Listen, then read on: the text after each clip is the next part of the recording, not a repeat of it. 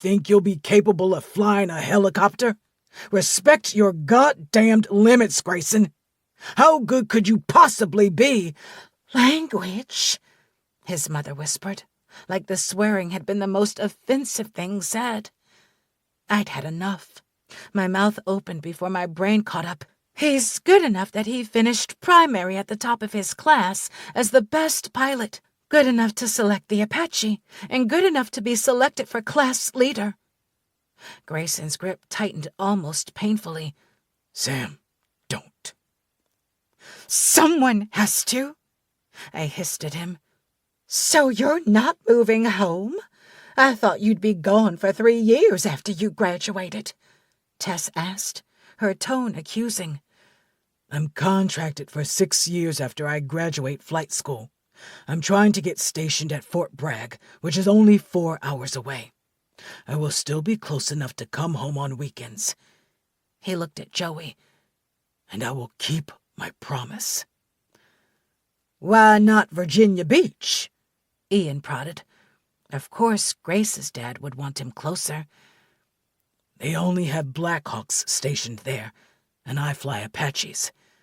I have to go to a post that supports them. 5 months. That was all I had with him. Then why didn't you fly Blackhawks? Tess's voice rose in pitch and volume. Because I want to fly Apaches. I worked my ass off for this. Language, his mom whispered. Mom, maybe now isn't the time, Constance said quietly. Christmas would come, and he'd be gone, moving to North Carolina, closer to the woman he loved, while I... What? Lived in Jagger's empty house and went to community college after all my friends had moved out? I was going to be left behind, again. What about the shop? Mr. Masters bellowed. Everything I have done there, every boat has been for you, for our future. Joey sucked in her breath, and Grayson's eyes snapped toward her. I think Joey has done a great job, and she's more than capable. We hold the same degree, and she has way more experience than I do. I don't need you to stand up for me, Gray, she spat. Apparently, stubbornness was a family trait. Who is in the mood for dessert? Mrs. Masters asked, only to be run over by Tess. So, you're not moving back to Nag's Head? I scoped out her wineglass to see if she was drunk. Hadn't he clarified that? No, Grayson answered. You mean not yet? Mr. Masters' glare could have cut Grayson in two. I mean, not any time in the near future, if ever. I haven't decided. My heartbeat rushing in my ears was the only sound in the silence that followed. Every eye at the table was locked on Grayson, who nonchalantly took a bite of his potatoes. Is it really good, Mom?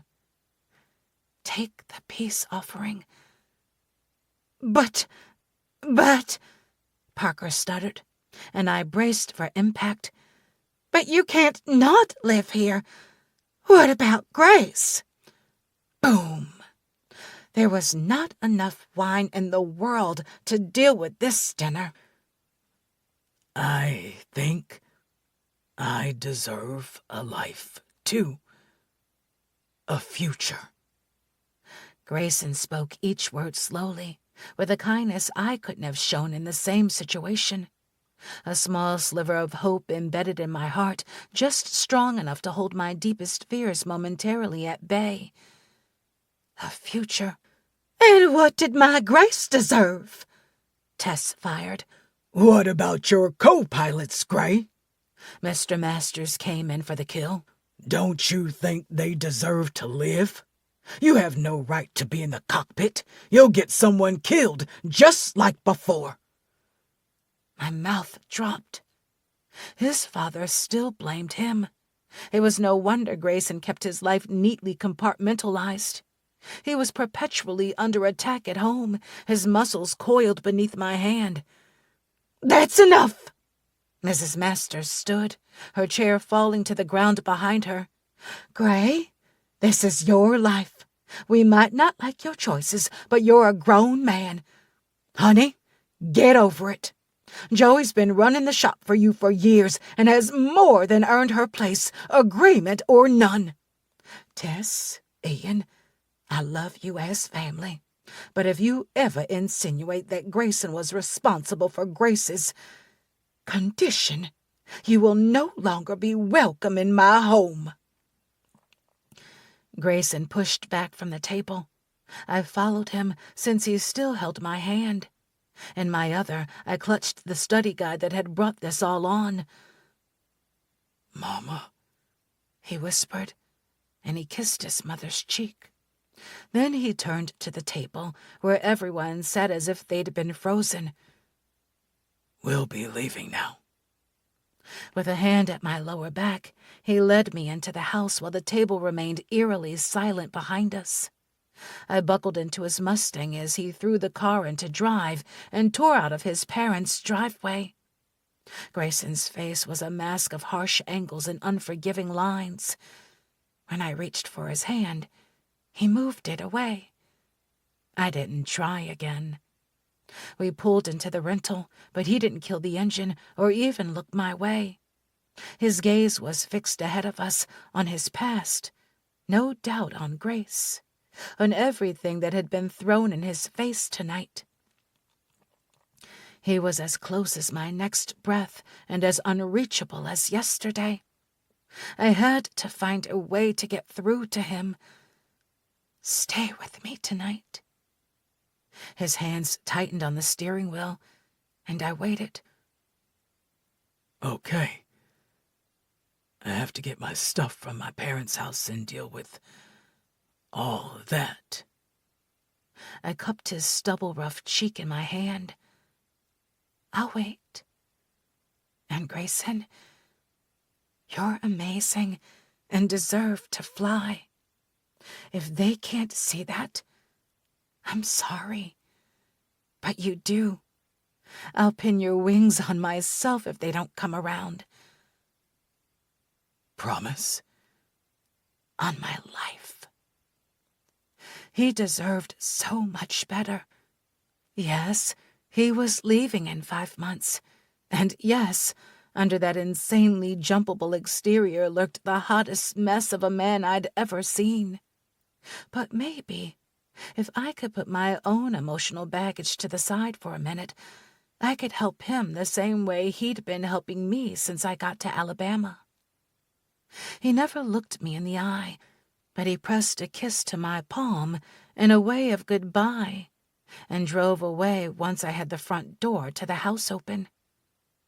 He was at war with the two sides of himself.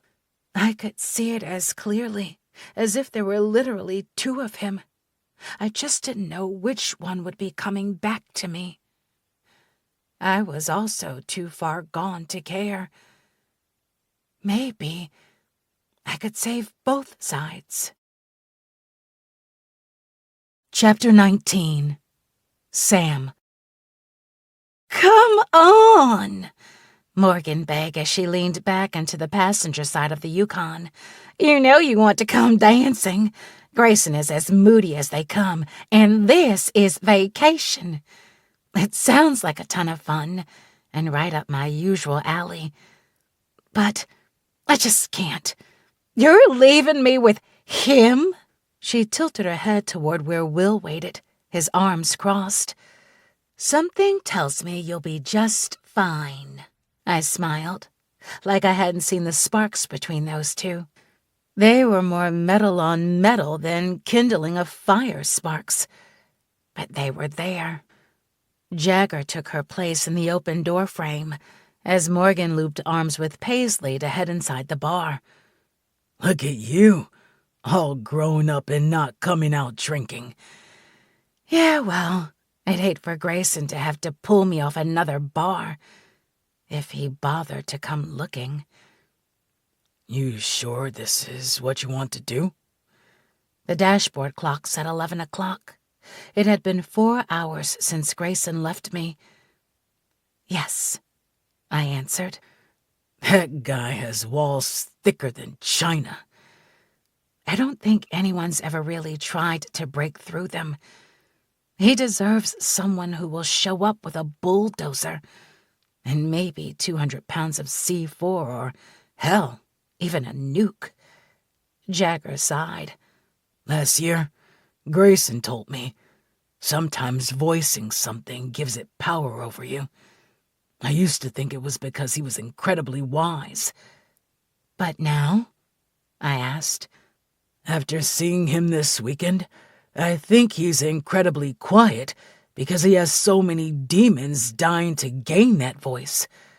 The guy is in constant survival mode, Sam. He's wired for fight or flight. Always has been. And you're a threat to whatever peace he's attained by keeping those walls. He's worth the bulldozer, Jagger. With every word, my conviction grew. So did my will to fight for him. Yeah, he is. And you are too. Just be careful. I nodded and he shut the door.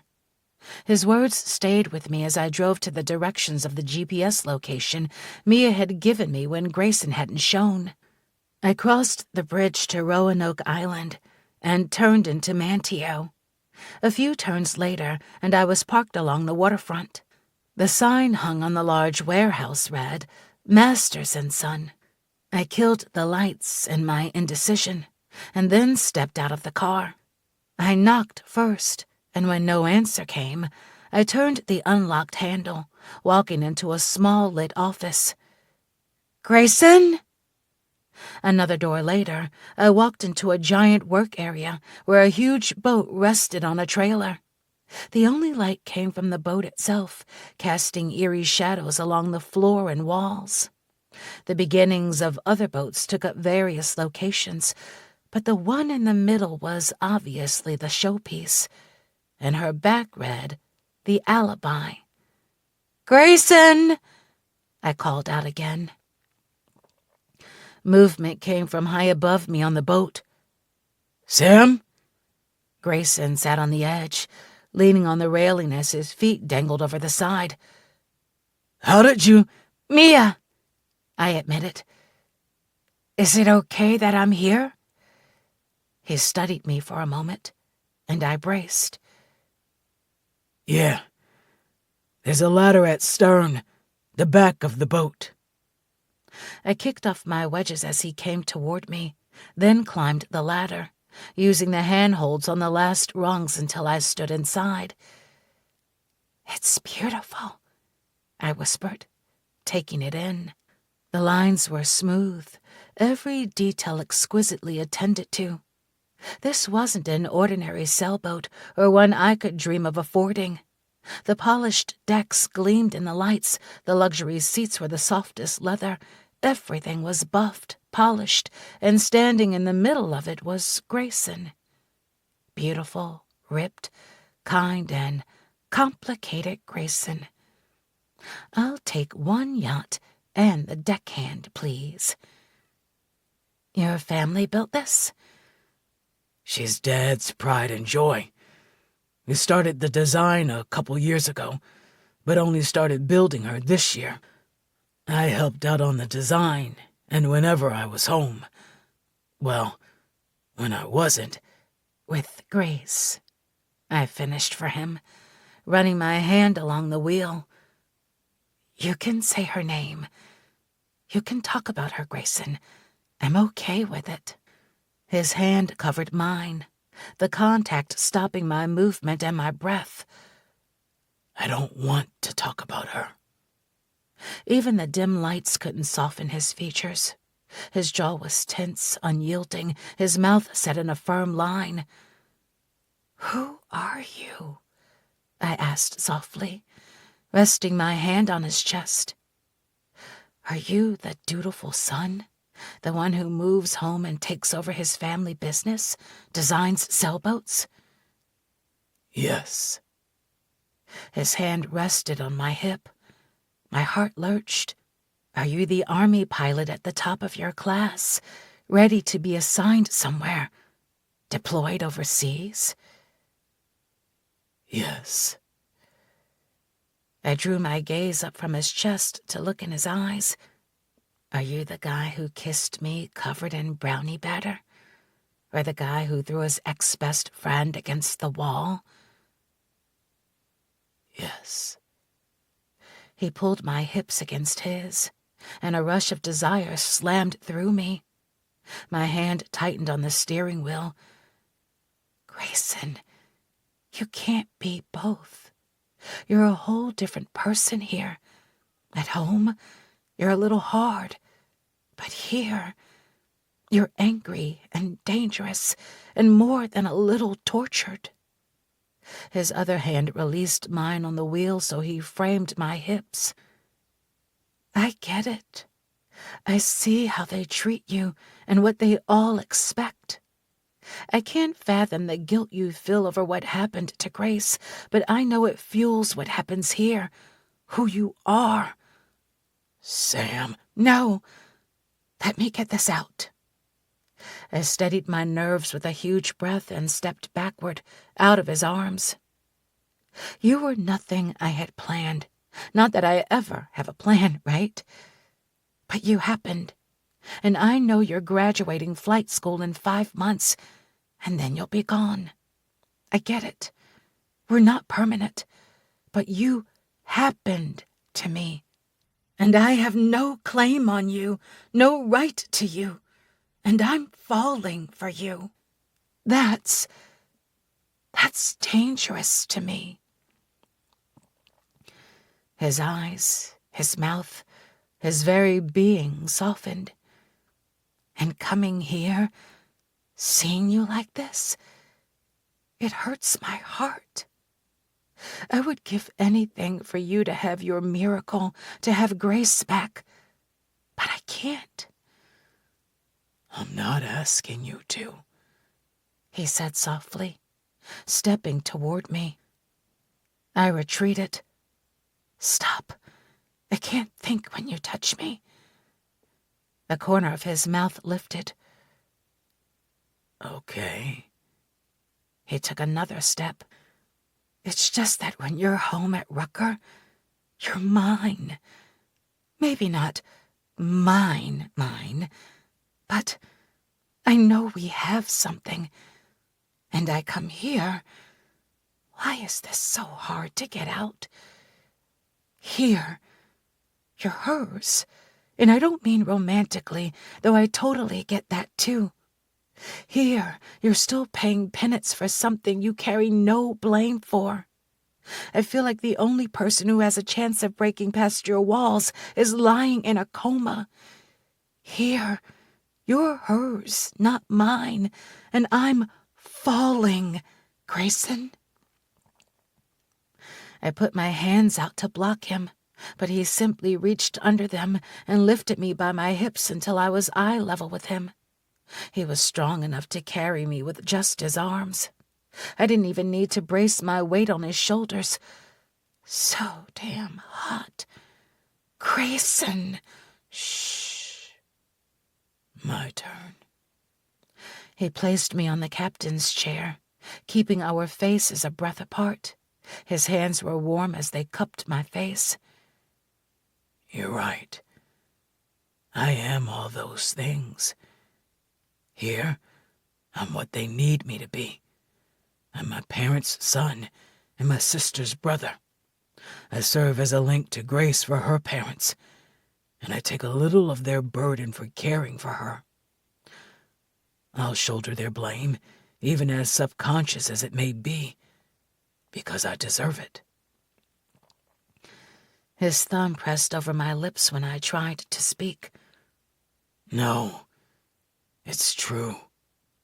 I'll never forgive myself for letting Owen drive, for not taking his keys. That's going to haunt me for the rest of my life, and Grace is a living reminder of it.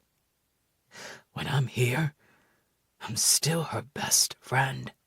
I still pray for a miracle, because if anyone deserves a happy, full life, it's Grace.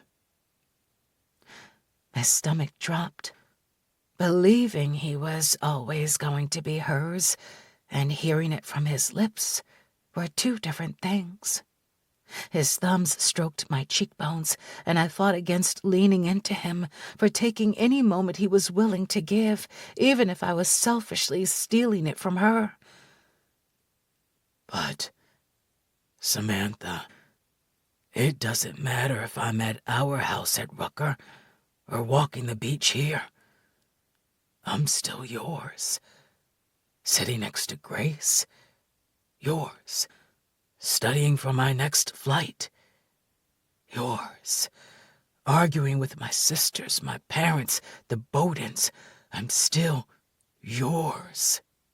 I might not say it, but if I happened to you, well, you sure as hell more than happened to me. You challenge me, transform me every day. It doesn't matter what everyone sees or what role I have to play. You're under my skin, and when I come here, you're along for the ride. This is not a temporary thing between us. There is no deadline. I am always yours. He kissed me softly, his tongue tracing my lower lip. So go ahead and fall. I've gotten really good at catching you. My fingers dug into the back of his shirt at the same moment my lips molded to his. Hands on my hips, he pulled me flush against him, and that fire we'd kept carefully banked raged to life. God, I was ready to burn. I deepened the kiss, stroking my tongue against his, and he took control, tilting my head to get a better angle. His hands shifted lower, cupping my ass, and he lifted me off the chair.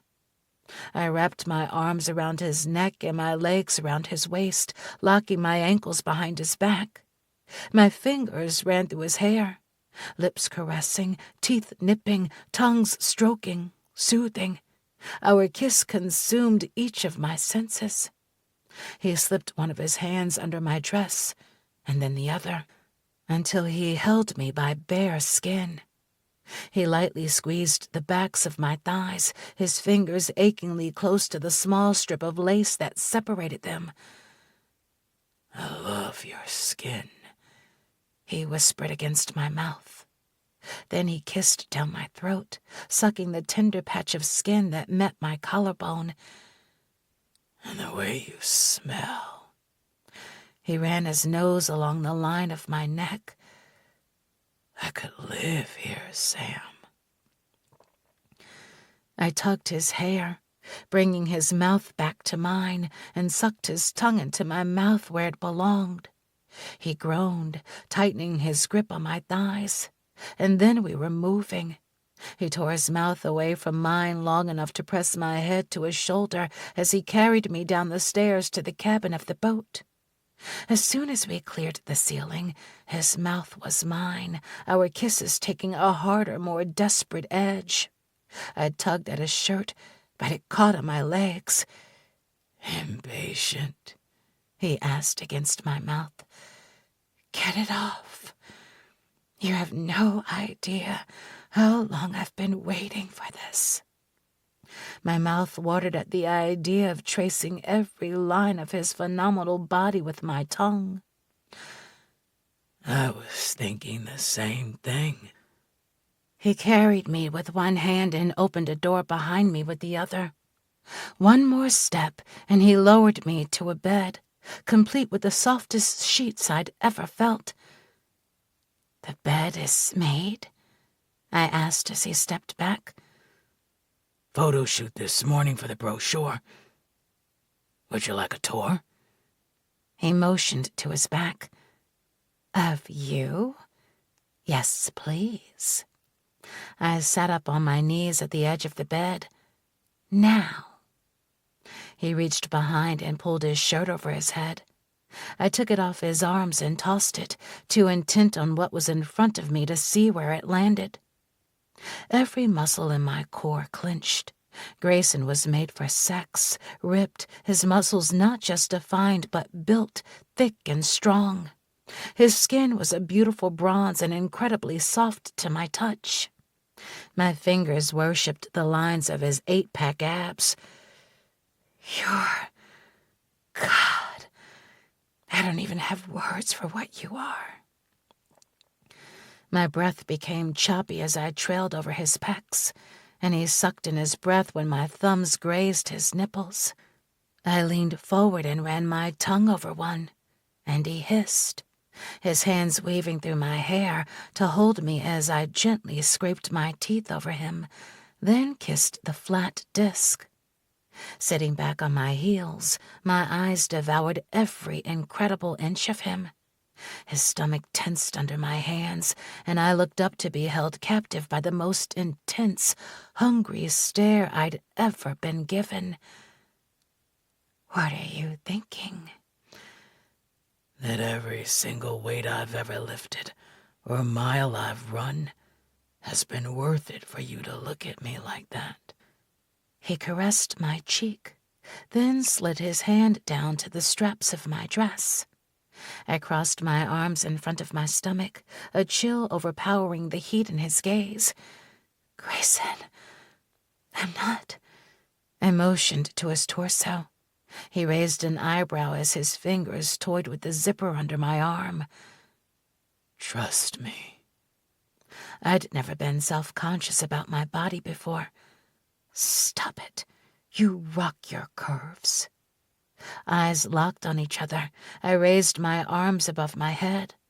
Once he finished unzipping me, I nodded my assent, and he tugged the fabric gently over my head. Was his breath shaky on that inhale? I opened my eyes and found his all over me. My skin tingled, heated wherever he paused in appreciation, his mouth dropping as his eyes locked onto my lace-cuffed breasts, my stomach, then my red lace panties. Samantha, damn, you're perfect. He reached for me, then paused. If I touch you now... He shook his head. We were at his threshold, and he was giving me a choice, like there is even one to make. I wanted him. I needed Grayson's weight, those gloriously stacked muscles on me, his strong hands on my body. I needed him so deep that I would still taste him tomorrow, smell him on my skin. I was done waiting. Reaching behind me, I unclasped my red lace bra and slid the straps down my arms one at a time. He never looked away, and I witnessed the moment desire for me overpowered his every other thought. I actually ached, more turned on by the possessive, predatory widening of his eyes than I had ever been with anyone else. Once my bra met his discarded shirt, I leaned my breast into his outstretched hand. Touch me. Don't hurry, and don't stop. I want this. I want you. He snapped. One moment he was in front of me, and the next he was over me, pinning me to the bed as he kissed the breath out of me, one elbow bracing his weight and the other palming my breast. I gasped as he rolled and lightly pinched my nipple. A devious smile lit his face, and my heart stuttered. Holy shit! He was always hot, but smiling? Grayson was beautiful. I cried out when his mouth latched to my nipple. His tongue swirled and danced, flicking in time as his fingers gave my other breast the same attention. My eyes fluttered shut, trying to absorb the sensations as shots of lightning ran straight through my veins. He kissed my mouth, settling between my legs. His chest crushed my breasts, abraded the sensitized skin as his hand palmed my curves, resting on my ass. I looped my leg over his hips and rocked into him, using his erection to gain some much-needed friction against my clit. Off, I mumbled, my foot running down his cargo shorts. He stripped quickly to his boxer briefs, pulling a condom from his wallet and tossing it next to us on the bed. Even his thighs were hot, roped with heavy muscles. Better? He asked against my neck, kissing his way down between my breasts. Much. He grinned, and I had an all-new definition of who my Grayson was. This was him, needy, happy, hungry, mine. He kissed every inch of my stomach, sucking lightly where my stomach dipped from my rib cage. He treated me like the most important test he could study for, returning to the places that made me gasp, cataloging what I liked, what made me writhe. Grayson teased his way down my legs, pausing behind my knees when I sucked in my breath, then pressed his thumbs into the arches of my feet. He was turning me into a puddle of pure hedonistic desire, one kiss, one touch at a time, with the patience of someone who'd planned this for a while. My hips rolled as his breath skimmed the lace of my panties. His grin was nowhere to be found when he locked his eyes on mine and waited for me to nod, then took my panties with him as his hands slid down my legs. He massaged his way back up my legs, keeping agonizing inches away from where I desperately needed him to touch me. I was going to combust if he didn't do something about it. Grayson, you're killing me. My body wouldn't stay still, needing contact, friction. Good. I've been dying since the morning I saw your ass on my kitchen counter. He squeezed the curves for punctuation, then rose to kiss me. I whimpered into his mouth, and he bit gently into my lower lip. Samantha. My name on his lips felt almost as good as his fingers parting me, sliding through my folds until he brushed against my clit. Amazing. I arched against him. More. Please, Grayson. More. Do you know how long I've planned this? How many nights I lay in bed across from your room and thought about how you'd feel under my hands? How many times you'd bend over and I'd want nothing more than to step behind and slide into you? His fingers swept through me again, and he groaned as he circled my clit. How wet you'd be. His breathing accelerated, and his jaw locked as he slid one finger inside me. Muscles clamped down, and I couldn't control the moan that slipped free. Another finger joined, and he kissed me, his tongue thrusting at the same slow, deliberate speed his fingers were. How tight you'd be, he whispered against my lips. Everything in me coiled, centering in my core, winding higher with every word he spoke, every press of his fingers. He used his thumb to apply pressure to my clit as his fingers worked within me.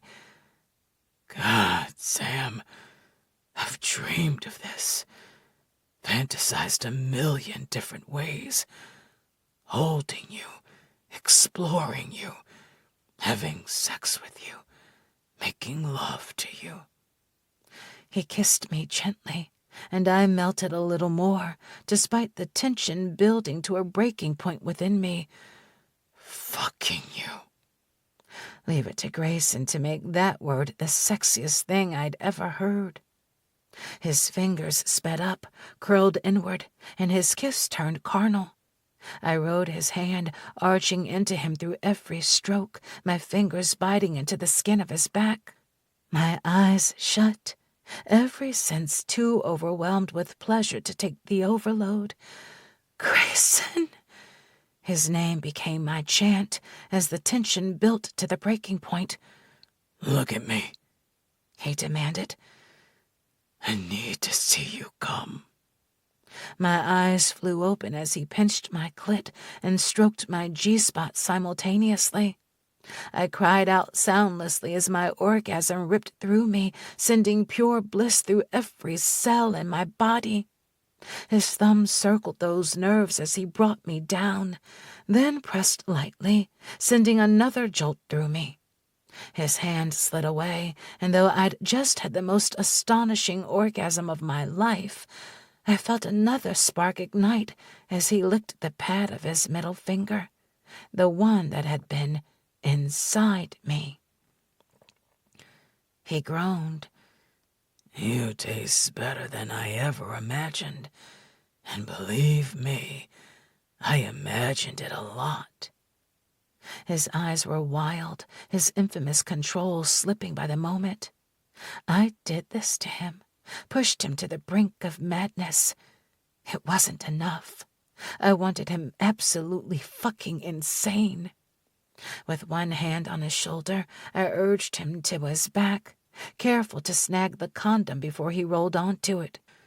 It was his turn to gasp as I licked my way down his chest, savoring each line, breathing in his scent mingling with mine.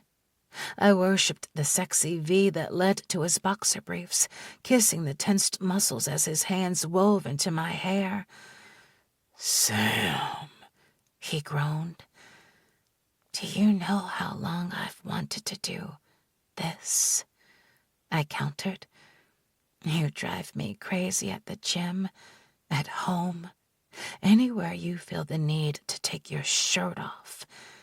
It's like you have a direct line to my panties with each inch of skin you show." I nipped at his flesh, then kissed it. "It's not fair." "Sam," he whispered, and I met his eyes, which had gone almost feral.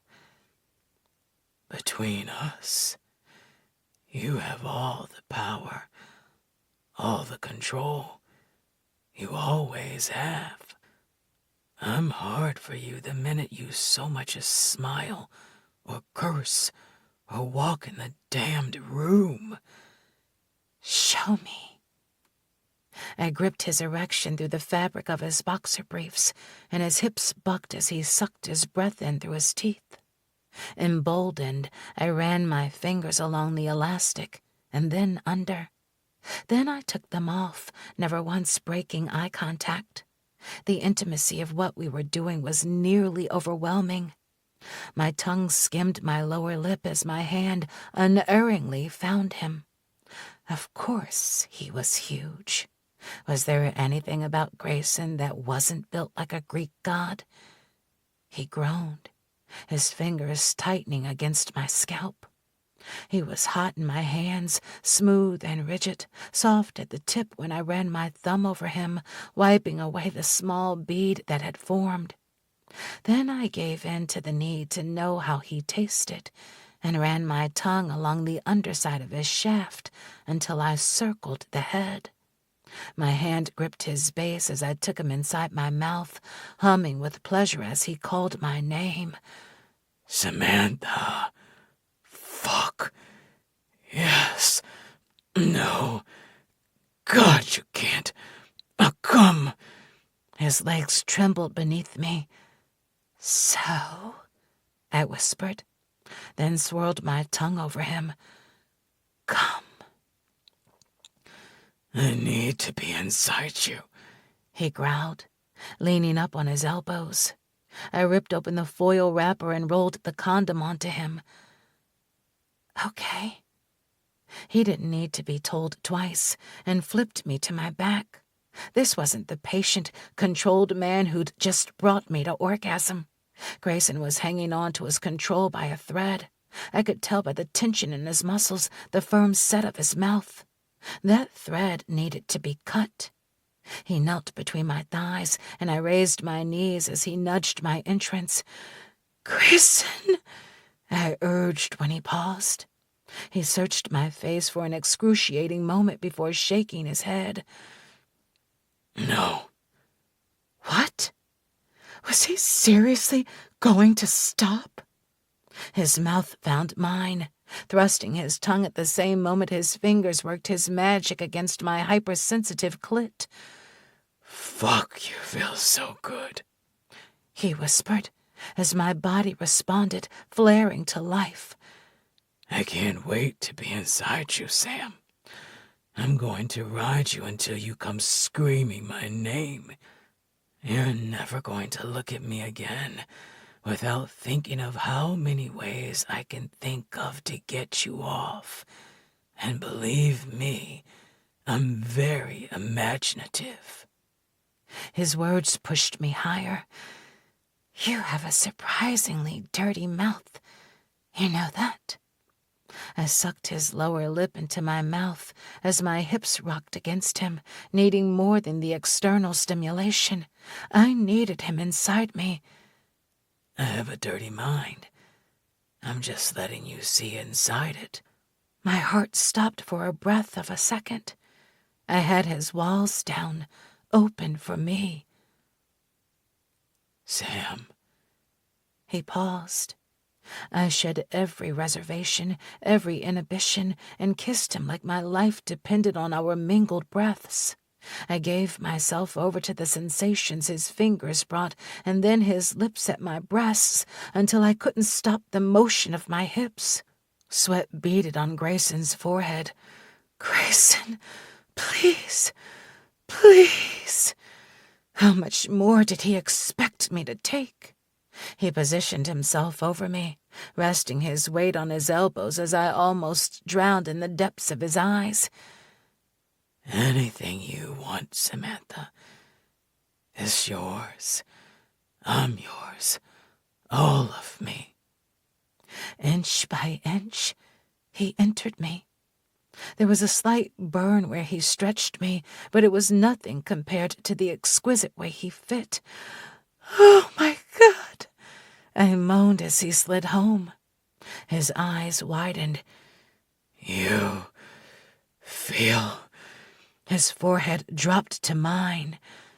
Better than perfect. He kissed me sweetly, and my eyes pricked. My Samantha. I rolled my hips, and we both groaned.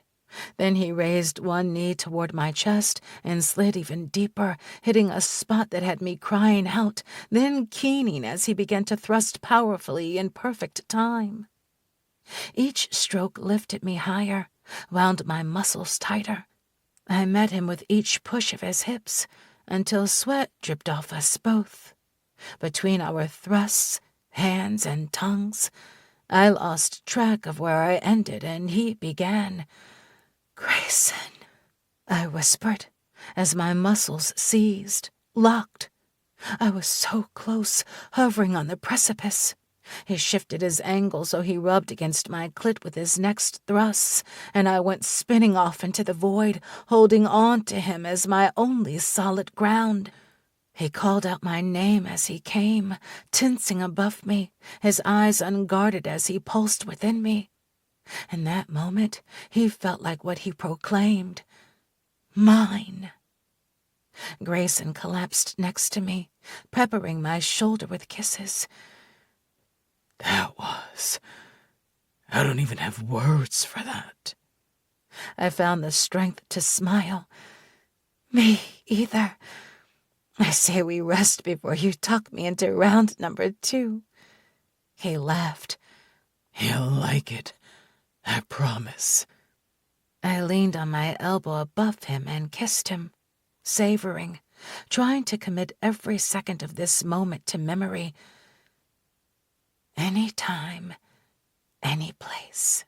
He stroked his thumb across my lower lip, his eyes lighting with a fire I thought would be extinguished. I'll hold you to that, but I'll let you sleep for a few hours.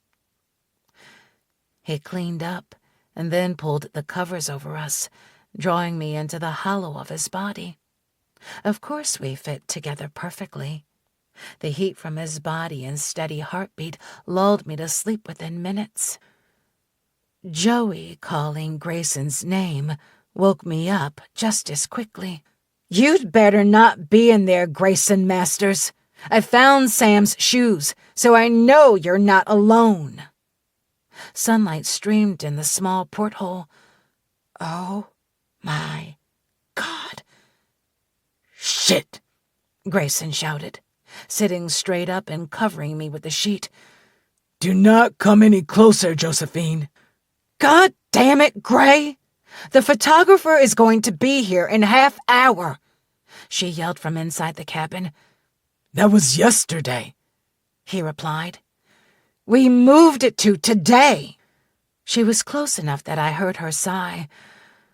Okay, I'm going to leave Sam's shoes out here. Just, for God's sake, change the sheets. There's an extra set in the closet. She retreated, and Grayson kissed me. Good morning. Perhaps we should move quickly. You think? I nearly shouted. I'd never gotten dressed or changed sheets that fast in my life. I held my shoes in one hand as Grayson helped me down the ladder and then strapped my wedges on. He led me out the side door, where Joey stood in jeans and polo. Seriously, you two? Grayson lifted my hand to his mouth and kissed the palm. Yeah. She rolled her eyes. What am I going to do with a boat that smells like sex? Grayson shrugged. Make it part of the package? When he turned to me, his playful smirk grew into a full-blown smile. The morning sun shone, lighting the silver flecks in his eyes. And kill me now? A dimple appeared. A fucking dimple. He radiated simple joy. My heart warmed to almost burning. Oh, no. He kissed my mouth soundly. I need to grab my wallet from the boat. Meet me at the car? I nodded, unable to say anything. Joey's mouth dropped open, and the way mine would have if I hadn't been paralyzed. Wow. She crossed the distance between us and hugged me, holding me like I was something precious and sacred. Sam? Wow. Thank you. That's really Gray, and I haven't seen him in years. I knew I liked you for a reason. Get off Sam, Joey, Grayson called over from the door, wallet in hand. She let me go and hugged him before she ran inside. You okay? He asked, his smile wider after another kiss, and my chest tightened in a way I couldn't deny or allow. I nodded and forced a smile to match his as we walked toward the car. This was not okay. Not even close. Taking down his walls had shattered mine. I'd fallen in love with Grayson Masters. Chapter 20. Grayson. You look good with a baby, Miranda said from the corner armchair in Grace's room. Maybe one day. I pulled the little pink and blue striped hat up a little more so it didn't get in the baby's eyes. Amberly Grace. It was fitting for her somehow. What would it be like to have a daughter? Would she get my stubbornness, her mother's spark, my gray eyes, or her mother's hazel green ones? God help me if she wore her skirts as short. No skirts, ever. No boys either. Yeah, and I need a better gun. Or I could park the Apache in the front yard. That would scare the fuckers off. Right. I was pretty well screwed if I had a girl, because if my daughter was anything like her mother, even a loaded AH-64 parked on the front lawn with hellfires pointed at them wouldn't keep the boys away.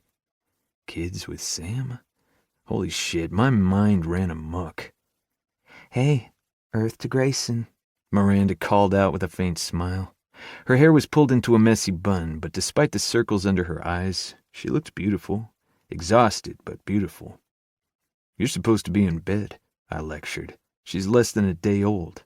I wanted Amberly to meet her aunt, she said through a yawn. I swayed with Amberly, trying to focus more on the new life in front of me than the one comatose next to me. Did you know that Owen visits her?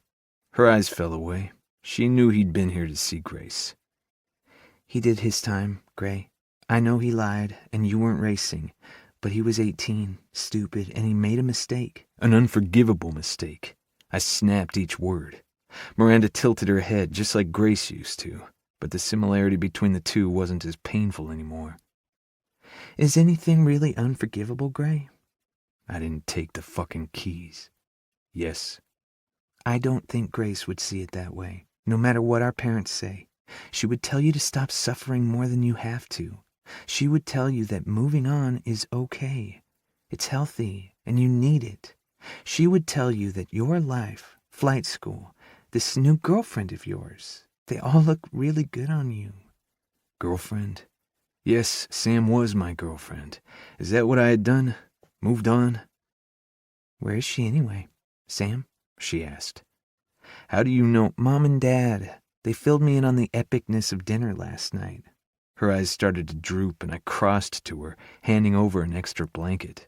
Yeah, that was fun. She's actually with my mom right now. She wanted to have lunch with Sam since we're leaving tomorrow. I checked my watch. If she's survived, she should actually be getting here pretty soon. Miranda didn't respond. When I looked back, she'd fallen asleep, her head propped on the back of the chair. Well, more time for you two ladies, I whispered to Amber. I gently sat on the bed, facing Grace, who had been turned onto her side. Then I snuggled Amber in face to face with her. Grace, meet Amber. Amber, meet your Aunt Grace. I held my arm against Amber's back so she didn't slip down the slight incline of the bed and let them get acquainted.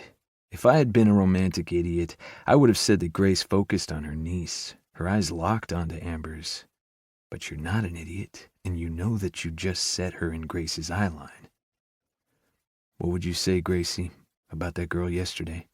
I pumped some lotion into my hand and pulled some gymnastics to rub it into Grace's dry hand while keeping Amber's safe. Babies were tricky. I took in everything about Grace in that moment, her slight frame, her vacant eyes. There was still love in there for her. I knew it. I felt it. But it wasn't the same as what I felt for Sam. Grace had been steady, soft, and went with the flow, always content for me to follow my path because she would choose whatever I did. And while I knew I missed her, my best friend, the ache had softened. What would you tell me to do? My heart burned because I already knew the answer. I stroked my thumb across her pale cheek. You would tell me to be happy. You would tell me not to waste love, if that's even what this is with Sam. It doesn't feel the same as when I loved you, Grace. She's fire, but the kind that burns me just right. She doesn't take my crap, and she's a giant pain in my ass. But when I kiss her, I can't breathe. I don't know if this makes me an asshole or not, but when I'm with Sam, everything fades away. The hurt, the loneliness, the indecision.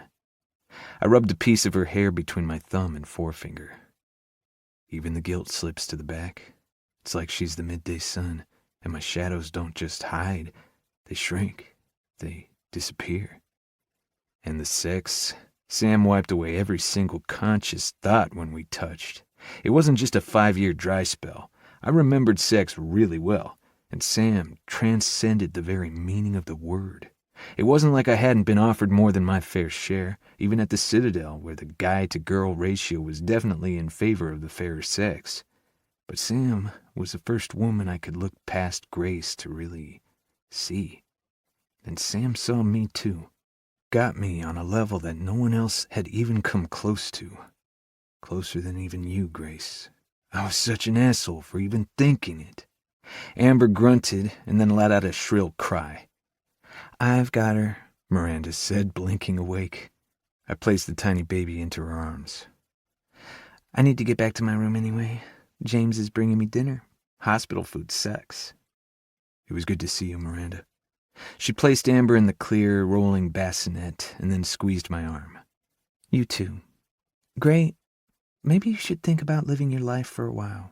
Take a few months before you come back. Focus on flight school. Fly your badass helicopter.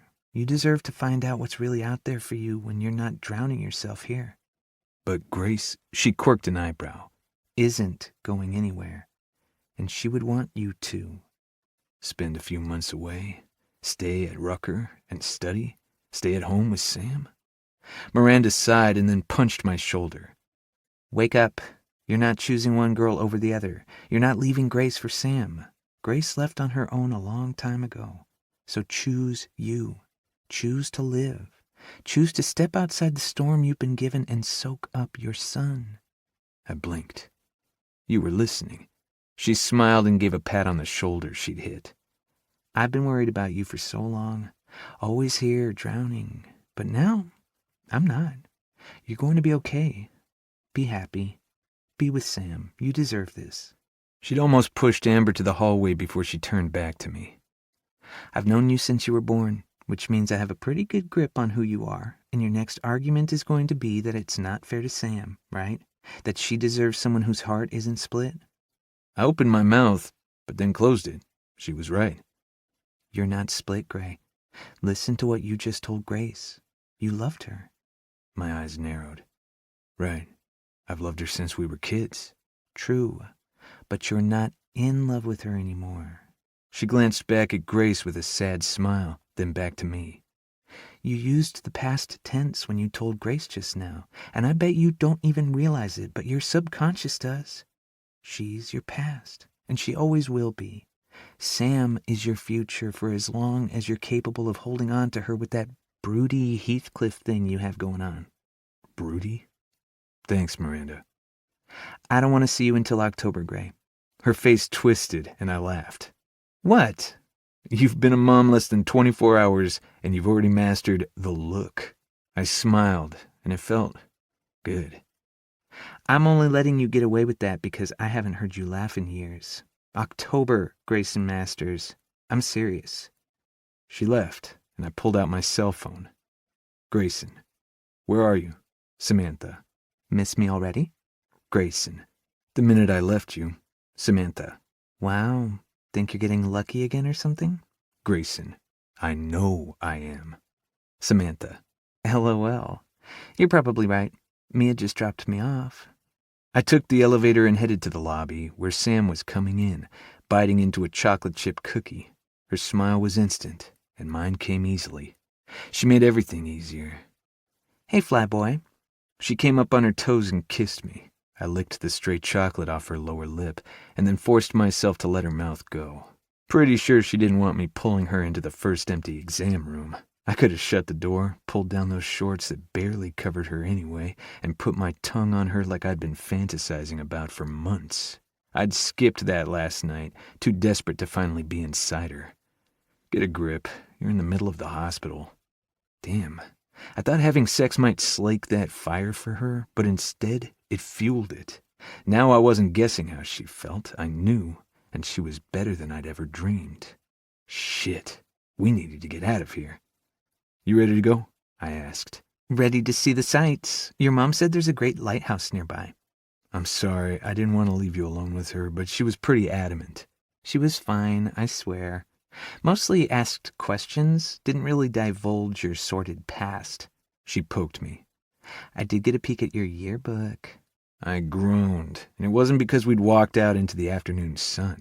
You were cute, she giggled, dropping her sunglasses over her eyes. Are you seriously laughing at me? I grabbed for her, but she darted ahead. I almost didn't recognize you, she said as she walked backward. Well, I weighed about 160 pounds soaking wet. Like I said, you were cute. She backed into the hood of the Mustang and braced her hands on either side of her. I swallowed, my throat thick at the picture in front of me. Sam's legs stretched out in front of her, impossibly long under shorts that begged my fingers to explore the hem. And under, she wore a grin I couldn't wait to kiss off, and her button-up shirt had come undone enough to hint at the curves I knew lay beneath. Leaned up against my car, she was the hottest girl I'd ever seen. Holy shit, I get to touch her. She must have seen the change in my mood because her smile disappeared and her lips parted as I cupped her face in one hand and her ass in the other. Still cute? Maybe. I'll let you know when the verdict is in. She pushed her sunglasses to the top of her head. Damn, this girl had to push my buttons. She wet her bottom lip with the tip of a very pink tongue, and I pounced. Within a few strokes of that tongue, she made me forget we were in the middle of the parking lot. Hell, she made me forget my name. I kissed her until she whimpered, which nearly broke me, sending images through my head of bending her over the hood or having her straddle me in the driver's seat. "I'm going to fuck you in the parking lot if we don't stop," I growled against her mouth. "Your shorts are sexy as hell." She laughed in response. "What happened to that legendary self-control you're so famous for?" "Overrated." "Well, I really don't think getting arrested for indecent exposure would help your career, so maybe we should skip the sights and get back to the beach house." I kissed her once more before I let her go, just because I could. Now look who has the self-control. The last button on my shirt slid home, and I rolled the sleeves past my elbow. A pair of cargo shorts, and I was good to go. The sun was setting, which meant the fireworks would start soon. Sam had already gotten dressed, if the discarded shorts and shirt on the floor were any clue. I picked them up and tossed them into the laundry bag, shaking my head. It wasn't like I could be mad. I'd learned a long time ago that people didn't really change. You either accepted them complete with their faults, or you had to let them go. Sam was messy. If that was her biggest fault, I was pretty damn lucky. I headed down the stairs and passed the second floor before I heard his voice, and Sam's escalating response. "If he wants me to know something, he's going to tell me himself, and you can't assume because he had one tragic car accident that he's going to fail at being a pilot." Shit. Why couldn't Dad butt the hell out? He always had in the past. "And if you care anything about his life, you'll listen to me. He's dangerous up there." Dad's voice boomed from the living room. I upped my pace, jumping the last step. "I've flown with Grayson for the last year, and he's anything but dangerous. His reflexes are unparalleled, and he aces every test. He works his ass off, which is something you should be proud of." Great, now Jagger was defending me. How long until Dad opened his mouth? "Written or oral?" Dad tossed back. "Both," I answered before he could fuck my career. I came up behind Sam to wrap my arms around her waist. She sagged against me, and I nodded to Parker, who stood with her arms crossed next to Dad. "And you're done harassing my girlfriend." Sam stiffened. "Girlfriend?" Parker choked out. "Girlfriend," I assured her. She shook her head. "Whatever. Look, we're only here because you didn't show up at the Bowdens for the barbecue and you weren't answering texts." My eyes narrowed. "I was in the shower. My phone is upstairs, and we're not going." "But it's tradition." She looked at me like I'd grown two heads. "How about I take everyone down to the beach for the fireworks?" Jagger offered, giving me a hard pat on the back. "Family can be a bitch," he added quietly. "You would know," I replied. Sam turned in my arms. "I'm going to head down with them, unless you need me?" Her voice was laced with concern. "No, I've got this. I'll meet you in a few." I kissed the soft skin of her forehead, inhaling sanity and relief that she was escaping. She didn't deserve the fight I knew was coming. She gave me a reassuring smile and squeezed my hands as she took off after Jagger. A few moments later, the door shut, and the house was ours for the yelling. My stare wavered between Parker and Dad, unsure of who I wanted to start with. "Girlfriend?" Parker threw the first volley. "Yes, Parker, I have a girlfriend. She's Sam, and I'm happy for the first time in years. Is that so awful? Are you so against me being happy?" Her mouth opened and closed. "But Grace—" "What about Grace?" I shouted. "I loved Grace. A part of me will probably always love Grace, but she's not coming back, Parker. And she wouldn't want me to spend my life in that hospital room with her body when her soul is already gone. If I can finally accept that, you can too." "That's not true," she fired back. "She's Enough." Dad didn't have to yell. "Parker, Gray has been through enough. He deserves to be happy. He deserves to be loved. I'm pretty sure that staying faithful to Grace for the last 5 years earns him sainthood. You do not get to encroach on his character or the character of that lovely young woman because you have some idealistic fantasy in your head." Holy shit. It was nice to see my dad again. "Dad," Parker pleaded, and my head drifted to the side. "Why is this so important to you, Parker?" I asked, struggling to keep level. She blinked back tears, and my heart sank. "It's always been you too, you know? Growing up, getting through school, Grayson and Grace. You two made me believe in the idea of soulmates, and Love. And then that night happened. Grace's screams, the impact, the utter horror seeing her underwater when I came to, it all flooded me. I closed my eyes and took a shaky breath. Sam. I held on to her green eyes, the feel of her in my arms, the way she set me on fire and filled me with peace all at the same time. Then I opened my eyes. It was tragic, losing Grace, but do you want me to die with her? She looked away. No? Then you have to let me live. And Sam, whether or not you like her, makes me feel more alive than I ever have. I love you, Parker, I do, but I can't let you sabotage the best thing that has ever happened to me. So you're not coming tonight? Give it up, Parker, and go wait for me in the car, Dad instructed. She hugged me, and I held on to her for a second longer than normal. Don't give up on Grace. Be happy. Be with Sam. But don't give up. I won't ever give up on Grace, and I'll still be here when I'm needed. She nodded and headed for the door. Parker. Yeah? I won't give up on you either, no matter what. She nodded and shut the door behind her. I'm not going to be as easy to get rid of, Dad started in. Yes, you are. You have absolutely no right to mess around with my career. None, Dad. I have earned everything I've accomplished and proven myself. I'm a damn good pilot. You can't do this. I won't allow it. I'm not 5 anymore. You are still my son, he shouted. God, Grayson, I love you. Is that so hard to understand? I want you safe, and you're intent on killing yourself. Is that what you think? That I want to die? Whether or not you want to, you're going to. If you can't respect your own limits, how can you respect that helicopter? He crossed his arms. The set of his jaw, the flex of his arms as he held himself in check. He was me. I was him, and there was no winning this argument. We're going to have to agree to disagree. I'm currently the top pilot in my class, which isn't exactly a small feat. You can choose to trust me for once in my life, or you cannot. I didn't tell you for a reason. You will not convince me to hand in my wings before I even get them. Battle lines drawn. In the contest of wills, this was a dead heat. He passed me on his way to the door, but clamped down on my shoulder with a firm grasp. I love you, Gray. Anything I've ever done has been because I love you. I know, Dad. I love you too. Come to graduation, see me fly. I'll change your mind. His lips pressed together, biting back what he wanted to say. I'll see you soon, Gray. He left, and I walked out onto the deck, breathing in the comforting smell of the ocean. It was nearly dark, but I still made out the crashing waves. This was home, and yet it wasn't. Sam was right. I was one person at Rucker, and one here. She waved to me as she walked up the wooden bridge to the beach that crossed the dunes.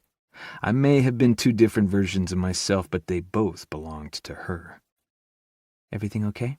She asked, leaning against the railing next to me. It is now.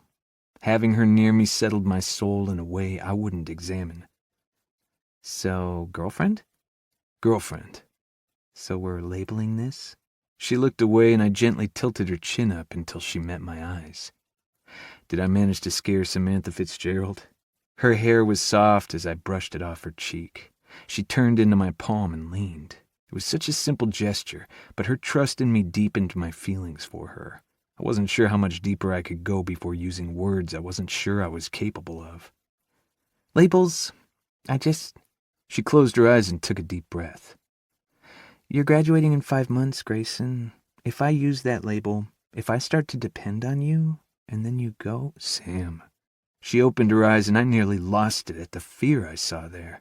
I wasn't the only one risking something here. She trusted me. We'll figure it out. All of it. I wasn't letting her go. She just wasn't ready to hear that yet. It doesn't scare you? Everything about you scares me, but calling you my girlfriend is the least of it. That doesn't change what you are to me or define us except for the convenience of other people. My thumb ghosted across her lower lip. You're my Samantha. I'm your Grayson. That means a hell of a lot more to me than saying you're my girlfriend like we're back in high school. But I'm your girlfriend. Would you like my Letterman's jacket as proof? I kept a straight face. I can probably run back to my parents' house and get it. You choose now to start cracking jokes. Panic crept into her eyes. You are my girlfriend. I punctuated each word with a kiss. My Samantha. And what about everything here? Everyone here? Her voice dropped on that last word. Please don't offer me something you can't give. I can't go through that again. My hand flexed with the need to beat the shit out of the professor that had taken advantage of her, nearly broken her. Since I left for college, I've always left one foot here, straddling both worlds. Tomorrow morning, we're flying back to Alabama. Everything and everyone is staying here. For the first time, all of me is leaving and going home with you. She surged up and brought her mouth to mine. I pulled her against me, savoring the complete perfection of Sam as the first fireworks shot off the pier, lighting the sky with a kaleidoscope of colors. Then I carried her upstairs so I could see the fireworks explode behind her eyes while I was deep inside her. Chapter 21. Sam. Banana, strawberry, protein powder, and kale. I handed Grayson his protein-packed smoothie as he walked into the kitchen, sweaty from his morning run. I didn't dwell on where that sweat was dripping. Otherwise, I'd follow him into the shower and be late for class. Again. He hummed against my neck as I tried to pour my coffee into a travel mug.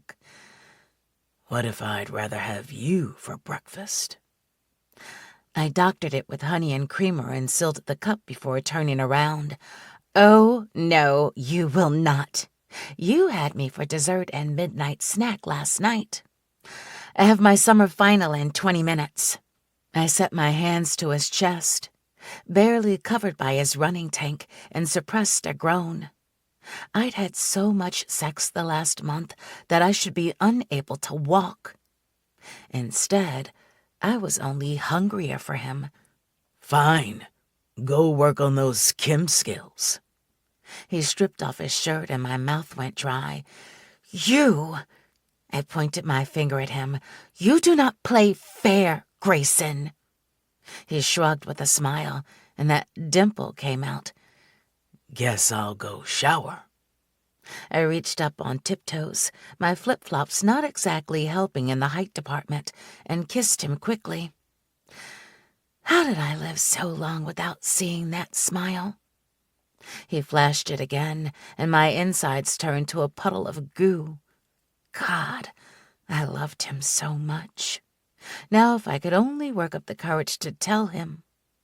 But what were we supposed to do with love? He was still leaving in 4 months, after the last 2 rejection letters I'd received, both from North Carolina schools.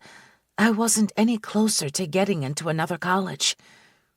Hit a professor, and you'll never be accepted to another university again. Grayson's lips grazed my hairline.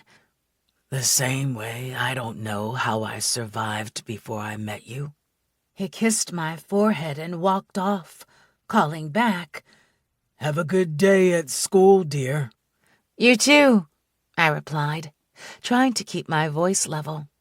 When he said things like that to me, it almost made me believe. Where's my smoothie? Josh asked as I passed him on my way to the door. Very funny, I tossed back, sticking out my tongue. When do I finally get to see my best friend again? He grinned. This weekend, I swear. I knew it was going to suck going a month without seeing each other during that anthropology thing she went on. But it's too long. He grabbed his flight suit top off the back of the couch and put it on. Sometimes I forget, I said quietly. Forget the anthropology dig? He asked. I motioned to his uniform. That this isn't normal army. That one day you guys are going to have a hell of a lot more than a month to get through. Mom had only been home a little over a month, but we already knew she'd be headed back over next year. You too, from what I see with Masters. My hand paused mid-reach to my messenger bag. I'm not sure what the long-term plans are, or if he even... I shook my head. You know, I should probably be talking to him about this, right? He put his hand on my shoulder. Funny, a couple of years ago that would have probably sent me into a tizzy, having high school hockey hottie Josh Walker touch me. But now he was just my best friend's guy and, well, he might still be hot, but Grayson blew him out of the park. Sam, you've made that guy human, which wasn't exactly an easy task. He's wild about you, so I don't think you have much to worry about. You guys are graduating in 4 months. My stomach sank like it did every time I thought it. Pretty sure peace between warring nations has been negotiated in less time than that. You and Grayson can figure it out. And you and Ember? He flinched. Yeah, well, she wants to stay in Nashville and go to grad school, and I want to go to Fort Bliss so you're closer to home, she told me. You think it's a bad idea? I'm dating Grayson, who's killing himself to be top of the OML so he can get his first duty station selection and be closer to his comatose girlfriend. I'm really not sure I'm the one to pass judgment, but you guys will figure it out. My cell phone alarm blared. Shit, I'm gonna be late. I ran out the door and called back. There are smoothies for you and Jagger on the counter. Thanks, Mom, Josh yelled back as the door shut. I tossed my bag into the back seat and was almost into the driver's seat when Grayson ran out in flight suit bottoms and a tan t-shirt that stretched beautifully across his chest. Was my heart ever not going to pound when he was around? Babe? I asked. He lifted my Kim notebook and jogged over. You left it on the nightstand. That would have sucked, I said, taking it from him. Thank you. I actually like seeing your stuff all over my room, but I figured you'd need it for class. Hey, I confine it to my side of the bed. Uh-huh. He gave me an ultra-intense look and then kissed me, pulling me into his body like he had all the time in the world. His skin was still damp from his shower. Once he released me, I wavered. What was that for? I've never been this happy, and I think I like it. He kissed me again, and I melted into it, uncaring that my book dropped to the ground. Get to class, he whispered against my mouth, and then left me standing there, all sorts of turned on. Damn that man. I smiled. He was happy because of me. I love you, I whispered to his back as he closed the door to the house. I was late to class, but I smiled as I took my seat. Turns out, I'd never been that happy either. Are you still studying? I asked Grayson 3 weeks later as I leaned into his doorframe. His note cards were spread out on the bed, and he sat in the center, selecting random questions to answer. His light blue tee draped over him in a way I couldn't wait to, and his dark blue board shorts left his legs bare. Yep. Ooh, work mode Grayson was in effect. You've been at it since I left this morning, and it's after 8. Yep. He flipped another card. Have you even eaten? Yep. So all day you've only studied, eaten, and worked out? I'd seen him a few hours earlier at the gym. Well, more like salivated over him lifting while I pretended to work. Yep. Can you give me more than a one-word answer? Yep. I snorted, which earned me a smile. I'm fine, babe. Just need to get this down. We have a test on Tuesday. It's Thursday and a 4-day weekend. You're going to seriously burn out if you go at it like this all weekend. He sent me a look so hot, my thighs clenched. Don't worry. I'll still have time to study you, too. I'm almost done, I promise. Okay. I walked back into my room and shut the door, stripping off my work clothes. A shower later, I felt ready to tackle the challenge of Grayson in study mode. It wasn't that I wanted to distract him, but damn, the man's brain was going to explode. He seriously had 5 modes: work mode, study mode, workout mode, sex mode, and sleep mode. I could at least get him through the last 2. 10 minutes later, I was ready. Thank God we had central air, because there was no way I could have pulled this off in late August without it. "You about ready?" I asked, peeking my head around his doorframe. He barely looked up from the cards.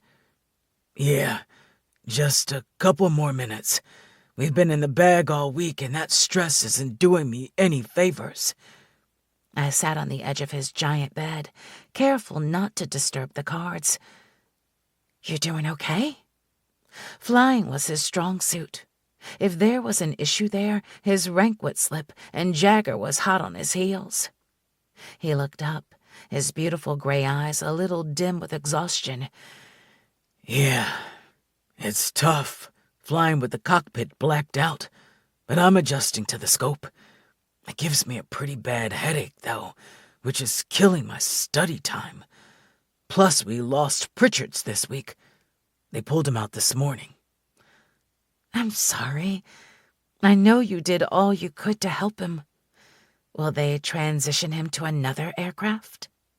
This was the second pilot his class had lost, and as class leader, he took it personally, like he'd failed them. He raked his fingers over his hair. I don't know. I really thought giving him the extra hours would help him. "This isn't your fault, Grayson." He looked back at the cards. "How about I help you study?" Want to quiz me? His eyebrows shot up like he'd asked if he could have ice cream. A slow smile spread across my face. That's exactly what I had in mind. I scooped up the cards and then stood at the foot of the bed. "Lean back against the headboard." What? His forehead puckered. And why are you in a sweatsuit? It's like 97 degrees out there. "You heard me. Lean back against the headboard.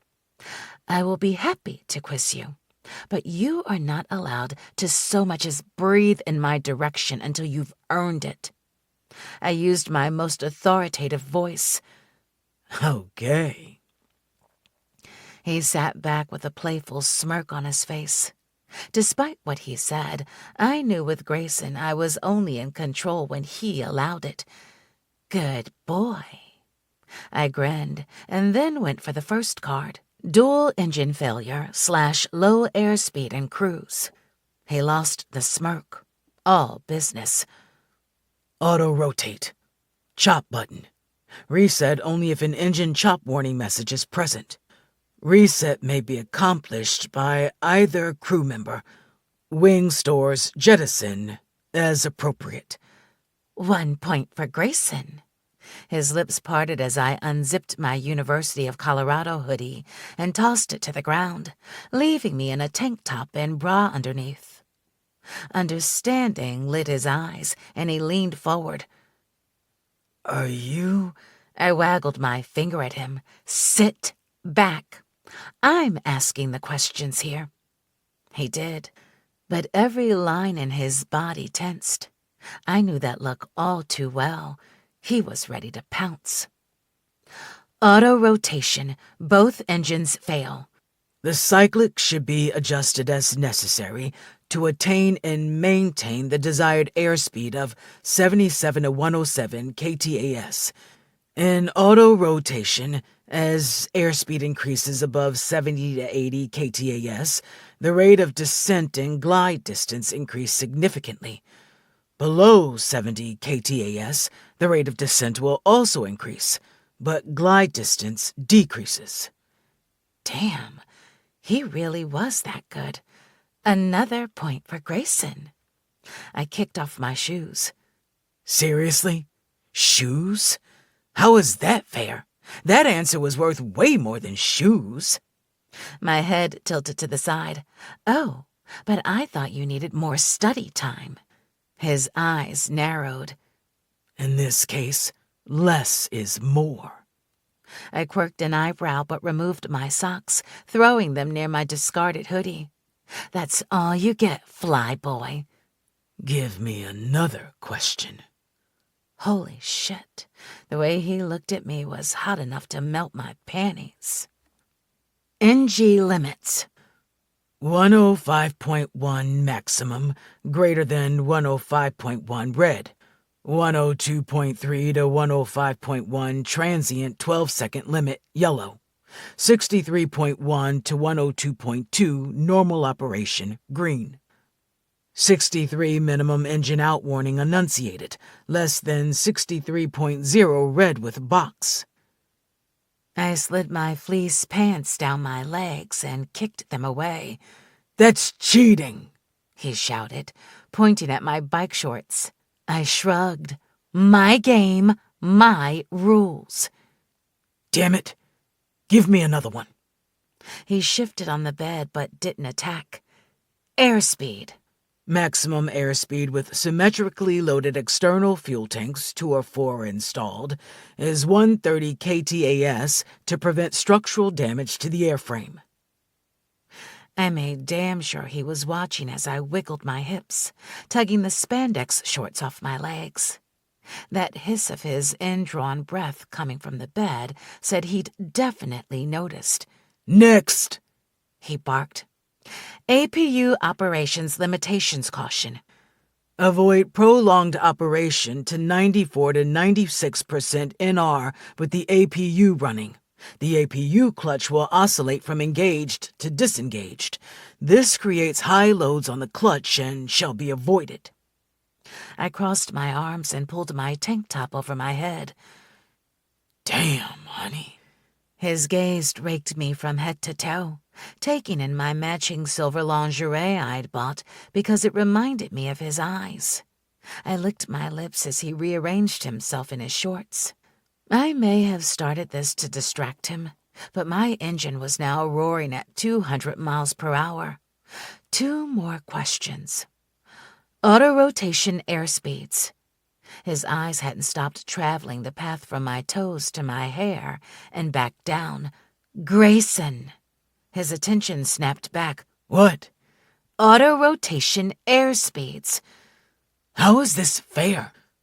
You stripped down, and all I can think about is untying those little bows on your hips and licking you until you scream my name. The mouth on that man was unbelievable and hot as hell. As if his tongue had actually touched me, my nerves jumped to life, and the ache was instantly excruciating. I managed to pick up my tank top. Auto-rotation airspeeds.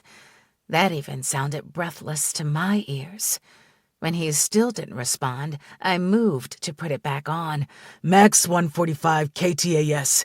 Minimum rate of descent 77 ktas. Max glide distance 107 ktas.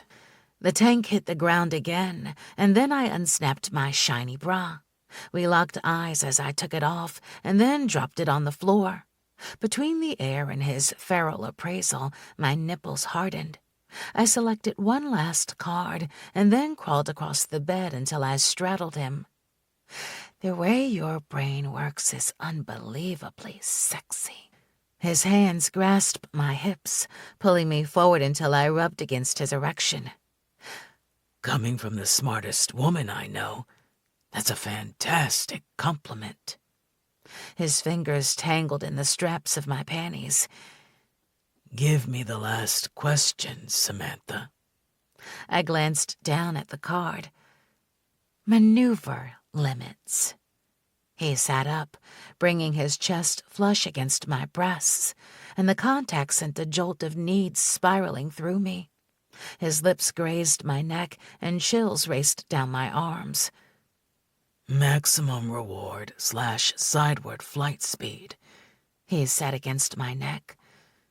is 45 ktas, he continued at my jawline. for all gross weights. He didn't wait for me to tell him he was right.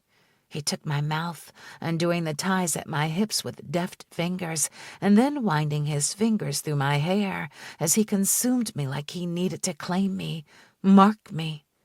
I was already his. Every part of me had fallen in love with Grayson, from the way he fought so hard to keep at the top of the OML to the way he battled his demons, all while taking care of me. He was pretty perfect. Even the way he brooded, sexy and distant, only made me want to snuggle up closer to him, dig through whatever blocked him from me. He was a delicious puzzle that I somehow had the answer to. Love. I just had to be brave enough to tell him.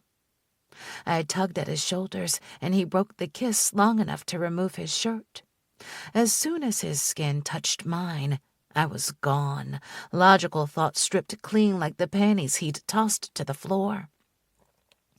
His hands drifted down my body to cup my breasts, massaging and rolling just how I liked, and I gasped against his lips.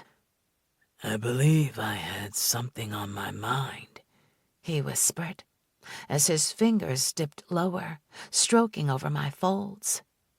I sucked in my breath, every thought concentrated on his fingers, slowly driving me mad. Then he stopped suddenly, gripped under my thighs, and lifted me as he slid down the bed. On your knees, he demanded, as his shoulders passed under me. My knees landed on either side of his head. Hands on the headboard. I braced my hands on the dark wood, and my pulse hammered a spastic beat in anticipation. Grayson. He locked eyes with me as his tongue swept across me, into me. I cried out, my fingers biting into the headboard. I love the way you taste, he said, before working me over with his mouth. He licked, kissed, and stroked me until my thighs began to shake. It was too much, overwhelming.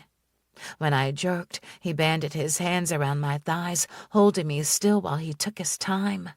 He sucked my clit into his mouth, and I screamed. Then he used his tongue to press on that bundle of nerves and flicked. I came apart while he watched.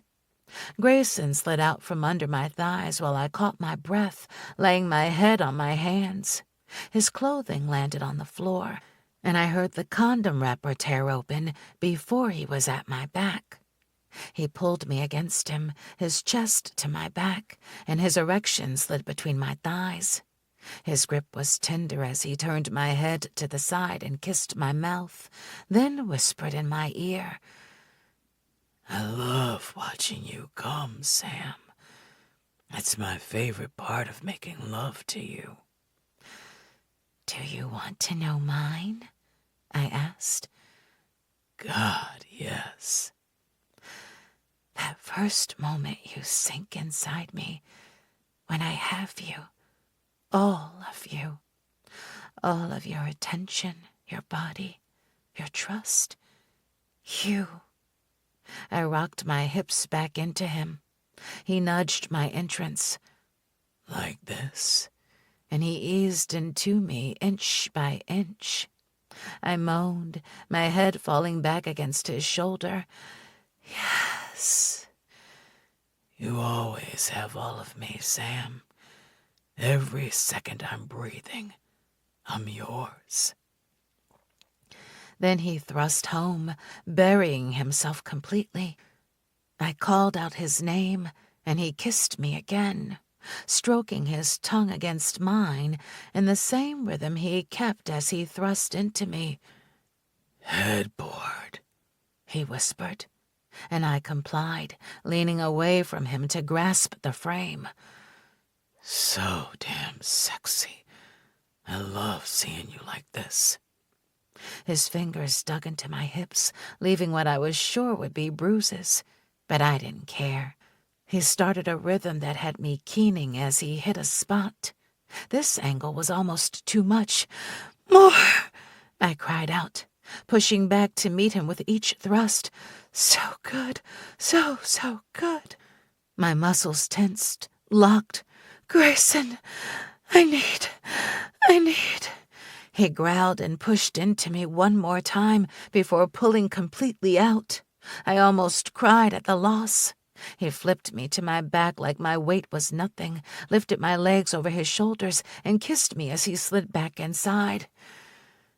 I need to see you, he panted against my lips. Fuck, Sam. I love the way you feel around me. He began a punishing rhythm, steady and hard. I kept one hand on his shoulders and the other braced against the headboard for leverage. He cupped my cheek, dragging his thumb across my lower lip. You were made for me. His declaration cut free the last of the ties holding me back. He consumed everything about me, my body, my mind, my heart. His eyes caressed me, tearing through the last of my defenses to reach my very soul. He was over me, inside me, around me, until there was nothing but Grayson and the overwhelming love that burned like the most addictive drug. A love that demanded to be known and was strong enough not to need reciprocity. I gasped, holding his stare. I love you, Grayson. I'm in love with you. He paused, his chest heaving. A myriad of emotions I couldn't name passing over his face as he searched my eyes. Sam, don't, I whispered, smiling through the tears that slipped free. Just let me love you. I don't need anything else. Don't ruin this. He kissed me deep, sweetly, but with enough heat to burn the house down around us, and then changed his rhythm as he made love to me. Slowly, powerfully, he stroked us both to completion, taking his time to build the sweetest pressure I'd ever felt. I cried out his name and he kissed me as I came, riding me through my orgasm until it kicked back in aftershocks that jolted me. Then he joined me, shuddering over me as I held him. My fingers played between his shoulder blades, dipping into the hollow. When he regained his breath, he kissed me, then left to clean up. I should have been worried, right? I'd laid my soul bare and then instructed him not to do the same. I should have been horrified that my love most likely wasn't returned, that I still wore a second-place ribbon. But I wasn't. I was too full of love for him, joy that I'd found the courage to tell him to worry about spoiling it. He came back to bed and pulled me into him, wrapping himself around me. Sam, you're everything. My heart warmed, expanded even more to love him even harder. I fell asleep in his arms and woke up draped across him like a blanket. Morning, sleepy. He grinned, trailing his fingers down my spine and back up. I love sleeping next to you. I think it should be a permanent arrangement. No more of this going back and forth between rooms. Yes. Wait. Is this because of what He pressed his lips to mine. No. It's because I want you with me, even when we're sleeping. Your room or mine? His eyes narrowed as he thought. Mine. It's bigger. I would make your room a mess. He nodded. Yes. I'm willing to chance tripping over your clothes, if that means I know you're sleeping here. Are you sure? We already lived in the same house, but moving into the same room felt like, well, moving in together. Certain.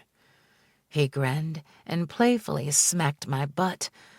Now go get ready so we can hit the farmer's market. I'm thinking of osso buco for dinner. Ooh, that sounds like a plan. I gave him a smacking kiss and ran to the shower. Once I was clean and wrapped in a fluffy towel, I wiped the steam from the bathroom mirror and began my skin routine. How different this was from the first shower I'd taken here, from when I'd been scared to encroach too much on his space. Now, every space on my body was deliciously sore from Grayson. Pretty fitting. "All yours, fly boy," I called as I went into my room and got ready. Grayson's phone rang and then went to voicemail. The shower started up again as I dressed in a flowy skirt that hit beneath my knees and a cute halter top. Grayson's phone rang and rang again. The shower turned off and I crossed into our bedroom, and picked it up off the dresser as it rang again. 3 missed calls from Parker. Something had to be wrong. "Grayson?" I knocked on the bathroom door. "Parker's calling, and it looks important." The door opened and steam wafted out as he stepped into the hallway, taking the phone. Wonder what she's pissed about now.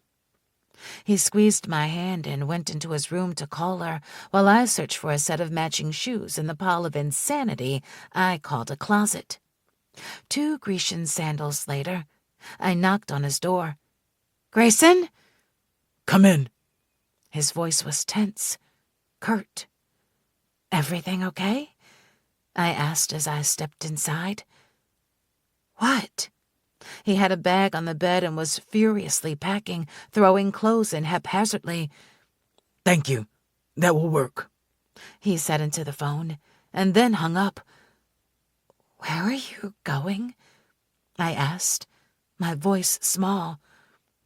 Home. I just booked a flight. He wasn't looking at me, too busy throwing underwear in the bag. He zipped the bag and slung it over his shoulder. As he walked toward me, he looked right through me, dazed. "Grayson!" I called out, catching him by the hand as he passed me into the hallway. He turned, then looked down at his hand, surprised that I held it. "What's going on?" I stroked the rough skin of his unshaven cheek. "Do you need me? Can I help you?" He shook his head and stepped back, dropping my hand. That was Parker. "Yes?" He looked back up, his face contorted in shock and joy, and something indescribable as he backed away. I have to go. She's asking for me. A sense of foreboding came over me, depleting the room of oxygen and gravity. "Who? Parker?" No. Grace. She's awake. He was gone before I could find air to pull back into my lungs. Chapter 22. Grayson. I parked my rental car in the hospital lot. Parker had offered to pick me up at the airport, but I had this inexplicable need for solitude. The salt in the air tasted like a memory. Dozens of times I'd stood outside this hospital. The morning Mia was born, the day I broke my arm, when Mom had her gallbladder taken out. The night I lost Grace, but I'd never felt this numb, or this afraid, because I'd been here before, taking the call that she'd woken up, getting special dispensation to leave the Citadel for the weekend, rushing to her side to realize that while she'd opened her eyes, she was still comatose. That was the last time I ever gave a thought to the hope that Grace would return to me. I took a shuddering breath and entered the lobby, waving at the desk clerk. The elevator dinged, and I stepped inside, and then waited the torturous hours to reach the 8th floor. The doors opened, and I prepped myself to hear that this was a mistake. She wasn't awake. They'd misinterpreted a blink, or hell, maybe I'd wake the fuck up. "Gray!" Parker ran toward me, her arms outstretched. I caught her easily, but her show of affection only cemented that I was in a dream. This wasn't real. "Hey, Parker." She grinned, lighting her face in a way I hadn't seen in years. "It's a miracle. Just a miracle." "Right," I answered. They were all gathered outside her hospital room. Constance, Joey, Mom, Dad, the Bowdens. Everyone was smiling, slapping me on the back as I walked through the crowd like I'd scored a touchdown at the homecoming game. They all spoke, but only certain words registered. Trial program, stem cells, miracle. Are you okay? Mia broke through the haze, standing directly between Grace's door and me. Sure, because this wasn't real. Gray! She snapped her fingers in front of my face, and I looked down at her. What? Listen! She's awake, for now. She's been sleeping a lot, but the doctors say it's part of the progress. So if she falls asleep on you, don't panic. She's been sleeping a lot. But I got the call 8 hours ago, Mia. How do they know what is normal? The fog in my brain started to lift. She'd been awake long enough to establish a normal. She wanted us to wait until she was strong enough to see you. My eyes narrowed. How long has she been awake? Mia swallowed. I didn't want to keep it from you, but Parker said I wanted the numbness back. Anything was better than the volcano of rage building in my stomach, warring for control with the nausea that warned this was too good to be true, which had its own fight with the tiny sliver of hope that this was real. Yeah, numb was a hell of a lot better. How long? I shouted. She flinched. Almost 3 weeks, Mrs. Bowden answered. I turned to face the crowd, whose smiles had all disappeared. They weren't here to see Grace. They were here to watch me see Grace. They all knew. They knew and had only gathered here to witness this moment like we were some circus show. The door creaked behind me as Mia pushed it open. 3 weeks, I growled. It was what she wanted, Parker whispered, to be strong when she saw you for the first time. I looked each of them in the eye. One by one, their gazes dropped. I'd fantasized this moment so many times that I'd lost count, picturing the joy, the wonder, the amazement of her waking, calling my name. But to have them all know and keep it from me? This was some fucked up dream. Gray? Her voice rang out behind me, punching me in the stomach and nearly dropping me to my knees. My breath left in a rush. 5 years I'd been dreaming of that voice, clear as a bell, sweet as honey, everything that defined Grace. I turned slowly, not ready for the dream to end. Mia patted me on the shoulder and I stepped into the room, shutting the door behind me. I cleared the 4 feet of hall, and she came into view. Grace sat up in her hospital bed, her blonde hair falling in perfect waves around her. Her hands fidgeted, her nervous tell. Her mouth formed a shaky smile, and her eyes... Holy shit.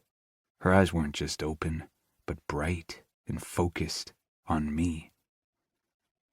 Hey, Port, she nearly whispered.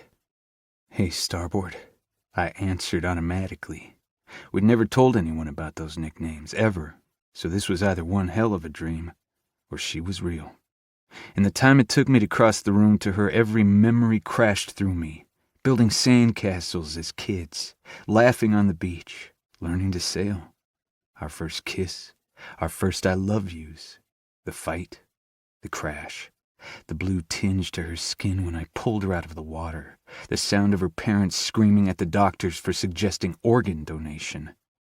My broken voice begging her to come back to me, making promises to her to take it all back and make it right, to God, to anyone who had the power to bring her soul back to her body. 5 years of agony erupted as I fell to the chair next to her bed. "You're really here?" I whispered, taking her hand. She squeezed it back, and I cracked, my soul bleeding. I'm really here. My best friend hadn't lost her southern accent. I collapsed forward, my head landing in her lap, and she ran her fingers through my hair like she hadn't been gone the last 5 years. I was 6 and 10 and 18 and 23 years old all in one moment. I'm really here, she repeated softly. I let it overpower me, the gift I'd been given. She was back. She would live. Nothing else mattered. Explain, I said to the crowd of family in the waiting room a few hours later, once she'd fallen back to sleep. Watching her eyes close, surrender to sleep, scared the shit out of me. It was too close to what she'd looked like before. Why don't we do this in private, Gray? Mrs. Bowden suggested. Miranda handed the baby to her husband and came with us into an empty room. It was set up like Grace's, and I started pacing between the wall and the front of the bed. Explain, I repeated. The stem cells from Amberley, Miranda offered. We contacted the trial program at the University of Texas at the beginning of the pregnancy, and when Amberley cells were a match, they agreed to let Grace into the clinical trial. She's their first success. And you didn't think to tell me? God, I needed a run or a punching bag or something, anything to let this energy out. I felt like a caged tiger, desperate to rip something to shreds, confined to a barred cage. We didn't want to get your hopes up, Mrs. Bowden answered. Okay, I'll give you that. But when she woke up, you didn't think I had a right to know about that? 3 weeks! They both stepped back as I pointed at them. Miranda's gaze flickered to her mom before coming back to me. Her waking has been gradual, she explained. At first, it was only a half hour at a time, if that. She didn't speak right away either. That took nearly a week. She still barely gets through sentences. I noticed. She'd had to carefully think through everything she said before she said it. It was almost a perfect parallel to when I'd learned to read, and she'd sat patiently by my side. Now it was my turn. She's still working on basic tasks. She can't walk or even stand for more than a few seconds. Miranda started to fidget with her hands. Family trait. And what the hell does this have to do with keeping me in the dark? We didn't know the extent of her damage, if she'd remember anything, or if she'd be mentally sound, Gray. We didn't want to get your hopes up until we knew something, and the minute she started speaking... She glanced back at her mom. What? I shouted. They both flinched. She wanted us to wait. She said that she needed more time before she could see you. She didn't want you to see her that weak. Weak? I held her in my arms, half dead, until they could get to us. I have rotated her for bed sores, changed out her catheter bag, checked IV fluids and feeding tubes for 5 years. I deserved to be told, and you know it. Miranda nodded, but it didn't soothe the ticking time bomb approaching detonation in my chest. 3 weeks. I've never gone more than 3 weeks without seeing her. Everything in me went deadly still, and my eyes locked onto Miranda's. You knew. When you told me to live my life, to soak in my sunshine, to not come until October, you knew this was the plan. Yes, she admitted softly, and had the sense to look away. We didn't know the trial would do anything. She's really and truly a miracle, Gray. Our Hail Mary. Full of grace, I whispered to myself. Mrs. Bowden stepped in. The team came here from the university, and they've been kind enough to let us stay here. We'll go to Texas in a month for tests, of course, but their doctors are constantly flitting around. How long will she be in the hospital? That's up to the doctors. I nodded, trying to process everything without losing my shit. How long can you stay? Miranda asked. Reality split again. I'd spent so long praying for her to wake up, I'd never considered what would happen after she did. I'm on a 4-day. Did you happen to bring Samantha with you? Mrs. Bowden asked. My head snapped toward her. Sam. I closed my eyes for a second and let the thought of her rush through me, calming everything just enough to breathe. The consequences of the miracle in front of me unfurled, hitting me harder than the fake terrorist during Sari's school. Sam, my Samantha. Grace needs you. Suddenly there wasn't enough oxygen in the room, or the world. Gray, Mrs. Bowden prodded. No, I didn't bring her. She was at home with my study guides, my helicopter, my friends, my heart, and Grace was here. Fuck. I tried to silence the screaming in my head long enough to form a coherent sentence. Does Grace know about Sam? Miranda's eyes filled with sympathy. No, none of us have breathed a word of it to her. Mrs. Bowden touched my arm lightly. We thought it best to let her be happy. We don't know how she'll react, what the stress might do to her. She knows that you're here every chance that you get, but that's all. we'd like you to let her heal before, well, anything. You'd like me to lie? Or you'd like me to conveniently forget that I have a girlfriend at home in Alabama? I growled, nausea rolling in my stomach. No. Miranda shook her head at her mother. No, Gray, we don't. We just need to figure out what she assumes about now, what she needs. Telling her about Sam, that's your choice. What you choose to do now that she's awake, well, that's your choice too. I nodded once, then pushed past them to the door and through it. I ignored my name being called from the waiting room, from the hall behind me, from the person standing in the hall. The door swung open in front of me as I entered the stairwell and then hammered my way down the 8 flights. Sam. Grace. My future. My past. Everything I'd ever wanted had suddenly appeared, but I couldn't have it all. I had to choose between the Grayson I was 5 years ago, the one who'd loved Grace with every heartbeat, and the one I was now, who'd fallen for Sam so completely that she was as crucial as oxygen. Even now, as I rounded the staircase to the ground floor, every cell in my body screamed out for Sam, to hear her voice, her laugh, feel her heartbeat under the palm of my hand. But 8 floors up, Grace was awake, the answer to every prayer, blissfully unaware that I'd fallen in love with another woman while she'd been unable to put up a fight. Grace, who'd been my best friend since we could walk. Grace, who'd always been my future until that night. Grace, who needed me. I burst through the doors on the ground floor and didn't stop until I was outside the hospital. The air hit my face, and I took gulping breaths to calm my racing heart. Saliva filled my mouth, and my stomach rebelled. I made it to the bushes before I vomited, bringing up everything I'd eaten and then heaving nothingness. Oh, Gray. Mom's hands patted my back like I was 11 with the stomach flu. I took the bottle of water she held out for me, swished out the sour taste of bile, and spit. She took my arm and led me to the bench that rested inside the gazebo, where we sat side by side in silence until I was ready to speak. Grace is awake. Yes. She squeezed my hand. I'm in love with Sam. The words spoken aloud sent a bittersweet feeling through me that radiated from my heart to my limbs until I swore my fingers tingled. I thought the first time I said them would be freeing. I thought the first time I said them would be to Samantha. I know. I haven't told her. I was scared that if I said something, let myself really love her, plan a life with her, something would happen. I'd lose her like I lost Grace. I've been paying for that night for 5 years, and Sam is the first really good thing to happen to me. But maybe she's the price? My stomach rolled again, and I leaned over, resting my forehead on my fists. Maybe God, fate, irony, whatever.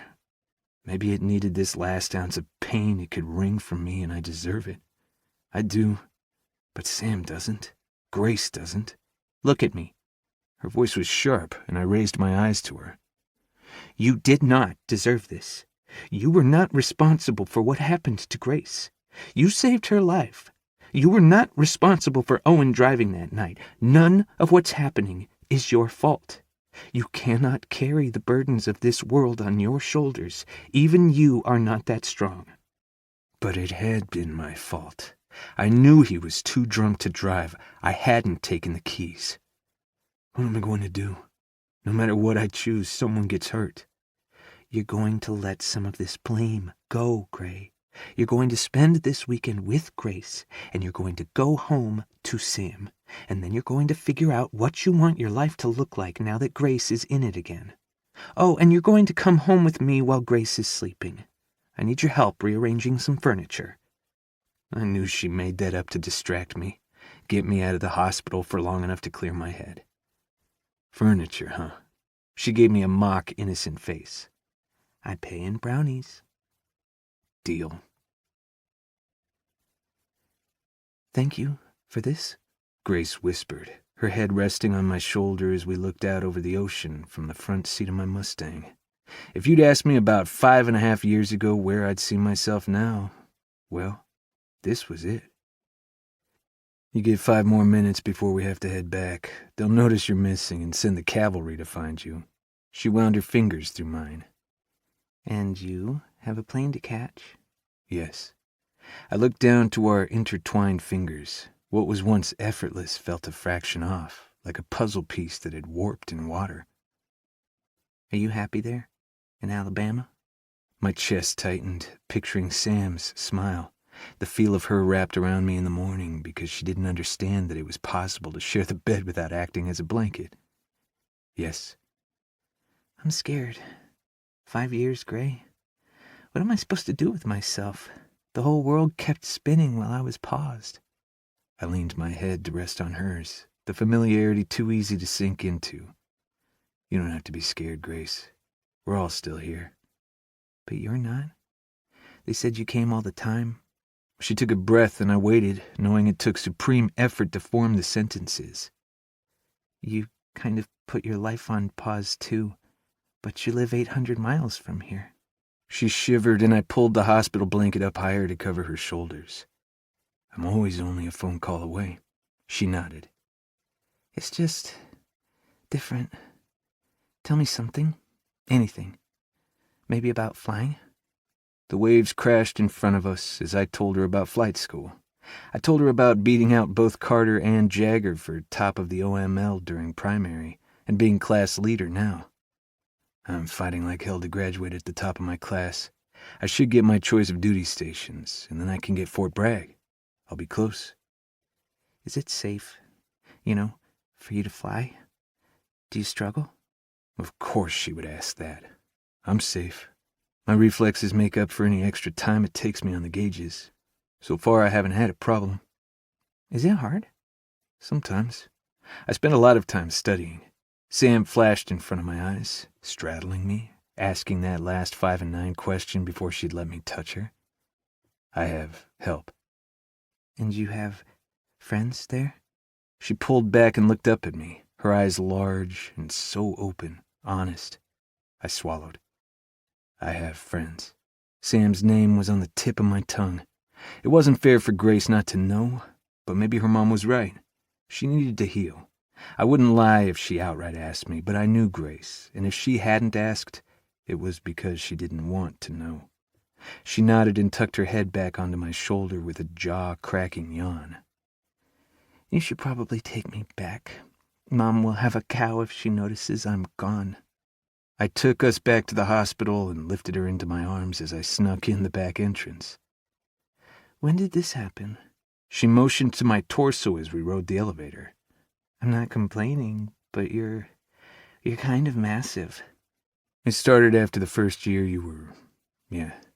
When they thought you woke up the first time, I had all this rage, so I channeled it. Did I miss the purple shorts?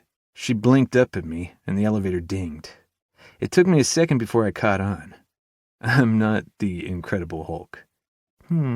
She gave me that knowing look, and the last 5 years faded. There you are! Parker exclaimed after the doors opened on our floor. Her joy at this situation was a 10 on the what the fuck scale, like someone had taken my angry, spiky sister and dipped her in Care Bear fluff. I wanted to see the water, Grace said with a smile.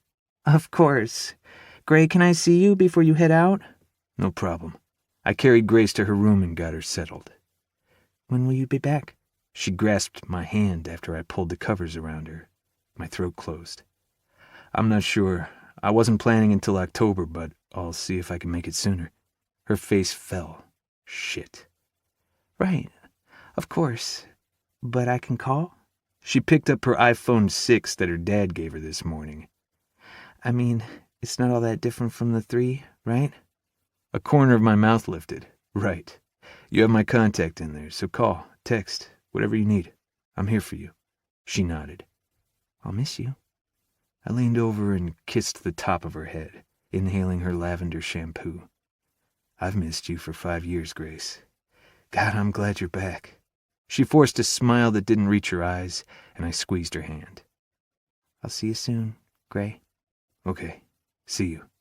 I picked up my backpack on the way out and slung it over my shoulder. So? Parker nudged me in the ribs. So what, Parker? I hit the button for the elevator. G squared, back and forth. It's perfect. You get a fairy tale ending. I want to bask in that happiness for a bit. I got on the elevator as the door opened and turned back to Parker looking too damn chipper in that candy striper uniform. I have to get home, Parker. To Sam. You may have forgotten that I have a life in Alabama, but I haven't. Her mouth dropped, and she thrust her hand into the closing elevator doors to keep them open. You can't be serious. Grace is a miracle, Gray. Your miracle. Fuck your other life and come home. We need you. Grace needs you. Every muscle in my body tensed. I have to go. Yeah, as always, you go. Run away. Leave us here. Leave Grace here. It's what you're good at, right? At least you're acting more like yourself. Well, you've been handed the fucking glass slipper, and you're still acting like an asshole. She moved her hands and the doors shut. The house was pitch black when I unlocked the front door. Then again at 2 a.m., I didn't expect any different. I climbed the stairs, my heart pounding, my hands aching to fill themselves with Sam, to soak up the peace only she brought to me. She was going to be pissed. I hadn't even called. But what was I supposed to say to her? Hey, sorry, I'm trying to walk this fine line of pretending you don't exist and flat out lying to my best friend. I crept into our room, quietly undressing so I didn't disturb her. I slid into bed, only to find it empty. What the fuck? She hadn't moved in. Of course she didn't. You left her standing in the middle of the hallway while you ran home to your non-comatose girlfriend. Ex-girlfriend. Whatever. In only my boxer briefs I crept across the hall, opened her door, and dodged every landmine of clothes on the floor as I made my way to her bed. The moonlight shone in through the window, illuminating her curves as they dipped along the mattress. Her lips were slightly parted as she slept, one hand grazing her cheek. My breath caught at how fucking beautiful she was. What a gift I'd been given when she fell into my arms. I needed her, now. Needed to be inside her, connected to her so deep that she'd never get me out. I pulled back her covers and then carefully brought her into my arms. She hummed, her lips at my throat. Grayson? I'm here. I flipped off the hallway light and kicked our door shut gently as I brought her into what was now our bed, where she'd stay, damn it. Hovered over her, I kissed the lines of her collarbone until I pulled down the thin strap of her tank top. Her eyes blinked open, sleep-hazed. Grayson, what are you doing? I know you're pissed, and you should be, and I'll explain, I swear, but right now, God, I need you. My voice broke. Her hands cupped my face, gently pulling me from her chest so she could look into my eyes. Sam. A gamut of emotion ran across her face while I waited for her verdict. Anger and defiance softened in those green eyes as her hands ran down my cheeks. Are you okay? She asked with more concern than I had any right to. I just need you, Sam. Connect me, ground me, love me, pull me back from the edge of something that could destroy us both. Our eyes spoke more than words could ever manage. Hers widened in almost panic as her fingers slipped to my hair. You still want me? She said as if she didn't think it was a remote possibility. I will always want you. Her eyes watered, but she nodded and kissed me gently, slowly. I love you, she whispered against my mouth, and I was lost. I made love to her slowly, carefully, cherishing each line of her body and savoring each gasp, each moan. Once she was writhing, I entered her slowly, pushing deep until I was surrounded, enveloped by heat. Home. Our tongues and breaths mingled as we rocked together, and I caught her every exhale when she came apart in my arms and gasped my name. I followed soon after. I pulled her into my side and stroked the soft as petal skin of her back as she drifted off to sleep, warm and content. I couldn't live without this, without her. What the fuck was I going to do? Grace needed me. I needed Sam.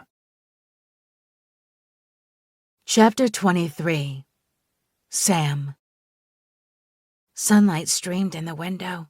and I buried my face deeper into the pillow, denying the existence of morning. Grayson's scent filled my head, and I forced my eyes open.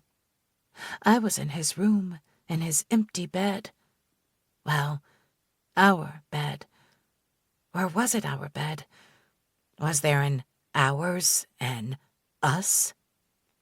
I'd have thought it was a dream when he came for me last night after 3.5 days of silence, but the delicious soreness between my thighs said either he was home or I'd had some wicked real dreams. The clock read 7:30. No classes today, but I only had a couple hours before work. I fought the urge to go back to sleep. I'd slept like shit this weekend, no thanks to Mr. No-Call, but I wasn't going to be in here asleep when he got back. Or quite as complacent in his assholery as I'd been last night. You pretty much let him get off one more time before he breaks your heart. Or maybe I'd been saying goodbye for myself, preparing for the inevitable nights where he wouldn't be in my bed, my life. But the look in his eyes when he'd said he needed me, begged for me like I was the only person who could right his world, I was powerless against him. Well, that shit had to stop, especially now that Grace was awake. I found my pajamas and underwear, got dressed, and headed downstairs. "Coffee?" Ember asked and nodded toward the seat across from her at the table, where my favorite mug waited. "Peppermint creamer and honey, just the way you like it." I dropped onto the chair and brought the steaming mug to my lips, inhaling the aroma before I took my first sip. "Thank you. I'm glad you're here, even if it's just for the week." She propped her feet on the chair next to me and leaned back, waiting. "Do you remember prom when we were seniors?" I asked. "Sure," she said. "I went with Riley and we had that big party at Strawberry Fields. Where are you going with this one?" "Do you remember who I went with?" Her forehead puckered. "Dustin McClare, right? That was right after Corey broke up with me the week before. I was so scared of being alone, of missing out on my senior prom that I went with Dustin, who I had absolutely no interest in, who ruined my dress when he spilled beer in the limo, and who reeked of garlic all night. Oh, and then he got really pissed when I wouldn't sleep with him. That was definitely a night to remember." She leaned forward. "Sam, do you remember what you said to me when I told you I was going with him?" "Not exactly. Something along the lines of, 'Are you sure?' You said, 'You've never been one to settle for second choice.'" She took a sip and nodded. "Well, you never have been." "Right. And that's the thing. Grayson? I'm so in love with him that I can't imagine a future where I don't wake up to him. There's no one on this earth who makes me feel like he does, who brings out the very best in me. He's complicated and smart and has an incredible heart. Add in that he's gorgeous, and I can barely keep up in bed with him. Well, he's my first choice. Yes, but I'm his second choice, and first place just hopped back on the track, and she's so far ahead of me that she's almost got me lapped. Sam, Grayson loves you. I've seen the way he looks at you, the way he talks to you or about you. He cares a lot about me, Ember. But love? I don't know how you can love someone if you never get your heart back from the person who took it in the first place. He loves Grace. He's always loved Grace. It was one thing to compete against a ghost, to make peace with that. But the real flesh and blood Grace? This was over before it began. You're not giving yourself enough credit, or him." She stood to make another cup of coffee. Our shared caffeine addiction was as strong as our friendship. "What happened when he came home last night?" Warmth rushed to my cheeks. We didn't exactly talk.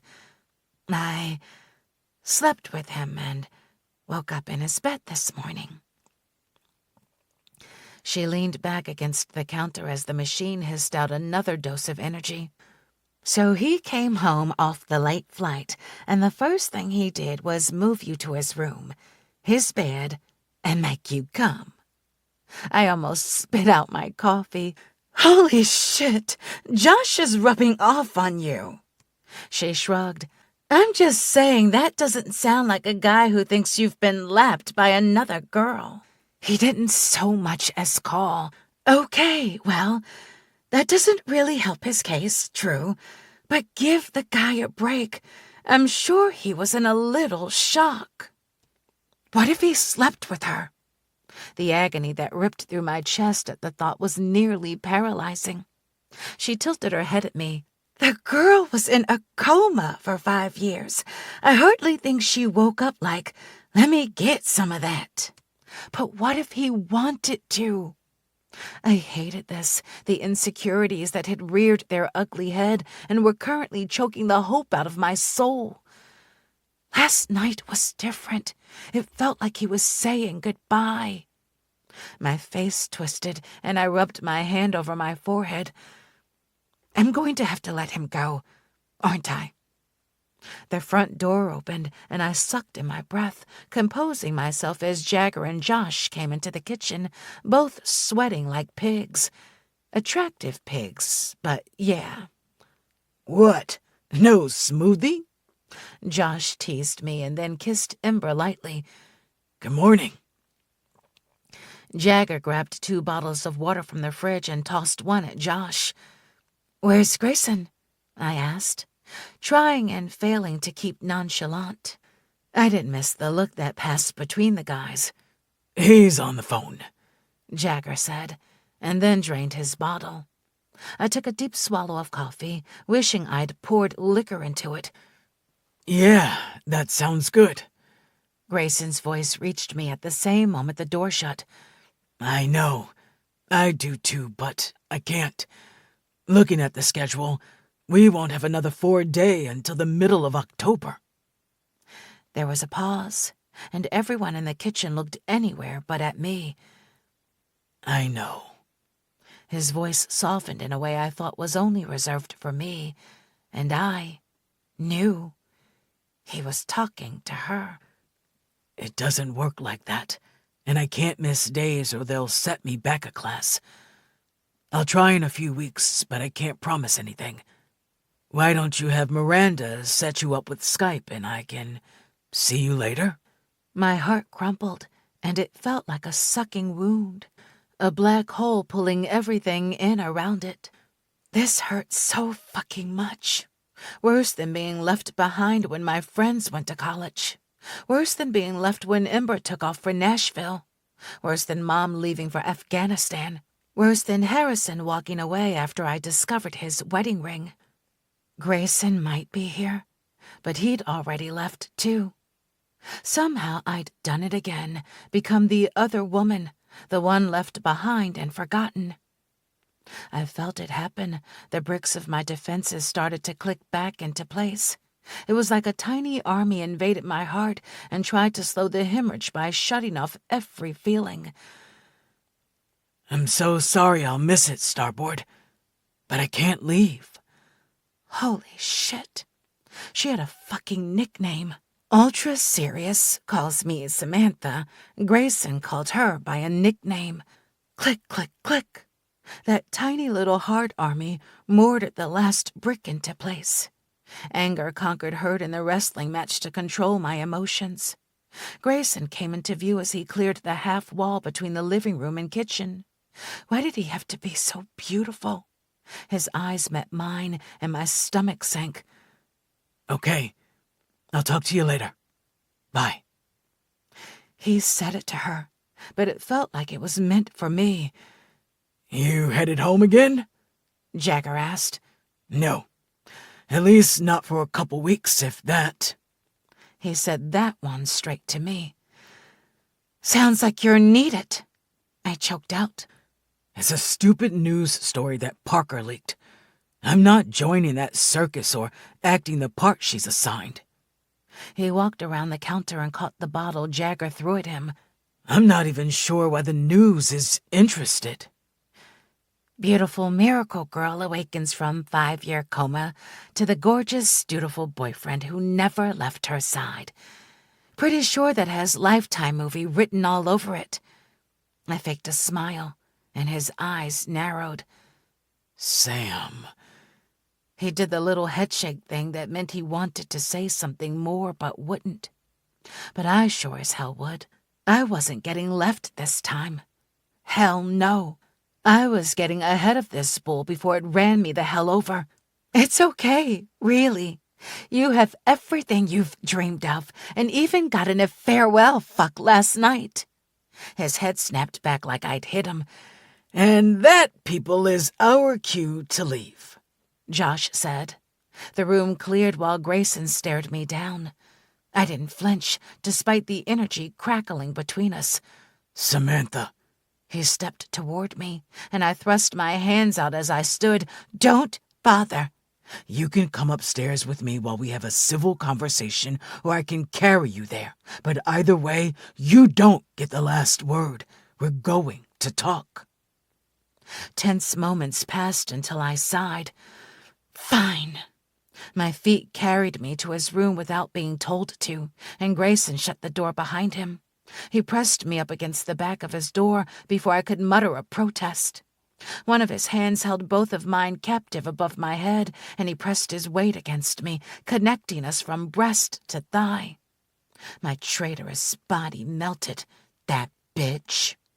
Why was there such a fine line between angry and turned on? He glanced from my eyes to my lips, and they parted. Grayson kissed me, claiming every recess, every line of my mouth. His free hand cupped my neck, angling me for a deeper kiss, and I responded, pressing against him, giving back everything he was putting into it. If this was our last kiss, I wanted to brand his soul so that he'd never kiss again without thinking of this, of me. He wedged one of his massive thighs between mine and applied subtle pressure. My body positively hummed, and it took all of my control not to rub back against his thigh. I whimpered, and he retreated. He'd wanted my surrender, and damn it, I gave it. When I opened my eyes, he was almost nose to nose with me, his eyes boring into mine. First of all, I didn't fuck you last night, Samantha. I made love to you, and there's a huge difference. Second, even when we're fucking, hot, sweaty, skin slipping against each other, and my only thought is craving that little keening sound you make when you come, I am still making love to you. I never touch you with anything less than my soul. Don't ever cheapen what we do. Third, why the hell haven't you moved into this room? I want you in my bed. Sleeping, not sleeping, that's your choice. And fourth, last night was not a goodbye. I'm not saying goodbye. Move in? Are you on drugs? There's no chance I'm moving in with you after what just happened. You have a girlfriend, Grayson. Yes, and I'm looking at her right now. You didn't call. You left and went to her, and you didn't call. His eyes closed like he was in pain, and he rested his forehead against mine. I am an asshole, and I'm sorry. My head was not the sanest place to be. But I swear, not calling you didn't mean that I wasn't thinking about you. I didn't know what to say to you. I didn't know what to say to myself. Or you were thinking how to break it off with me. He kissed me again, this time tender. I'm not breaking it off with you. I'm not leaving. Yet. You're not leaving yet. But you will. It was simply inevitable. My eyes prickled. Why won't you do it now and save us both a lot of pain?" Grayson released my hands and then brushed my cheeks with his thumbs. Save us pain? Like splitting now wouldn't hurt? Fuck, Sam. He swallowed. I'm not sure how I could survive losing you, and maybe that's selfish. I know I'm graduating. We still have to figure out what we are going to do in December, but I'm not leaving you. Even for her? He didn't look away, but I felt more than saw the war raging beneath the surface.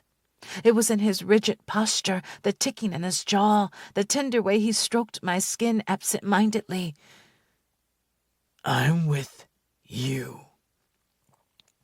For how long? Until we get to North Carolina? Until you realize that I'm a hot mess who's barely pulling herself together and can't hold a candle to the resident paragon of the Outer Banks? What happens then, Grayson? What happens the first time I see the look in your eyes that you made the wrong choice? Or the first time you realize that if we'd stayed away from each other, you wouldn't be in this situation? A few months? You made it 5 years staying faithful to her, and I ruined you in just a few months. You didn't ruin me. You brought me back to life. Why are you so sure I would leave you? Why can't you have a little faith in me? We stared at each other, the silence charged with so much tension it should have come with its own weather forecast. Maybe he was right, and I needed to show a little faith. Maybe I was being horrendously unfair to the man I was in love with. Maybe there was a chance he would be the exception and not leave. What did she say when you told her about us? He paled, and his hands fell away from my face. My little army of defense-building minions couldn't help me this time. You didn't tell her, I whispered. Damn it. His hands raked over his face. I wanted to, but her family asked that I wait and give her time to adjust. Her whole life is in upheaval, and I couldn't bear to add to it. I've loved her all my life. She's my best friend. Loved her all my life. She hadn't just lapped me. She'd left the track with the flowers already, victorious. I pushed on his chest lightly, and he stepped back. And I'm just the girl who sleeps in your bed. How much pain could one person handle? How many ways could a heart be shredded before it shriveled and died? I wanted it to die. At least then the feelings would go with it. Samantha, please. He reached for me, but I sidestepped. Let me go. I meant it in more than one way, and given the way he started to shake his head, he knew it. I love you, Grayson, but you are the last person I want to see right now. He moved enough for me to open the door. We're not done talking about this, he called after me as I slammed my bedroom door. You look like death warmed over, Avery said as she walked into the gym. Her sweet little southern accent didn't soften the insult. She wore her gym polo over her pressed pair of capris, her blonde hair in a messy knot at the back of her head.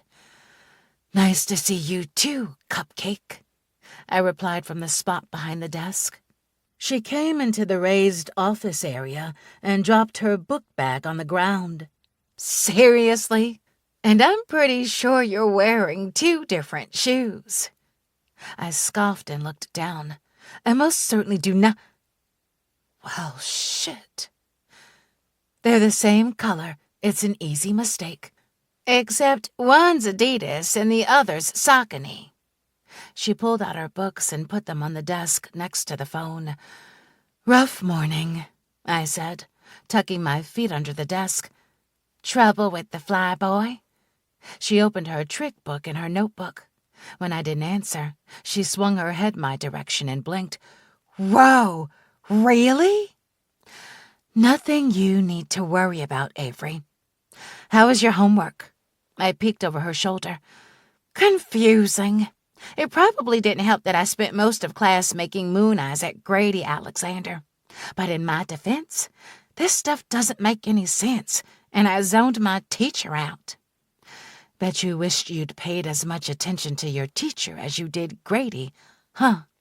Ha ha, very funny. Homecoming is in like a month, and I don't have a date. That is way more important than trig. She tapped her eraser on the blank sheet of paper. At 21, I knew that wasn't true. Then again, here I was deciding my collegiate future on where my boyfriend planned on moving so that he could be closer to his other girlfriend. I was 4 years older than Avery and still a fucking mess. Not to mention, I remembered what it was like to be 17. Why don't you ask him? Grady. She looked at me like I'd grown 6 heads. Yeah, okay. No, I'm not one of those girls he goes for. Trust me. The most communication we have is when he asks me for a pencil. Every day he asks me for a pencil. Like, what am I? A pencil supply store? But if he brought his own pencil, then I wouldn't have a reason to even talk to him. It's kind of cute. You have something he needs, and he asks you every day because he knows that you'll take care of him. Ugh. Now I was analyzing high school crushes. But what does Grayson need? What are your pencils? Faith. The one thing no one else had. He needed me to have faith in him. At what cost to yourself? Avery shook her head. Computers are easier for me than boys. Give me good internet connection, and I can change my grades. Give me a homecoming dance, and I can't change my fate. I'm so pathetic. I looped my arm around her slight shoulder. No, you're not. Is he coming in today? She shrugged. It's Tuesday, so he might come in to lift after football practice. Then you'd better get your homework done now, because I have a feeling your little moon eyes will be back. Will you help me? She asked quietly. I rolled my chair closer to her. Let's do this. I spent an hour explaining the differences between cosine and tangent, using the walls and equipment as visual aids. Avery worked best with imagery, not rote memory. Name one time I'll actually have to use this when I grow up. I'm going to use it all the time, I answered. Yeah, well, I have no intention of majoring in math or anything of the sort. You'd better get your homework done, too, since you started classes last week. Her eyes flicked to the clock. Almost 5. I'd finished summer term with 2 A's. Now it was time to bring home 4 more before term ended in December.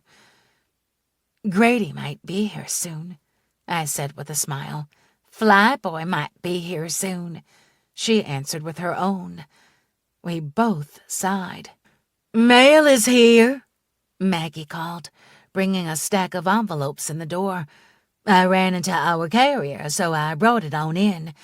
Hi, Mom. Maggie kissed her daughter soundly on the cheek. How's your homework? Done, she replied enthusiastically. Maggie's eyebrows rose. Good job. Then she came up behind me. Thank you, she whispered as she sorted the mail. I smiled at her and answered the phone and my 10th question that day about our hours. Maggie Norman, Advantage University. What the? She flipped the envelope over, and I snagged it out of her hand. Yeah, actually, that one is for me. Sorry. I slipped it into my lap. Oh, really? What are you up to? I wanted to see my transcript from my college in Colorado. I'm trying to apply for places in the spring, and I wasn't sure what was on it. I gave a bright smile. If I finally gave in and read the exact wording of the disciplinary report, I could write an effective application essay that might give me a shot at a North Carolina school. Just in case. Well, it's good that you're prepared. Avery, did you want me to carry you home before I headed over to the bar? Carry, take, whatever. I was never going to get used to the small Southern terms. She shook her head. No, I was going to stay with Sam and help out cleaning the equipment if that's okay. She said she'd take me. I plastered the smile on my face like we'd planned it the whole time. Sounds good. Thanks, Sam. She kissed Avery on the cheek again and headed out. I smacked Avery's shoulder with the back of my hand. How about a little warning? Sorry, she said, biting her lower lip. Then she looked over my shoulder, and her whole expression changed. Her eyes went wide, and she started to fidget, suddenly occupied with the paper clips in front of her. Hey, Avery, how are you? Grady asked as he signed in. She took a minute to answer, but he waited, never looking away. I'm just fine, thank you. Her voice was a whisper, but her eyes flicked up at him once. Glad to hear it. He smiled, and then headed into the locker room, a black backpack hanging off one shoulder. You could, speak to him, I chastised her. He makes me so nervous, she answered. Go clean something. Then you can ogle a little less obviously. I motioned to the gym floor. She giggled and chose something near the desk, no doubt waiting to see where he'd start. The door opened and Grayson walked in, gym bag in hand. He took off his cover and signed in, but I kept my eyes on the desk. Samantha? I shook my head. There was zero chance of us getting into it here. He sighed and went to the locker room. You could, speak to him, Avery called out. Do you want me to slip a pack of pencils into Grady's backpack? I answered quietly enough that only Avery heard me. Her mouth flopped open. I thought not. She stuck out her tongue and then moved on to the next machine a little further away.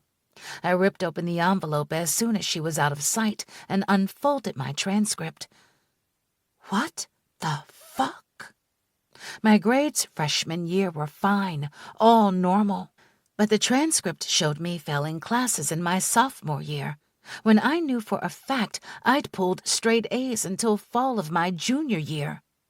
Not that all were F's. Some were D's or incompletes. These were wrong. No wonder I wasn't getting in. I flipped the page to see the attachment I'd dreaded. My stomach dropped and my cheeks burned like everyone in the gym knew what I'd done. Disciplinary report. Samantha Fitzgerald. 1 count of assault against a teacher, November 2014. 1 count of misconduct regarding an academic grade, November 2014. 1 count of plagiarism, September 2014. 1 count of cheating on a final exam, May 2014. I blinked. It had been doctored, altered on purpose. Roaring filled my ears, and embarrassment was no longer the issue. Oh no, I was going to rip apart the person who did this to me. Harrison, that cheating asswipe. He'd had access to the system to change my grades. He'd told me I'd never be rid of him. I hopped on the computer and booted up my email, going straight to the spam file. There were 4 more suspicious emails, all with the subject lines of universities I'd applied to. The first 3 called me a whore, told me I'd never be rid of the shame of what I'd done. Yeah, tell me something I don't know, I muttered, and opened the last one. Little whore, haven't you figured it out yet? There's no hope, and the harder you press, the more joy I have ruining your future the way you ruined my life. Why didn't you stay here where I could watch over you?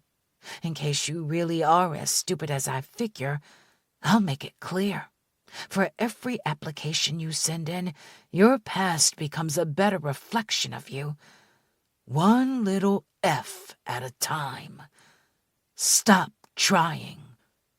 Asshole, I whispered, and closed out the email. Grayson walked out of the locker room and shot me a longing look before heading to the weights. For a split second, I debated telling him. If anything, he'd kill Harrison, end up in prison, and I'd be to blame for ruining his life, too. Put that in your Miracle Coma Girl movie. No, I could do this myself. I couldn't lie down anymore and pray my grades from here would outweigh what was clearly becoming an unusable transcript. I didn't even have a way to dispute the grades. I tried the online system to pull my old report cards, but I'd been locked out, which didn't surprise me. I closed out the program and rolled back in my chair. My eyes automatically drifted to where Grayson was lifting. The muscles in his arms bulged with every rep, and my mouth went dry, thinking of all the times he'd lifted me like I weighed nothing. All the times he'd held me against a wall while he worked my body into frenzy. I looked at the mirror so I could see his face in the reflection, and my lips parted. He was staring right at me, and his eyes said he'd seen me watching, and he liked it. The single arch of an eyebrow told me all I had to do was say the word, and I'd be up against the lockers. But I wasn't right for him. I couldn't even keep my bedroom clean, and I knew that drove him nuts. Hell, if I were as organized as Grayson, I'd have hard copies of my report card in order of date received, all filed away. Like my mother. I pulled out my cell phone and dialed. "Hi, baby girl." "Hey, Mom. I'm at work, so I can't chat, but I have a quick question for you." "Fire away." Her curt tone told me she was still at work. "Do you have hard copies of my report cards from UCCS?" I held my breath. "Of course. Do you need them?" "Thank you, God." "Yes. Do you think you could scan them for me?" "I'll get it done tonight. Love you." "Thank you, Mom. I love you too." We hung up, and I spied Avery wiping down the same piece of equipment she had been for the last 10 minutes, staring at Grady as he used the leg machines. "Avery?" I called out gently, and cringed when she fell forward, distracted. She caught herself before she hit the ground, but her face flushed scarlet. "What's up?" she asked at the counter. "How good at computers are you really?" She smiled slowly. Chapter 24. Sam.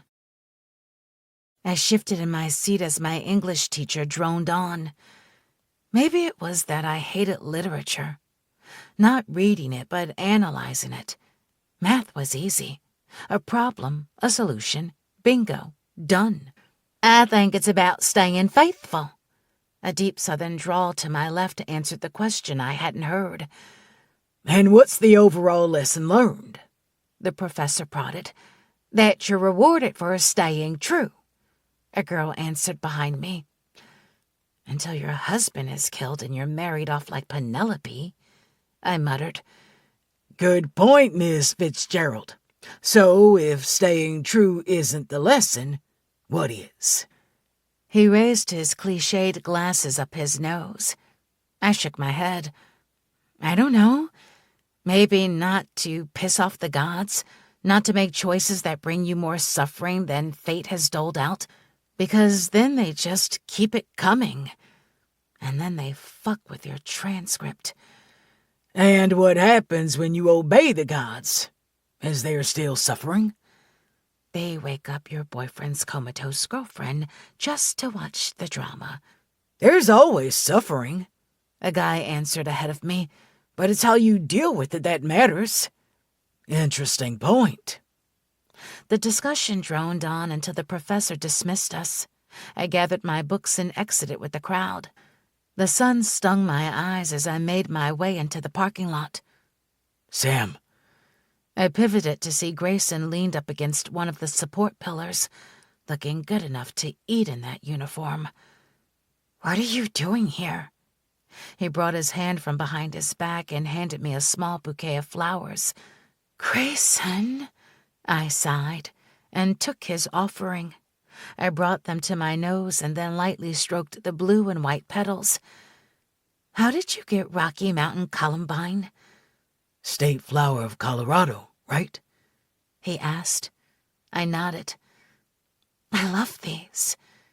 Yeah, I remembered. He gave me a shy smile that shattered my walls. "Thank you, but shouldn't you be flying?" It was already 10 a.m. Yeah, we're in academics right now. What? He was skipping academics? Then you'd better go. You're going to be in a ton of trouble. I don't care. I'm going to prove to you that I'm not leaving. If that means meeting you out here every day after class to show you that, I'll do it. I probably can't afford to overnight the flowers every day, but I can be creative. My fingers tightened on the delicate stems. "You can't. You'll lose your spot on the OML, get set back a class, or kicked out of flight school if you miss too much. You know that. You won't get North Carolina." Everything he'd been working for would be thrown away. His jaw flexed twice, and then he shook his head. I don't care. I want to be where you are, and if you can't believe me, then I'll have to prove it to you. I'm not leaving you, Sam. "What about Grace?" I whispered. He looked away and back to me. I don't know. I'll tell her about us the next time I see her. I'm being honest as I can with you, and I don't know what's going to happen. I've lived without Grace for 5 years, and I'm thrilled to have her back. She's my best friend. But I don't think I could live without you for 5 days. Hell, it's been like 24 hours, and I'm already on my knees here. A smile spread across my face. This was Grayson, who'd pulled me out of my self-destruction and stayed with me after he knew my darkest secrets. He had faith in me. Wasn't it only fair that I return it? "Okay," I nodded. Okay, you'll trust me? Or, okay, I'd like to see you out here every morning. I knew it was against the rules, but I leaned up on tiptoes and pressed my lips to his, nearly knocking his cover off his head. "Okay, I'll believe in us." He lifted me off the ground and kissed me with far more tongue than he should have in uniform. I was definitely not complaining. "Get your butt to class now, Grayson." I'll see you at home? There was still something shaky in his voice. "I'll be there, I promise." He stole another quick kiss with a smile that could have dropped any of the panties on campus, because it was certainly about to drop mine. "Go!" I lightly pushed him, and he backed away, grinning before turning to sprint to his truck. God's fate, suffering be damned. I loved that man. Hey, honey, would you take the potatoes out of the oven for me? Grayson called from the backyard as he flipped the steaks. Sure thing, sugar lips, Jagger called back, and Paisley smacked his chest with the back of her hand. "I think he meant me," I laughed and opened the oven. Sunday night family dinners were my favorite part of the week. I only wish Ember lived closer so she could be here. Hey, don't ever doubt our bromance, Sam. We've come a long way in the last year. He even speaks in multiple syllable sentences now. He saluted me with his open beer as I pulled the potatoes out and set them to rest on the stovetop. No more grunting either, Josh added, offering me a beer. I shook my head, not wanting to stress out Grayson. We'd been back to our state of normal for a week and a half, and it was glorious. I hadn't moved into his room yet, but I slept in his bed every night. Our bed. Other than the random phone calls and texts, which I did my best to maturely swallow, we were just us. It was this beautiful bubble that I couldn't help but feel was about to pop. Once a pessimist, always a pessimist. I think we're ready, Grayson said, putting the steaks on the table to rest. Josh brought over the salad, and I popped the potatoes onto a serving plate. I was midway to the table when Grayson's phone dinged with another text message. My stomach clenched, but I ignored it, or at least tried to. His brow furrowed as he typed back, "What's up?" I didn't really want to know, but I had my best supportive girlfriend hat on. It's Grace. She was just asking what I'm up to. "Do you have a drink?" I asked, skipping right over the part where I daydreamed I took his phone and crushed it into a million tiny pieces. Do we have sweet tea?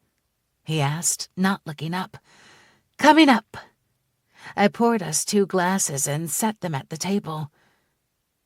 Do we what? Grayson said aloud. Grace wants to know if we have 2 extra seats for a Sunday night dinner. Everyone's head snapped to Grayson, and then to the door when the bell rang. No way. No fucking way.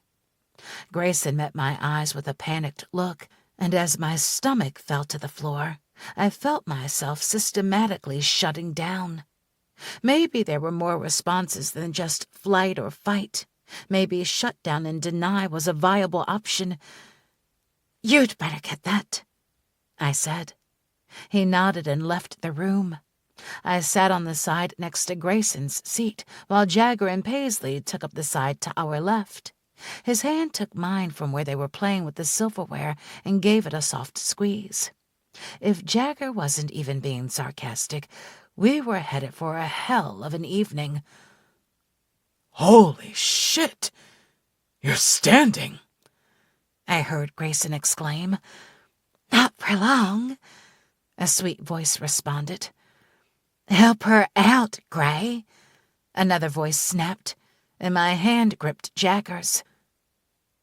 "Parker?" Paisley asked softly. I nodded and she sighed. "I suppose I should grab the extinguisher in case you accidentally set her on fire. I'll also provide the lighter."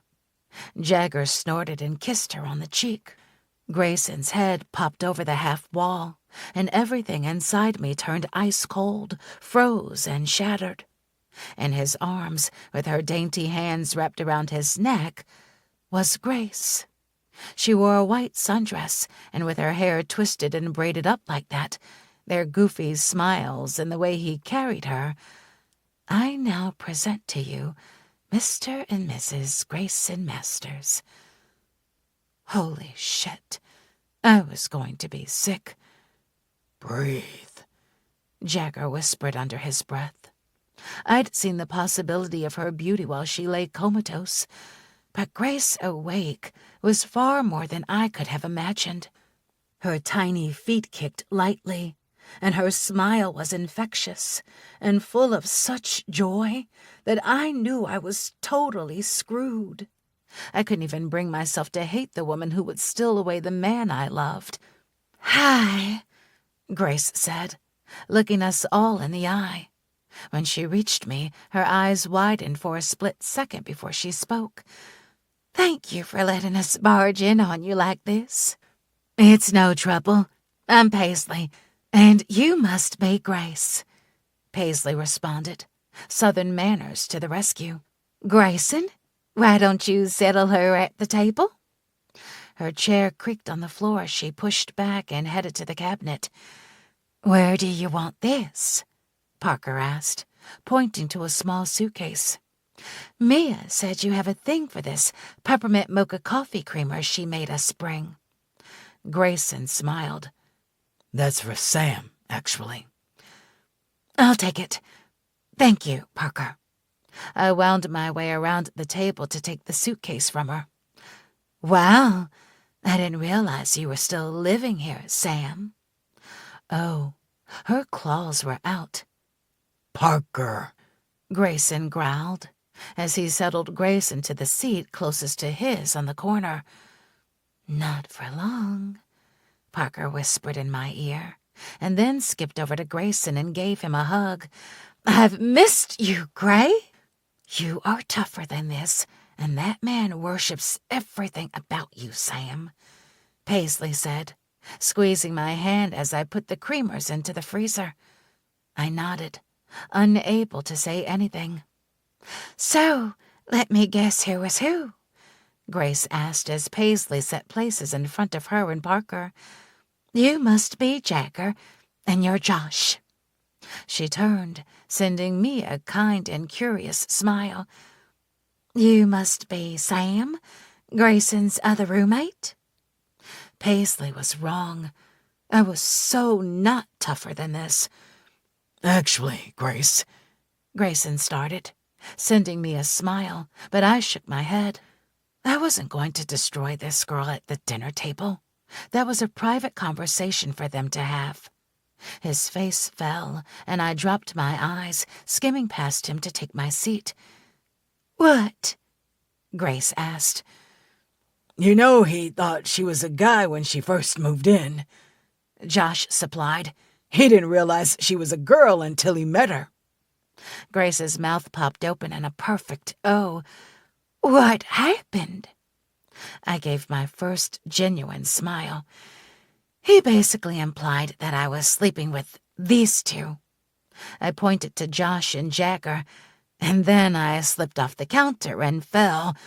She'd been standing on it to reach the coffee, Grayson explained, dishing food onto her plate.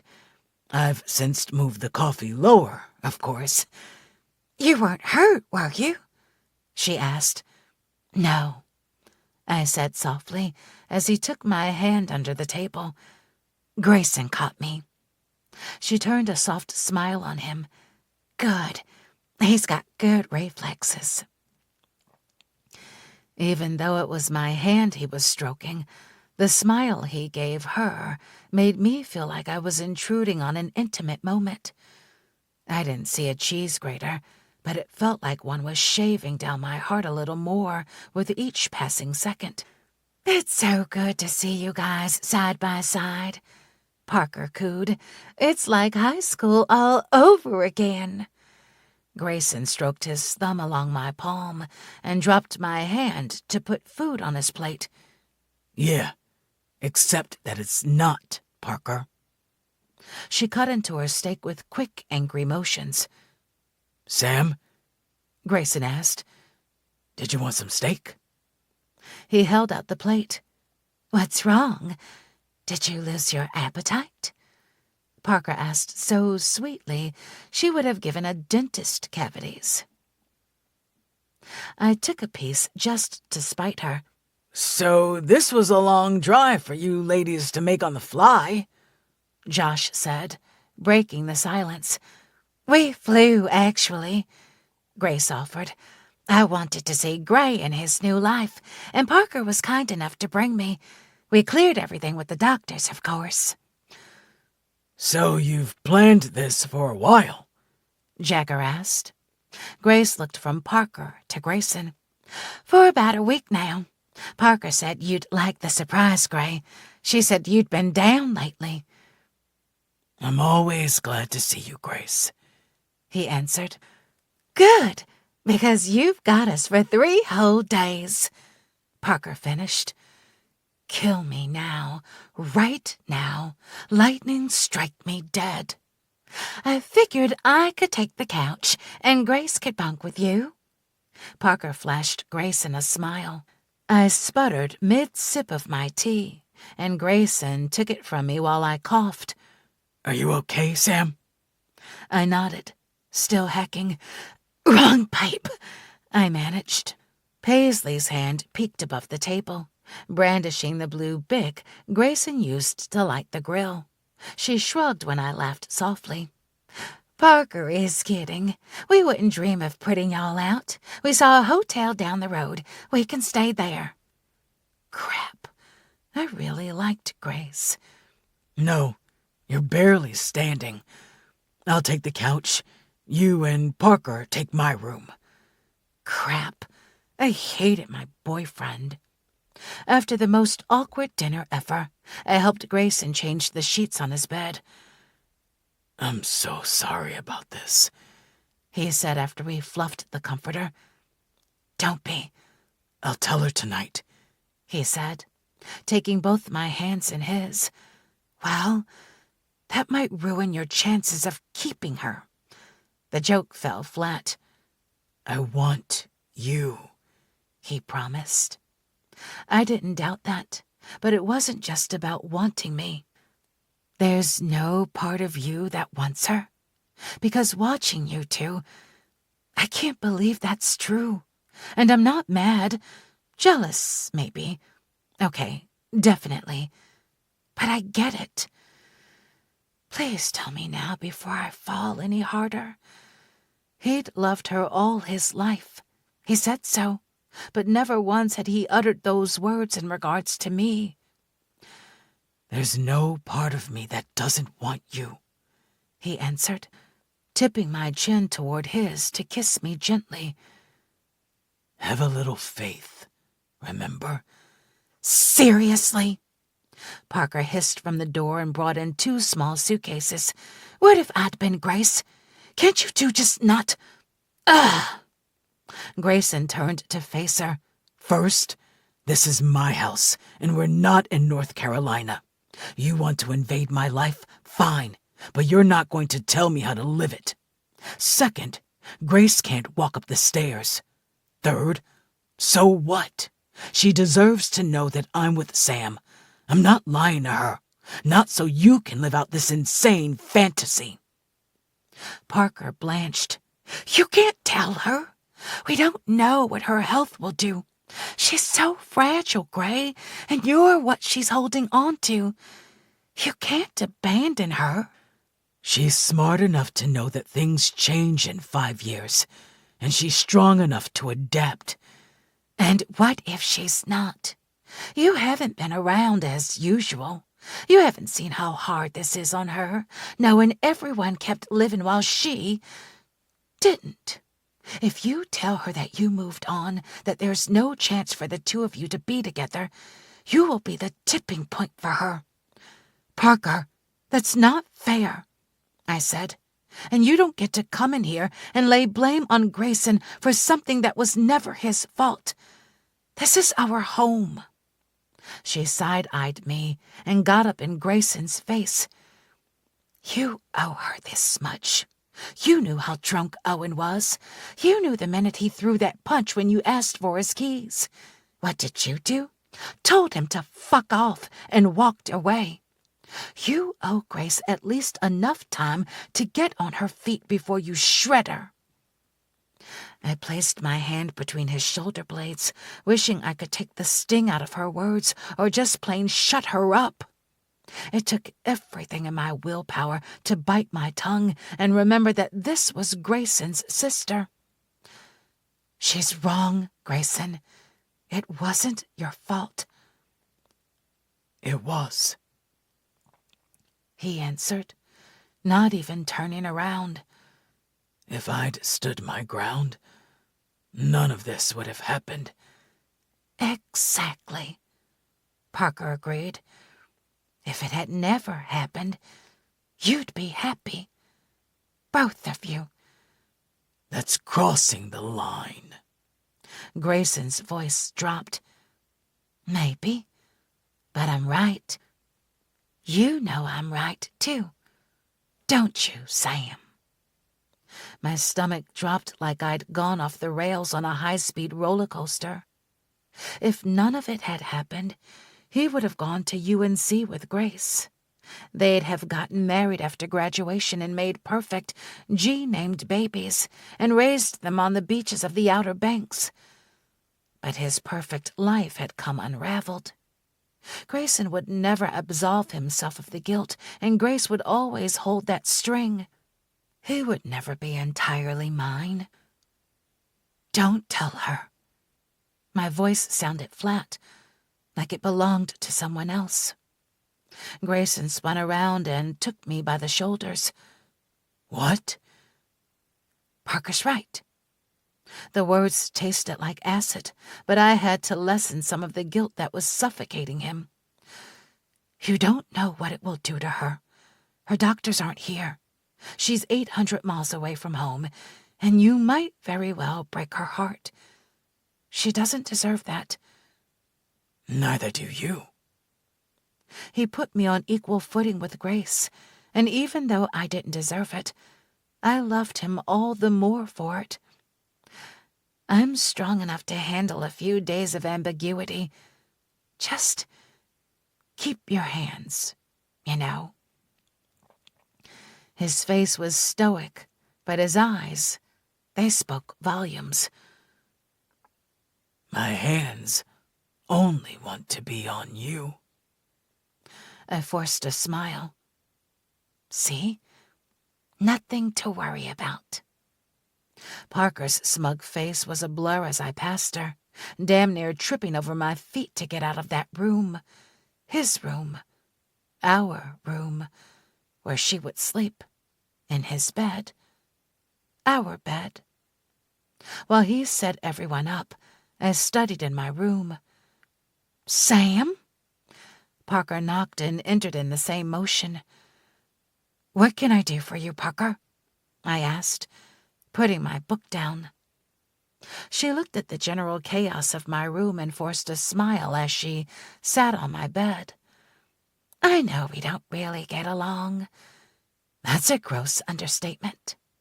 I tiptoed the line between handing Parker her ass and remembering that she was important to Grayson. It's not that I don't like you. Oh, you don't like me. But there's no legitimate reason. You see, I don't like you because you treat Grayson like crap. You won't forgive him for something that happened 5 years ago when he was basically a kid. Something that wasn't ever his fault. Though you won't let it go because you love Grace so much that you needed someone to blame. She picked up the pencil off my notebook and twirled it. Yes. So you take it out on Grayson, which is why I don't like you. Valid. But you don't like me because I have the audacity to love your brother. I watched him pray for a miracle. For years, at her bedside, he begged. Now he has his miracle. She's here, and he's throwing it away for you. You're the instrument of his ruin, and if you really loved him, you'd be unselfish and let him go. But you won't, will you? You'll make him suffer, torn between the two of you so that you can hold on to him a little longer. Selfish. She hit the nail on the head with an accuracy that exposed every one of my nerves. He wants to be with me. My soul ached, all my deepest insecurities laid bare in front of the last person I would ever want to display them for. She looked at me, all traces of menace and snark gone. Just do me a favor. While she's here, watch them. See how they fit together, complement each other. Really pay attention to them, and when you do, you'll see it. What? I asked, my voice cracking. His future. Their future. He wants to be with you, yes, but he loves her. It's his happiness in your hands, Sam. Let him go. She patted my knee like I was a dog and left me alone with a heart that was slowly ripping itself in two. In the middle of the night, Grayson came into my bed, sneaking like we were teenagers. My laughter didn't last past the first kiss. He made love to me like we had forever, lingering, savoring, promising me things with his body that I wasn't sure his heart was capable of. God, I wanted so badly to believe it. We fell asleep in a tangle of limbs, and when the sun rose, he kissed me gently and snuck back downstairs to the couch as quietly as possible. Like we'd done something wrong, dirty. I scrubbed myself clean in the shower, and as I came out into the hallway in my bathrobe, I startled and stepped back so Grayson could pass with Grace in his arms. He shot me a longing look, but that was it. "Good morning, Sam," Grace called back over his shoulder as they headed toward the stairs. Her hair was perfectly mussed and her eyes joyful as Grayson jumped the last 2 steps to the landing. They both laughed. She makes him laugh. Dazed, I walked back into my bedroom and stared at my bed. The extra pillow still smelled like him, and I held it to me for a few moments. Then I ripped every piece of linen off the bed and threw it in a pile by the door for the laundry. What had I done? I'd moved to Alabama, gotten a job, gotten into a college, even as small as it was. I thought I'd grown, changed, evolved, but I hadn't. I'd made over everything about my life except the most important part, me. It had almost been a year, and I was still in the same place I'd been in Colorado, in a sideline relationship with another woman's man. And for the first time, I felt every bit the whore those emails called me. Chapter 25. Grayson. A pencil smacked me on the back of the head. "Pay attention," Jagger hissed. Holy shit. I'd been lost in my own thoughts for the better part of 10 minutes. I scrolled furiously through the notes trying to catch up to where the instructor was now. How the hell had I let myself get so distracted? Oh, yeah, because I had 3 women at my house right now. One who thought I was still dating her, one who was pretending I wasn't, and one I generally wanted to stick on the fastest plane out of here. And I loved them all. We were starting night training on Monday. It wasn't like I could slack off now. I blocked out every thought except the academics in front of me and paid attention. Helicopters, I understood. They were machines that did what you told them to, excluding external variables. It was the external variables that fucked you up. I somehow made it through class without dazing off again. "Earth to Grayson, you with me?" Jagger asked as we headed to the parking lot. "I'm here." "Good, because I need your help," he said as he climbed into the passenger side of my truck. Why didn't we drive separately? I could have stopped into the gym and seen Sam. Grace left tonight, and I was so fucking sick of sneaking around. I loved Sam, and I shouldn't have to hide it. But she'd told me to. What a fucked up situation. I went to text her and swore when I saw my phone was dead. "Masters!" Jagger waved his hand. "Sorry, I'm a little distracted." "You think? Do you want me to drive?" he asked as I pulled onto the road. "No." "Okay, because I'd really hate to die before I got the chance to ask Paisley to move in." "That's right," I said, driving home carefully as Jagger went into extreme details on proposal planning. If I didn't know better, I'd think he was carrying around the latest issue of Alabama Bride in his pub's bag. "So, do you think you can help?" he asked as I pulled into the driveway. "Absolutely." He was the closest thing I had to a brother. Of course I was going to help. "Sweet," he said, swinging to the ground and shutting the door. "I'm off to her house, so wish me luck." "Good luck," I saluted and headed inside. "Hi, Port," Grace called from the couch. Her eyes were half open. "Hey, Starboard. Were you napping?" I shut the door softly behind me. "Kind of. Parker went out somewhere after she packed us to leave. Feel like reading to me?" She looked so damn hopeful. "Sure, just give me a second." I went upstairs and changed into cargo shorts, a t-shirt, and a zip-up hoodie, then came back down. my copy of The Odyssey in hand. When I took a seat on the couch, she wiggled over, lying across my lap like we hadn't skipped over the last 5 years, and assumed the Grayson's reading to me position we'd used since we were 7. "Does it still help you to read?" she asked. "Yeah, as long as I'm reading every day, it seems to be easier."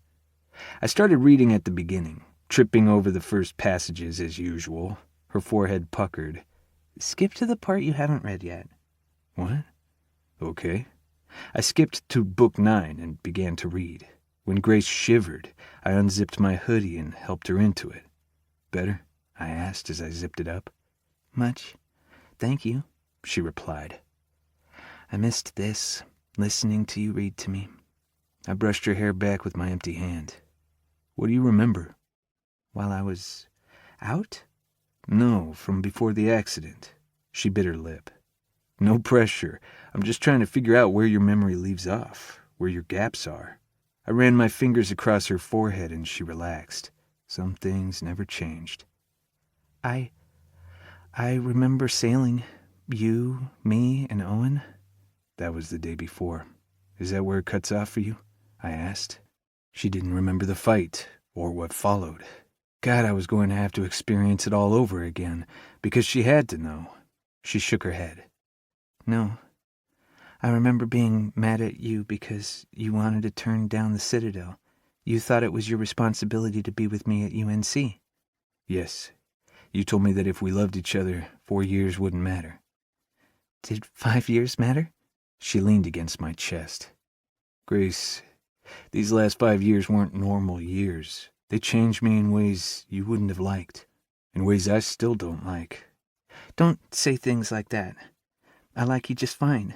Her eyes were level with mine as she sat up in my lap. "I'm so sorry for what happened, for what you've been through. But from what I've seen, you've come out on the other side stronger, more focused, maybe a little less goofy, and you don't laugh as much. But you're still my Gray, my port, and I'm still your starboard." "It's not that easy." She wound her hands through my hair. "It can be, if we let it."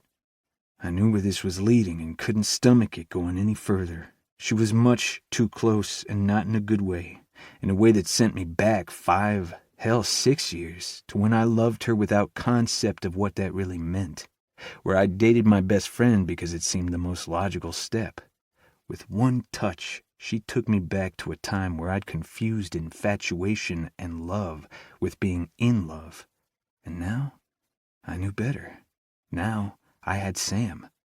Grace was an anachronism in my life, and as much as I'd missed her, as easy as it was to remember how I felt, she wasn't what I needed, because I wasn't the same guy who'd loved her in high school. I cupped her cheek in my hand and prepared to shatter her again. It's been 5 years, and I know this is hard to explain, but my feelings for you... I took a breath and prepared for the worst. "Grace, I'm in love with Sam." I knew it. She kissed me before I could get it out. A faint clicking sound resonated in my brain. I froze. Her lips on mine were familiar and foreign at the same time. The wrong texture, the wrong pressure, the wrong taste, because she was the wrong woman. I jerked back to break the kiss. "Grace, we can't." "Oh, please, don't stop on our account," Josh said from behind me, his voice dead and even. That clicking had been the door opening. I turned slowly, my hand falling away from Grace's cheek. Sam stood next to Josh, her eyes wide, her lower lip trembling. He stepped in front of her and used his arm to guide her around his back as he murdered me with his eyes. He was protecting her? From me? Because Grace was in my lap, with her hands in my hair, wearing my sweatshirt, and Sam had walked in to see my hand holding Grace's face as she kissed me. Fuck my life. This was the shit that happened in movies, not real life. "Sam, this isn't..." "Shut the fuck up, now." Josh enunciated each word more than clearly. Then he turned so I couldn't see Sam and took her upstairs, guiding her under his arm. I all but dumped Grace onto the couch and ran. "Sam!" Josh stood in her doorway. "No. Turn your ass around and go back downstairs." He may have had a couple inches on me, but I had at least 30 pounds of muscle on him. Move. I need to talk to her. I love you like a brother, but I'm 2 seconds away from beating the shit out of you, Josh fired back. I stepped toward him. No offense, but we both know how that fight would end, and I'll finish you if it means I get to Sam.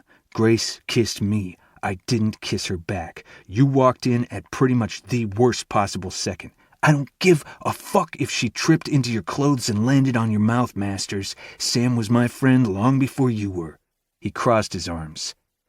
Let him in, Josh, Sam said quietly from inside her room. Can I hit him first? My eyes narrowed, but he looked unapologetic. No, she responded. Just let him in. I'll be fine. I'll be downstairs, he said to her, looking straight at me. I'm the guy who turned himself in with you for that fucking polar bear walker. You really think I'd hurt her like this on purpose? I don't care about the why, only that you did. He stepped to the side, and I headed into her room. She pulled down a suitcase and 2 large duffels onto the bed and was stuffing them with her clothes. Where are you going? Away from you, she answered, pulling another stack of clothes from the closet and shoving them into the suitcase, hangers and all. That was not what it looked like, and yes, I know how cliché that sounds. You're right, it is cliché. Then again, so was walking in on you and your girlfriend. God, I'm so fucking stupid. I knew, and I still let it happen. Stop, Samantha. Talk to me. She spun, the streaming tears only making the green of her eyes brighter. Misery was etched on every line of her face. What is the point? You can't leave, not like this. Then how? Maybe the next time when I walk in to see your girlfriend wearing your sweater, then your boxers, your mouth. She kissed me. I stopped it. She clapped. Bravo. Extra points for stopping it after you obviously let her onto your lap and into your arms. Shit. She's right. You're right. God, Sam, you're right. I should have stopped her when she laid across my lap while I read to her. I should have told her about us right then. I shouldn't have asked you to wait, she said, then pressed her lips together as more tears fell. We both made mistakes, and we handled this all wrong. Let me get her back to North Carolina, and we'll figure this out between us. She shook her head. There's no us. We're done. My breath rushed out like I'd been punched. It hurt. Fuck did it hurt. I blinked, half expecting to see Sam holding my ripped-out heart in her hand. I didn't kiss her. I believe you. My mouth opened and closed a couple times, unable to find the words. Then what the hell are you doing? Just because you didn't kiss her today doesn't mean it won't happen. I've sat here for 3 days and watched you with her. You guys touch each other without noticing. Yesterday at dinner, she drank your sweet tea when hers was gone. You didn't blink. Just took a sip and put it back next to her plate. I tried to breathe. I guess I fell into old habits. And how long until you fall back into the habit of sleeping with her? You've loved her your whole life. You told me so. I wouldn't sleep with her. That would never happen. I reached for Sam and she stepped back, bumping into her dresser. Well, this morning I would have said that you'd never kiss her either. And last week I would have said that she wouldn't be sleeping in your bed. Do you not see the progression? How stupid do I have to be to stay and watch this happen? Do I need to wait until you accidentally put a ring on her finger? She let loose a self-deprecating laugh that I instantly loathed. Then again, with my track record, a ring probably wouldn't stop me. I'd still let you fuck me while your wife slept across the hall and you snuck out at sunrise. Sam. Because that's what you do to me. How crazy I am for you. How much I love you. I would sacrifice everything about myself to have those moments with you. I know because I'm already doing it. And I'm worth so much more than that. She sobbed the last sentence, and I died a little more. You are worth everything. She shook her head. But you can't give me everything. There will always be a part of you that belongs to her. That's not true. You have me. If anything, the last few days had only made that clearer. Oh my God, look at your life. Everything you've done has been for her. The constant flights home, this driving need you have to be top of the OML so you get your first choice duty station, fighting for North Carolina so you can be closer to her. I grew up in the Army, Grayson, and I know that there's not that many people requesting North Carolina, but you're killing yourself on the off chance you have to beat someone out. All for her. There's no room for me. How can there be room when you have one foot out the door at all times? I fired back. Would you stay? Just waiting to be broken down little by little? Watch your heart shrivel and die when you see phone calls and text messages and accidental kisses? For you, I would endure hell. Fire, damnation, all of it, without question. Grayson, I love you too much to ever ask you to, and therein lies the difference. My hands ripped over my hair, desperate for a grip on anything at this point. Do not do this. Do not leave me. I will get on my knees if that's what you need, but don't give up on us. Give me one good reason. Because I fucking love you. The words carried through the room, the hallway, the house, my whole soul. I'm in love with you, Samantha. You own me. Body, heart, mind, soul. Whatever there is to give, it's yours. Her shoulders sagged, but instead of looking relieved at my confession, she looked defeated. I waited so long for that, she whispered. I should have told you sooner. I gambled and stepped closer, bringing my hand to her soft, wet cheek, and used my thumb to brush away a new trail of tears. Sooner? How long have you known? Since you stood up and yelled at my family that night, at my parents. I smiled at the memory. I've never had anyone defend me. Why did you wait so long? Her eyes lit with a sliver of hope. At first, because I didn't recognize the emotion. It was so much stronger than anything I'd ever felt, and it scared me. But then Grace woke up, and I knew I couldn't say those words to you without having my shit straight. You deserved someone who had everything together in his head, who knew his path. The hope in her eyes died. What? What did I say? You didn't know who you would choose, Grace or me. She pulled back, and I lost my hold on her. I never said that. You didn't have to, and I don't blame you. I don't blame you for any of this, Grayson. You are amazing. Strong, tender, smart, kind, and just enough of an ass to dish back my crap at me. You are everything I needed, and you saved me when I was pretty sure I wasn't salvageable. I won't stand between you and your miracle. What? I know you love her. I know what losing her the first time did to you, and I won't be the person responsible for it happening twice. You kissing her may have been an accident, but crap like that doesn't happen without underlying emotions. And you saying you love me minutes after I find her in your arms? Love doesn't work like that. Sam, don't do this. It's already done, Grayson. I fell in love with you, and your lost love came back to life in this honest miracle. How could I possibly say that I love you and not do what's clearly best for you? It's not already done. Your stuff is all still here. I'm here. You're here. Grayson! Parker yelled up. It's time to leave for the airport. Have Josh take you, I shouted. Seriously? She said from the doorway. You're not going to take us yourself? She took in the scene and backed up. Whoa. I guess you finally saw it, didn't you? His future? She asked the question softly, without the usual Parker bite. Get the hell out, Parker. Just take them, Sam pled. I'll wait downstairs, Parker said as she retreated. This conversation isn't done. We stood in stalemate, and Sam swatted away her tears. It's better this way. You're graduating in December, going to North Carolina. I'm not. What's the point of suffering like this for a few more months when we both know it's coming to an end anyway? Isn't that better? Make a clean break now and you can have Grace. You can be happy. I took her face in my hands again. I don't want Grace. I want you. I already waited too long. I can't afford to fall apart any more than I already have. Panic took hold, threatening to close my throat. I told you I will always catch you. But you didn't. Not this time. Another tear slipped unnoticed down her cheek. We're not at the bottom yet, Samantha. Have a little faith.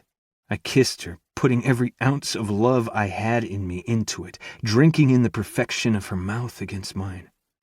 You were made for me. This right here, this is everything." She parted her lips and I slipped inside, melding us together in the only way I could. Our bodies had always communicated better, so I let them. She melted into me, and I almost fist-pumped. Instead, I kissed her harder, deeper, committing myself to her whether or not she wanted me to, and she gave back everything I knew she was: sweetness, passion, completion. I broke away first, and then kissed her one last time because she looked so damn kissable. "Stop packing. We'll figure this out when I get home." She shook her head. I love you, Grayson Masters.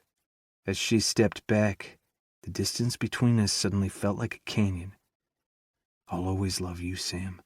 She needed the reassurance. I got that. I know. But can you honestly tell me that you'll never love her again? Can you know that? I blinked, and my mouth wouldn't work. I knew the right answer, but it wouldn't come out. Love Grace again? I'd never stopped, but it wasn't the same as what I felt for Sam. The two couldn't be compared. That's not fair. Because you can't say no, and I can't blame you. Sam's posture drooped. "Grayson!" Parker yelled. "But I can't stay. Second place isn't good enough. Not anymore." My throat threatened to close. "Wait, and we'll talk when I'm back. Just wait." She flattened her lips and nodded. "It's not like I can pack out of here in an hour anyway." "Stop packing and wait. I'll be back as soon as I can." I moved forward quickly, pressed a kiss to her forehead, and whispered, "I'm in love with you. Just trust me." She didn't answer, and I didn't wait. Grace and Parker were both silent all the way to the airport, but I didn't care much. My head was too full of Sam, of what I could say or do to bring us to solid ground. At least the door was open. I lifted Grace into her wheelchair, got them checked in, and then brought them to security at the small airport. "You good to go?" I asked. Parker nodded and then stood to the side so I could say goodbye to Grace. "I love seeing you, but I need some time." "You're in love with her? Sam?" Tears filled her eyes. "Yes, and I'm sorry it hurts you. For the last 5 years I've been waiting, and I thought it was for you to wake up, to finally be together. But the more I think about it, I was always waiting for her to wake me up. I can't live without her." She nodded and gave me a watery smile. "I understand. I only want you to be happy, Gray. That's all I've ever wanted." I crouched down to her eye level. "I know. You're my starboard, my right hand. But she's my squall, this crazy storm that I never saw coming. I can't let her go. I have to buckle up, hold on, and steer where she's headed because nothing else could compare after loving her." She squeezed my hand. "She's lucky. You both are. I'll always be your friend, and I'll always be here. Bye, Gray." "Bye, Grace." I left them at the airport and raced home, breaking every speed limit from Dothan to Enterprise. We were in the open, everything behind us. We could make this work. I pulled into the driveway and barely had the engine killed before I was out and running for the front door. It swung open before me and I raced up the stairs. "Sam, I'm home," I called out and knocked on her closed door. "Sam?" I knocked again and then opened it slowly. Fuck. No. I lost the ability to breathe, my lungs searching for air that simply wasn't there. Her room was empty, furniture and all. I laced my fingers on my head and walked a small circle in the room. I'd only been gone 2.5 hours. That was it. But she'd erased herself completely, like she'd never been here at all. But my pulverized heart wore the scars that proved she had been. She'd given up, left, didn't trust me to love her. How the hell could I fight for someone who had no faith in me? Chapter 26. Sam. "There you are, you vampire," Avery said as I walked into the gym. "Hey, yourself," I replied, and plopped my bag on the desk. It was a fitting description, really, since I felt like the living dead. In the 3 days since I'd left Grayson, Maggie had been nice enough to move my shift to nights, when I knew from Jagger that Grayson was flying. So what if my schedule revolved around his? At least it meant that I had no chance of running into him, which was exactly what I needed. It also helped that Paisley hadn't told him that I'd taken over her room and now lived with Morgan. Not that he'd asked, or texted, or called, or anything. What brings you out during daylight hours? Connor is on shift right now. She didn't bother taking her eyes off Grady as he worked on his lats. Your mom needed help with the schedule. Of course I'd said yes, then waited until after 6:30 p.m. to come in. She replied. How's your homework? I waited for her to respond, then bopped her on the head with a pencil when it became obvious that she wasn't going to. Avery, homework. Ow! She rubbed her head and finally looked over at me. Wow! You look, I raised an eyebrow at her. Swollen? She answered with a smile. That's what happens when you can't quit crying for 3 days. Rough few days. Enough about me. What's going on with homecoming? Her eyes flew toward the machines again. Nothing. Does he have a date yet? She shook her head, tucking her hair behind her ear. I don't know why I'm holding out hope, really. I'm just like his office supply store. You don't know that, I said. You're beautiful and smart. Grady would be lucky to have you as a date. Sure, if he liked dating the bottom of the social food chain. She tapped her pencil on her trig book and sighed. I couldn't hide my smile. What? You think this is funny? This is my life. Her forehead hit the book.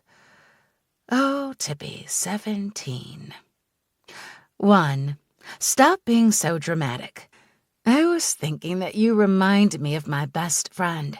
She had this thing for this ultra-popular hockey player when she was a sophomore. He was a senior, so she thought she didn't have a chance. She didn't do anything about it, and he went off to college. She rotated so her cheek lay against the book. That's the most depressing story ever, but thank you. Not really. Turns out he'd had a thing for her all along. She sat up and leaned in. Really? What happened? They met up again when they were in college, and they're madly in love. Like off-the-charts kind of love. They've been together over a year now. Her gaze flickered toward Grady. See? It's possible. So don't be so hard on yourself. Stop letting where you think you rank or anyone's opinion define you. You'll be a hell of a lot happier once you do.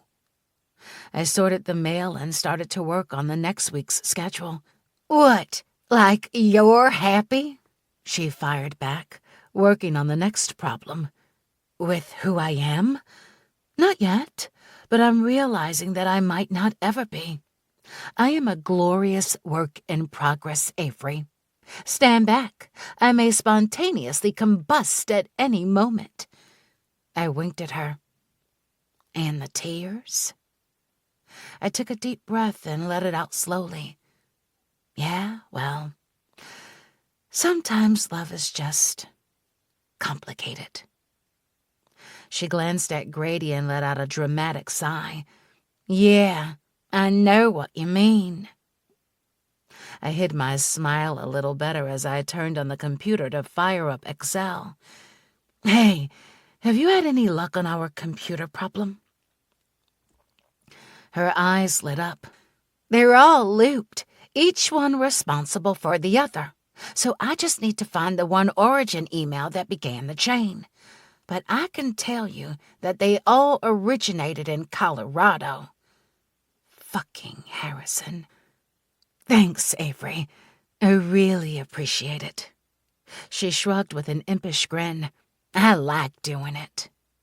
A weight clanged to the ground, and Grady bounced on one foot. You okay? I called out. Grady, You all right? Avery said at the same moment. He turned scarlet and picked up the small dumbbell. Yeah, all good. I didn't miss the way his eyes dropped away from Avery when he picked up the weight. Interesting. He quickly retreated to the locker room. I finished the next month's schedule quickly and printed it as Grady walked out of the locker room, his black backpack slung over his shoulder. Is that the same backpack he uses for school? Yep. She popped the P. He brings it to every class. Okay, well, I'm done here. You good with your homework? I stood in a hurry. Yeah, I think I'm getting it. Sounds good, I said, and nearly ran to the front entrance, throwing open the glass door with more energy than I'd had in the last 4 days. Grady stood 2 cars over, digging through his backpack, muttering about his car keys. Perfect. I snuck over, quiet as I could be, until I was only a foot away from his back. Hiya, Grady, I squeaked. He jumped, losing the grip on his backpack. It hit the pavement, spilling open. Dozens of pencils rolled onto the car. Oh, I'm so sorry. Let me help you with these. I picked up all the pencils but pocketed one without him noticing. You like pencils, huh? No problem, Miss Samantha. And, yeah. He stood, his face flushed, and damn near raced to get in his car. Once he had peeled out of the parking lot, I skipped back into the gym. What are you doing back? Avery asked. I leaned over the front of the counter and grabbed the fine-tip permanent marker. A few seconds later, I'd scribed the word homecoming along the shaft. Give this to him when he asks for a pencil tomorrow. She took the pencil and scoffed. Yeah, right. Woman to woman, trust me. You're not his office supply store. A faint hope sparked in her eyes, and I smiled. First love was so freeing, like the first wing beats of a baby bird on its fall from the nest. It was the messy, quasi-adult kind of love that plucked your feathers until you fell from the sky. I headed out, this time grabbing my keys, and nearly ran into Josh as he opened the door. Hey! Hey, Sam. He assessed me, no doubt looking for the telltale signs of heartache like puffy eyes, dark circles, generally unkempt hair. I was rocking all 3. You been okay? I nodded. No. Yeah, of course. Morgan is actually a ton of fun. Thank you for getting me out of there so quickly the other day. I didn't know you could move furniture that fast. I'm a man of many talents. So I've heard. I smacked myself in the forehead. That was so wildly inappropriate. I'm sorry. He laughed. I'll be sure to tell Ember. His smile fell. Seriously, though, you're okay? My smile fell. How is he? He's got a wall up. Go figure. It's not like I expected him to break out the ice cream and pour his heart out to you guys.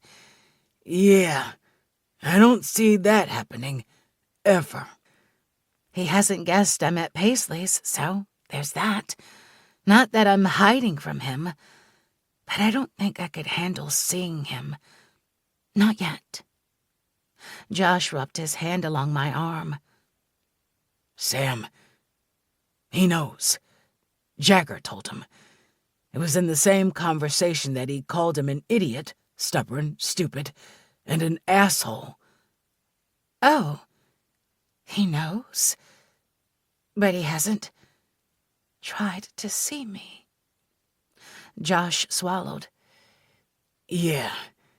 He said something about no fight without faith, and then went for a run, a 10-mile run, in the rain.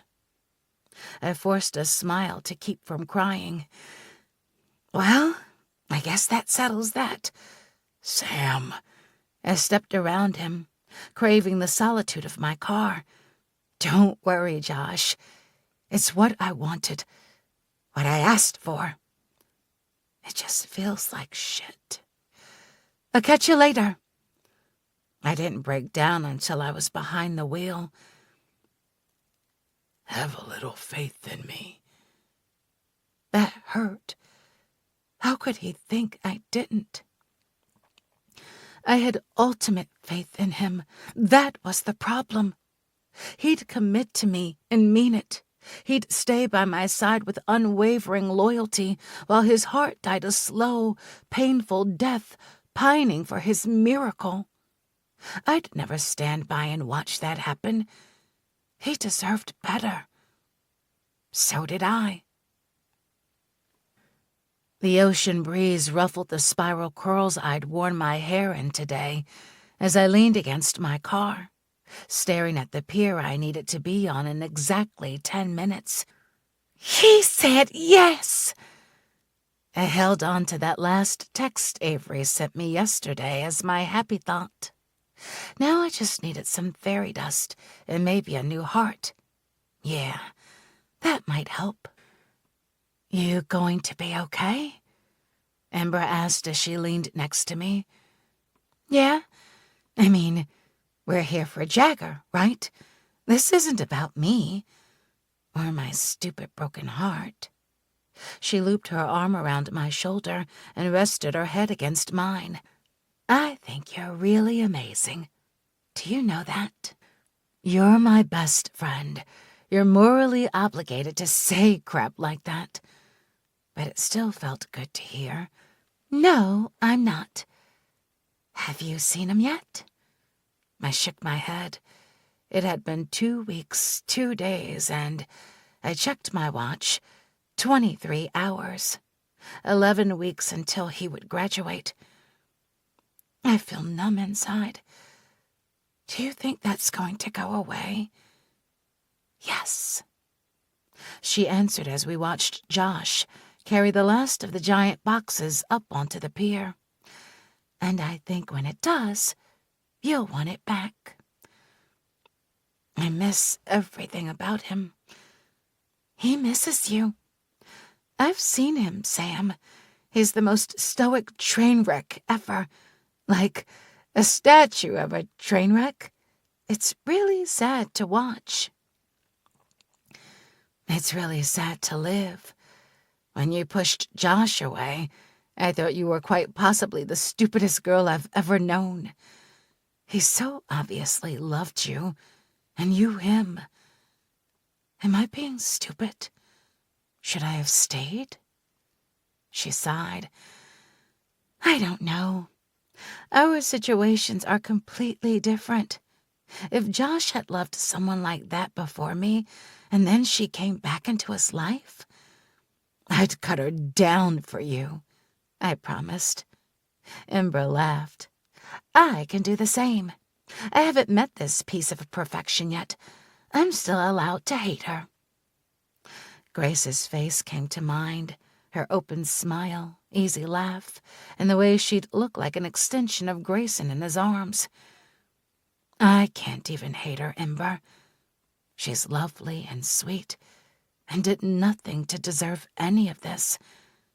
Neither did you. Ember lifted her head and turned to face me. Sam, you didn't do anything to deserve this pain. This isn't because of what happened with Harrison. It's not some crazy fated retribution. What you're suffering is far beyond anything karma could give you. I'm not sure about that, I said quietly. Well, I am. So I can believe it enough for both of us until you do too. Josh jogged toward us, and I pulled my shit together. Is he here yet? No, he had an errand to run or something. You going to be okay? He asked, pulling Ember into his side. They couldn't be in the same airspace without touching. Yeah, of course. We're here for Jagger, so let's rock this. I shoved the pain back deep into the box I'd kept it in for the last couple of weeks. It was safe there, contained. We made our way up to the pier and took our designated spots behind the railing. Each of us had one of the large crates to open when signaled. I studied mine, determined not to screw this up. "It's this lever here," a lanky girl with enormous sunglasses said, sitting beside me. "Twist there and pull." "Thanks," I answered with a smile. There was something about the shape of the girl's face that reminded me of someone. "Hi, I'm Anna Mansfield. Bateman. It's complicated." She flashed me a closed-lipped smile and thrust her hand out to be shaken. "Oh, wow," I said, shaking her hand. "You're Jagger's sister, right? I'm Sam Fitzgerald. I've known him for a few years, since we used to live next door in Colorado. I have to admit, I've been so curious to meet you." She studied me from behind the glasses. "Well, I'm Jagger's twin, and I'm only here as a weekend pass from rehab. I'm a big fan of drugs, but they are not such a fan of me, it turns out." She sighed. "Sorry, it's easier to say it than have people whisper your dirty little secrets, you know?" I didn't bat an eye. I slept with my professor, found out he was married, clocked him in front of a crowd, and was expelled from my university. Did it feel good to hit him? Yes. She laughed. "I like you." "Likewise," I answered. "They're here," Josh Stage whispered, and we all hit the deck, leaning our backs against the railing. "Ember, Mrs. Donovan, you're on the banner, right?" "Joshua Walker, we've gone over this 15 times. I know when to release it. Mrs. Donovan knows when to release it. I swear, you'd think you were the one proposing." She pursed her lips at him. "Was that an invitation? Because I'd marry you so hard." He smiled at her, and she laughed. "Pay attention to your birds," she chastised, but flashed him a grin. I looked at the lever in front of me. "Lift and pull," I repeated, fingering the latch. "It's this one here. Slide it over, then lift up and pull it out." His voice washed over me, and my chest burned, trying to keep a lid on that damned box of feelings. Slowly, I raised my eyes past his light blue board shirts and tight white tee with Masters and Son emblazoned on the front until I reached his eyes. My breath abandoned me. "Can you do it?" he asked softly, despite the hardest expression I'd ever seen on his face. It was like he'd been carved out of stone, each line stiff, unyielding. But his eyes locked onto mine, and he was there. My Grayson. Lightning arced between us as if he'd touched me. God, I needed him to touch me, kiss me, remind me why love was worth the gamble, even when the outcome had already been determined. My lips parted, and his gaze dropped to them and then lifted to my eyes. Raw hunger radiated from him, the kind that used to end with me pushed against the nearest flat surface. My pulse jumped, remembering his hands on me, his tongue worshiping me, the way he gasped my name when I ran my lips down his stomach. My body hummed. "The birds," he whispered. "Do you have the lever?" How the hell was he speaking?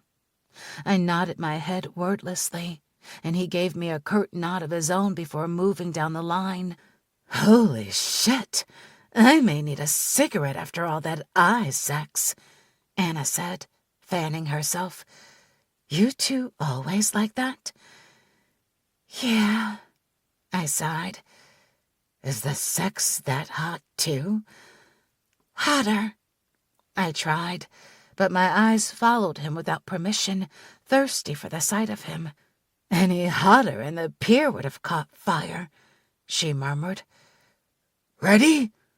Josh signaled. Banner! Amber and Mrs. Donovan unfurled the banner, and then we all stood. Jagger and Paisley were in the water beneath us, and my heart almost exploded from the love, the perfection of this moment for them. She said yes! Jagger shouted, and we erupted in cheers. I turned to the box. Slide, lift, pull. The doors flew open, and my birds took to the sky, joining the rest of the enormous flock. The sky turned white, and I laughed, unable to suppress the sheer joy of it. We all walked down the pier to meet them on the beach, and my footsteps felt light, easy. The breeze kicked up my skirt, and I used both hands to hold down the soft green eyelet fabric. Jagger carried Paisley from the water, and as soon as her feet touched the sand, she ran to her parents. They held on to her like she was their most precious possession, and then grabbed Jagger into the hug. Jagger reached for Anna and brought her in. I'd never seen anything as beautiful. My smile was so big that it almost hurt my cheeks, and tears pricked at my eyes as the moment overwhelmed me. This was the ultimate depiction of love in its most beautiful state.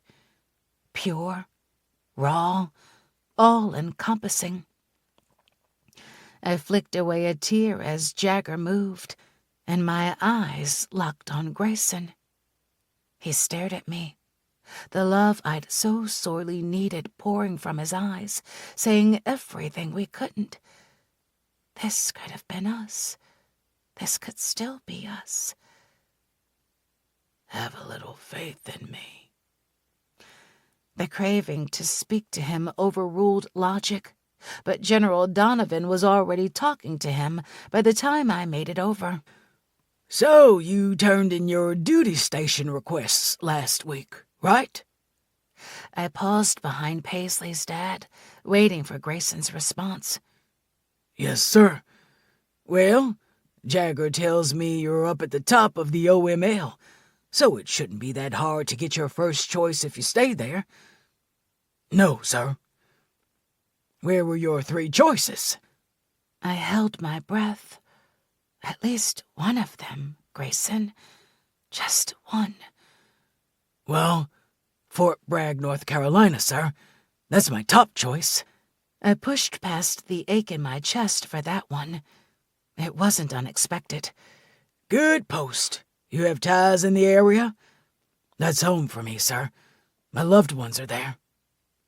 My ears roared, the sound louder than the ocean. And your other 2 choices? Fort Campbell, Kentucky, and Fort Stewart, Georgia, sir. That tiny swell of hope that had sprung up watching the proposal died a slow, agonizing death, bleeding out at my feet in a heap of regret. Well, if you can't get North Carolina, I guess those are the closest for you. General Donovan's voice faded as I walked away, my heart protesting each step as I made my way across the beach. Grayson knew I wanted to go to Colorado, and out of his 3 choices, none of them were even close. I was so fucking done with this. Sam! He called out from behind me, but I didn't stop. Stopping would mean surrendering to him, and I couldn't do that anymore. Please, say something. It was the plea in his voice that broke me. I turned and looked up at him, his frame so large he almost blocked out the whole sunset. What could I possibly say to him at this point? I miss you, I admitted. Every time I take a breath, my chest hurts because I miss you so much. And it hurts, Grayson. Everything hurts all the time.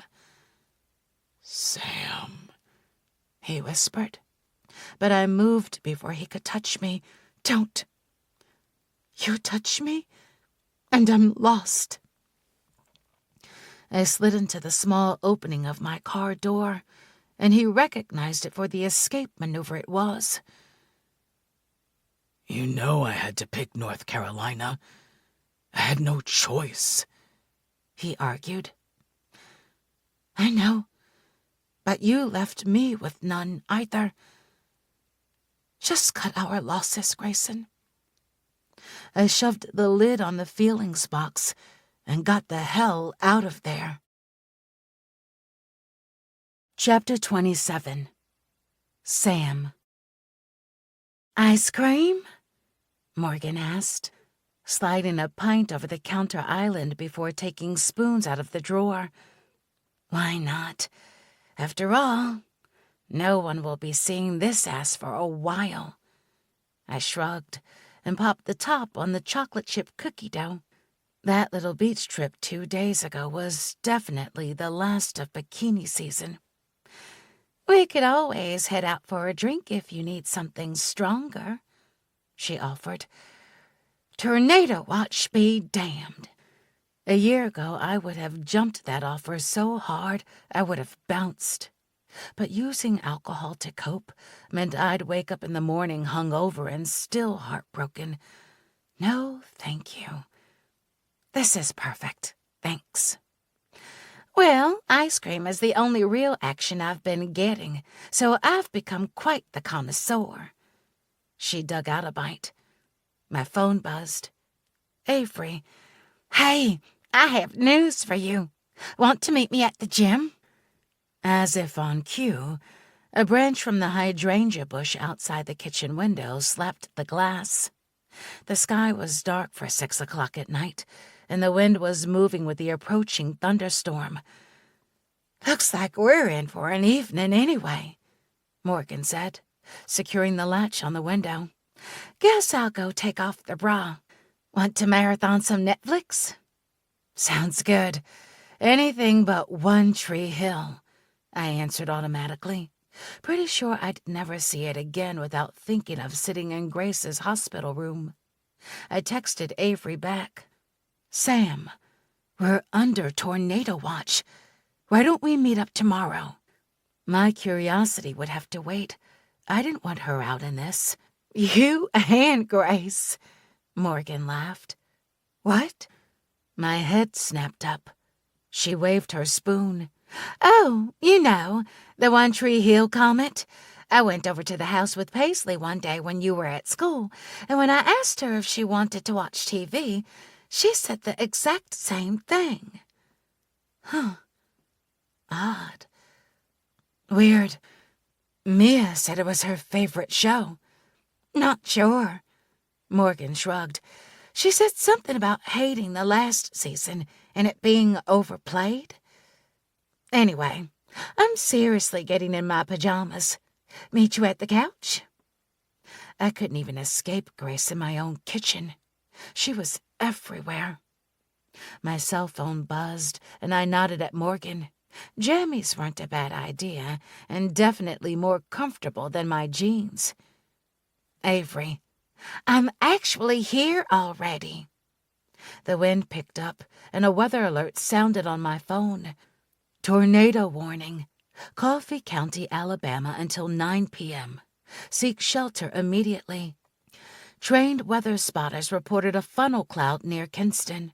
A tornado may develop at any time. Doppler radar showed this dangerous storm moving northeast at 45 miles per hour. Locations of impact include Enterprise, Fort Rucker. Take cover immediately. Crap. Looked like we'd be watching television from the cozy confines of the downstairs bathroom. Sam.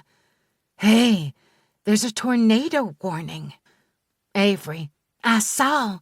Mom already shut the gym down. Sam. Good. Get home, okay? I took a bite of ice cream and savored the chill on my tongue. Since the proposal, I'd been numb. No tears, no pain, nothing. Even this tornado warning? Meh. Maybe I'd exhausted every possible emotion in my body, wrung myself dry until all that was left was an overdose of lidocaine that made me bite my tongue more than anything else. But maybe that was good. Maybe it would be easier to move on now. Avery. Grady dropped me off here. Mom is in Dothan. My stomach fell.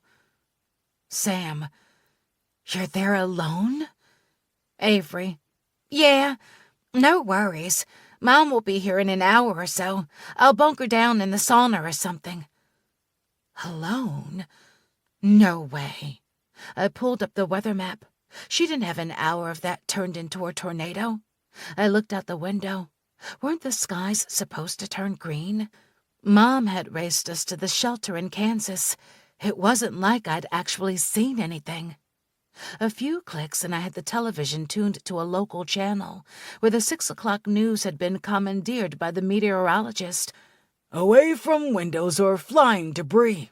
Again, a tornado has been spotted traveling northeast at what looks to be about 30 miles an hour.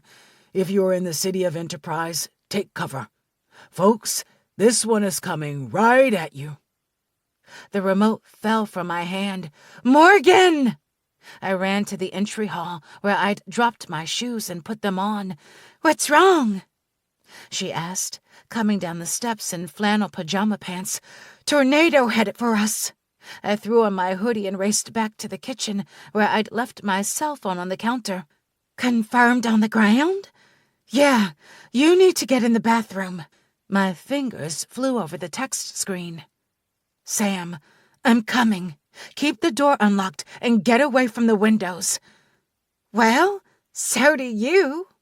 She grabbed the emergency pack from the hallway.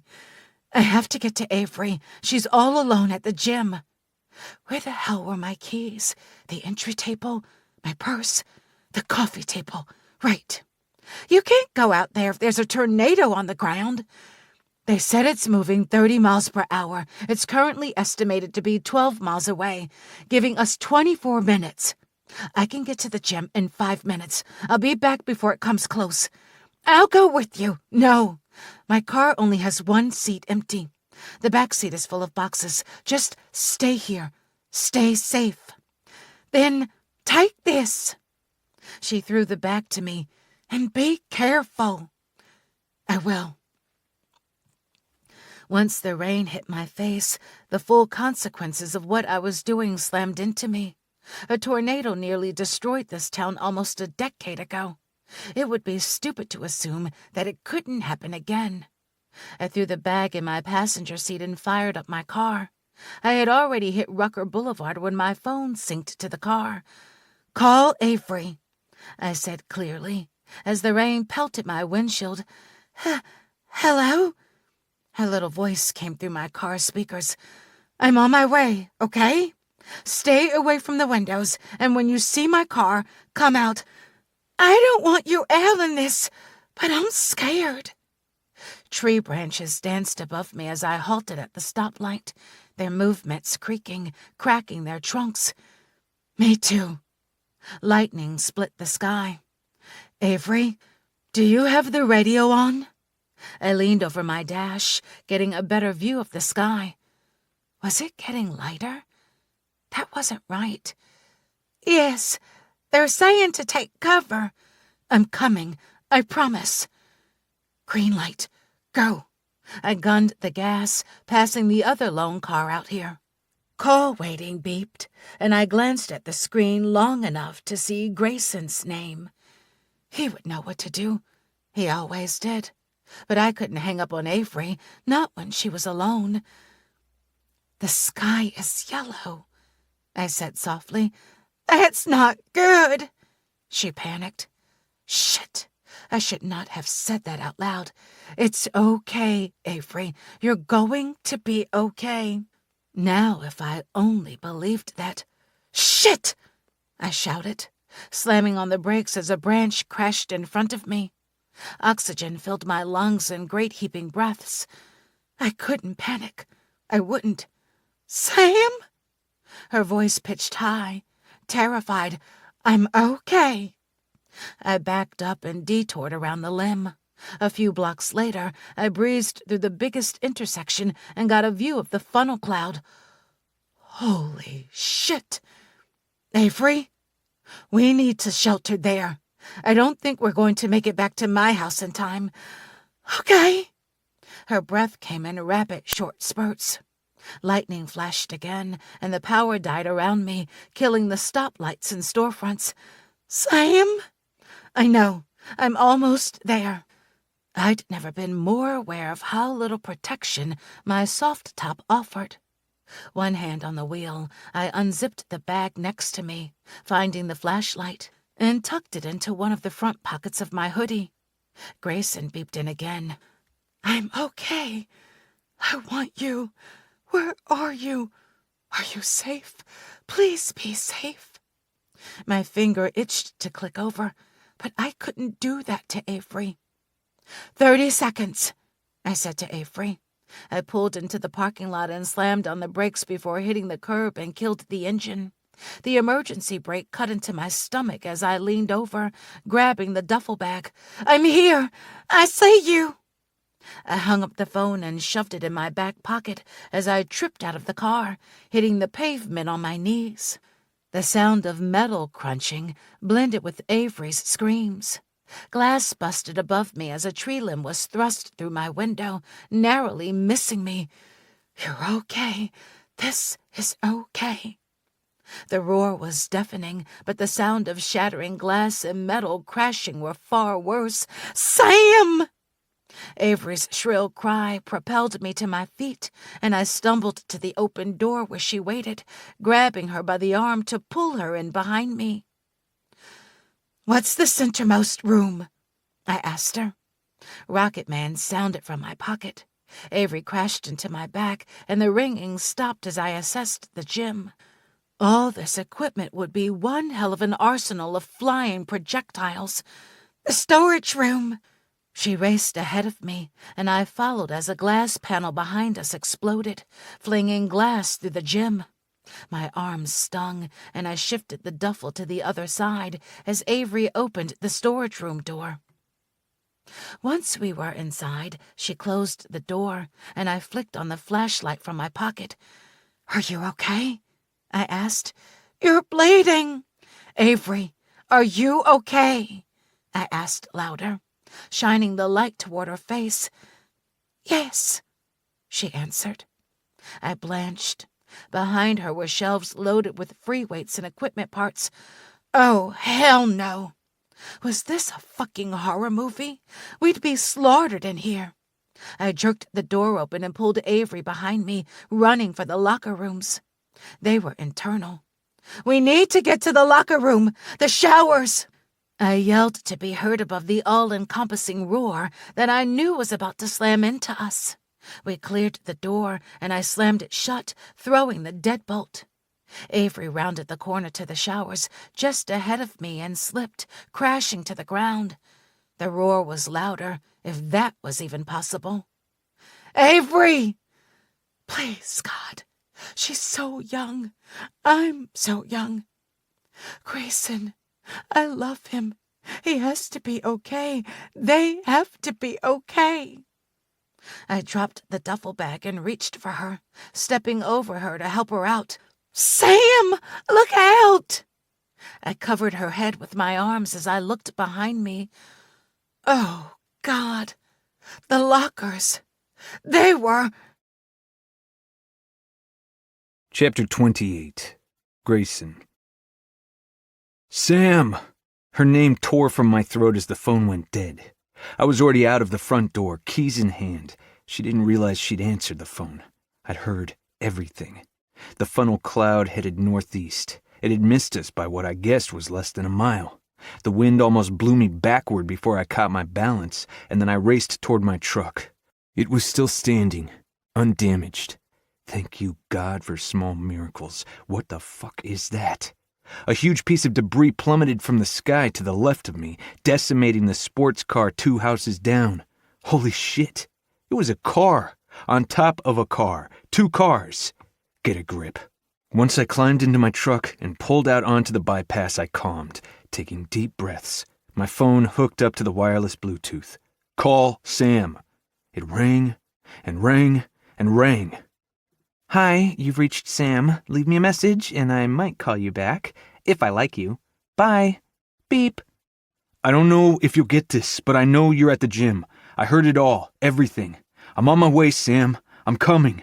I love you so damned much. Just hold on. You're tougher than this. You're a fucking squall. Nothing is taking you down, so you hold on. The longest 15 minutes of my life passed as I made my way to the gym.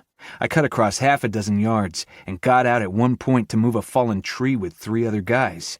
Fire trucks passed, sirens blaring. The devastation was... damn. There were no words. Roofs were ripped from houses, trees downed. People stood aimlessly in their yards surveying what was left.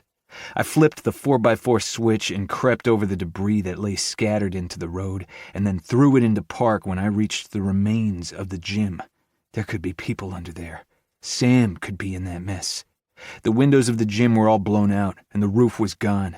It was a bare-boned structure, only the support beams remaining intact. I saw more than one treadmill attached to the trees that surrounded the gym. "Avery!" Maggie screamed behind me. She'd parked her car behind the truck. "She's with Sam," I answered. "Oh, thank God. Where are they?" I shook my head at the pile of rubble in front of us.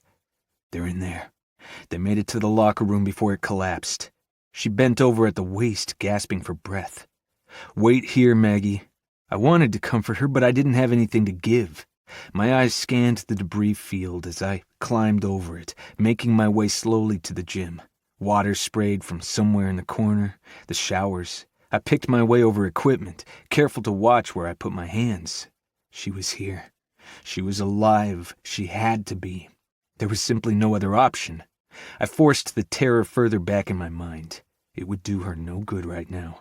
My foot fell through a hole in the rubble, and I hissed as the wood scraped my shin. Oh yeah, that was bleeding. I pulled my leg free and wiped the blood away. Just a scrape. Another couple minutes and I stood at the frame for the locker room. The handle twisted in my hand, but the door wouldn't budge. She must have used the deadbolt. Smart girl. Using my hand, I dug through the wood and mangled metal until I got to the floor so I could open the door. I had to be able to get her out. "Sam! Avery!" "Here!" The muffled sound came, and I nearly collapsed in relief. "Avery, I'm coming. Is Sam okay?"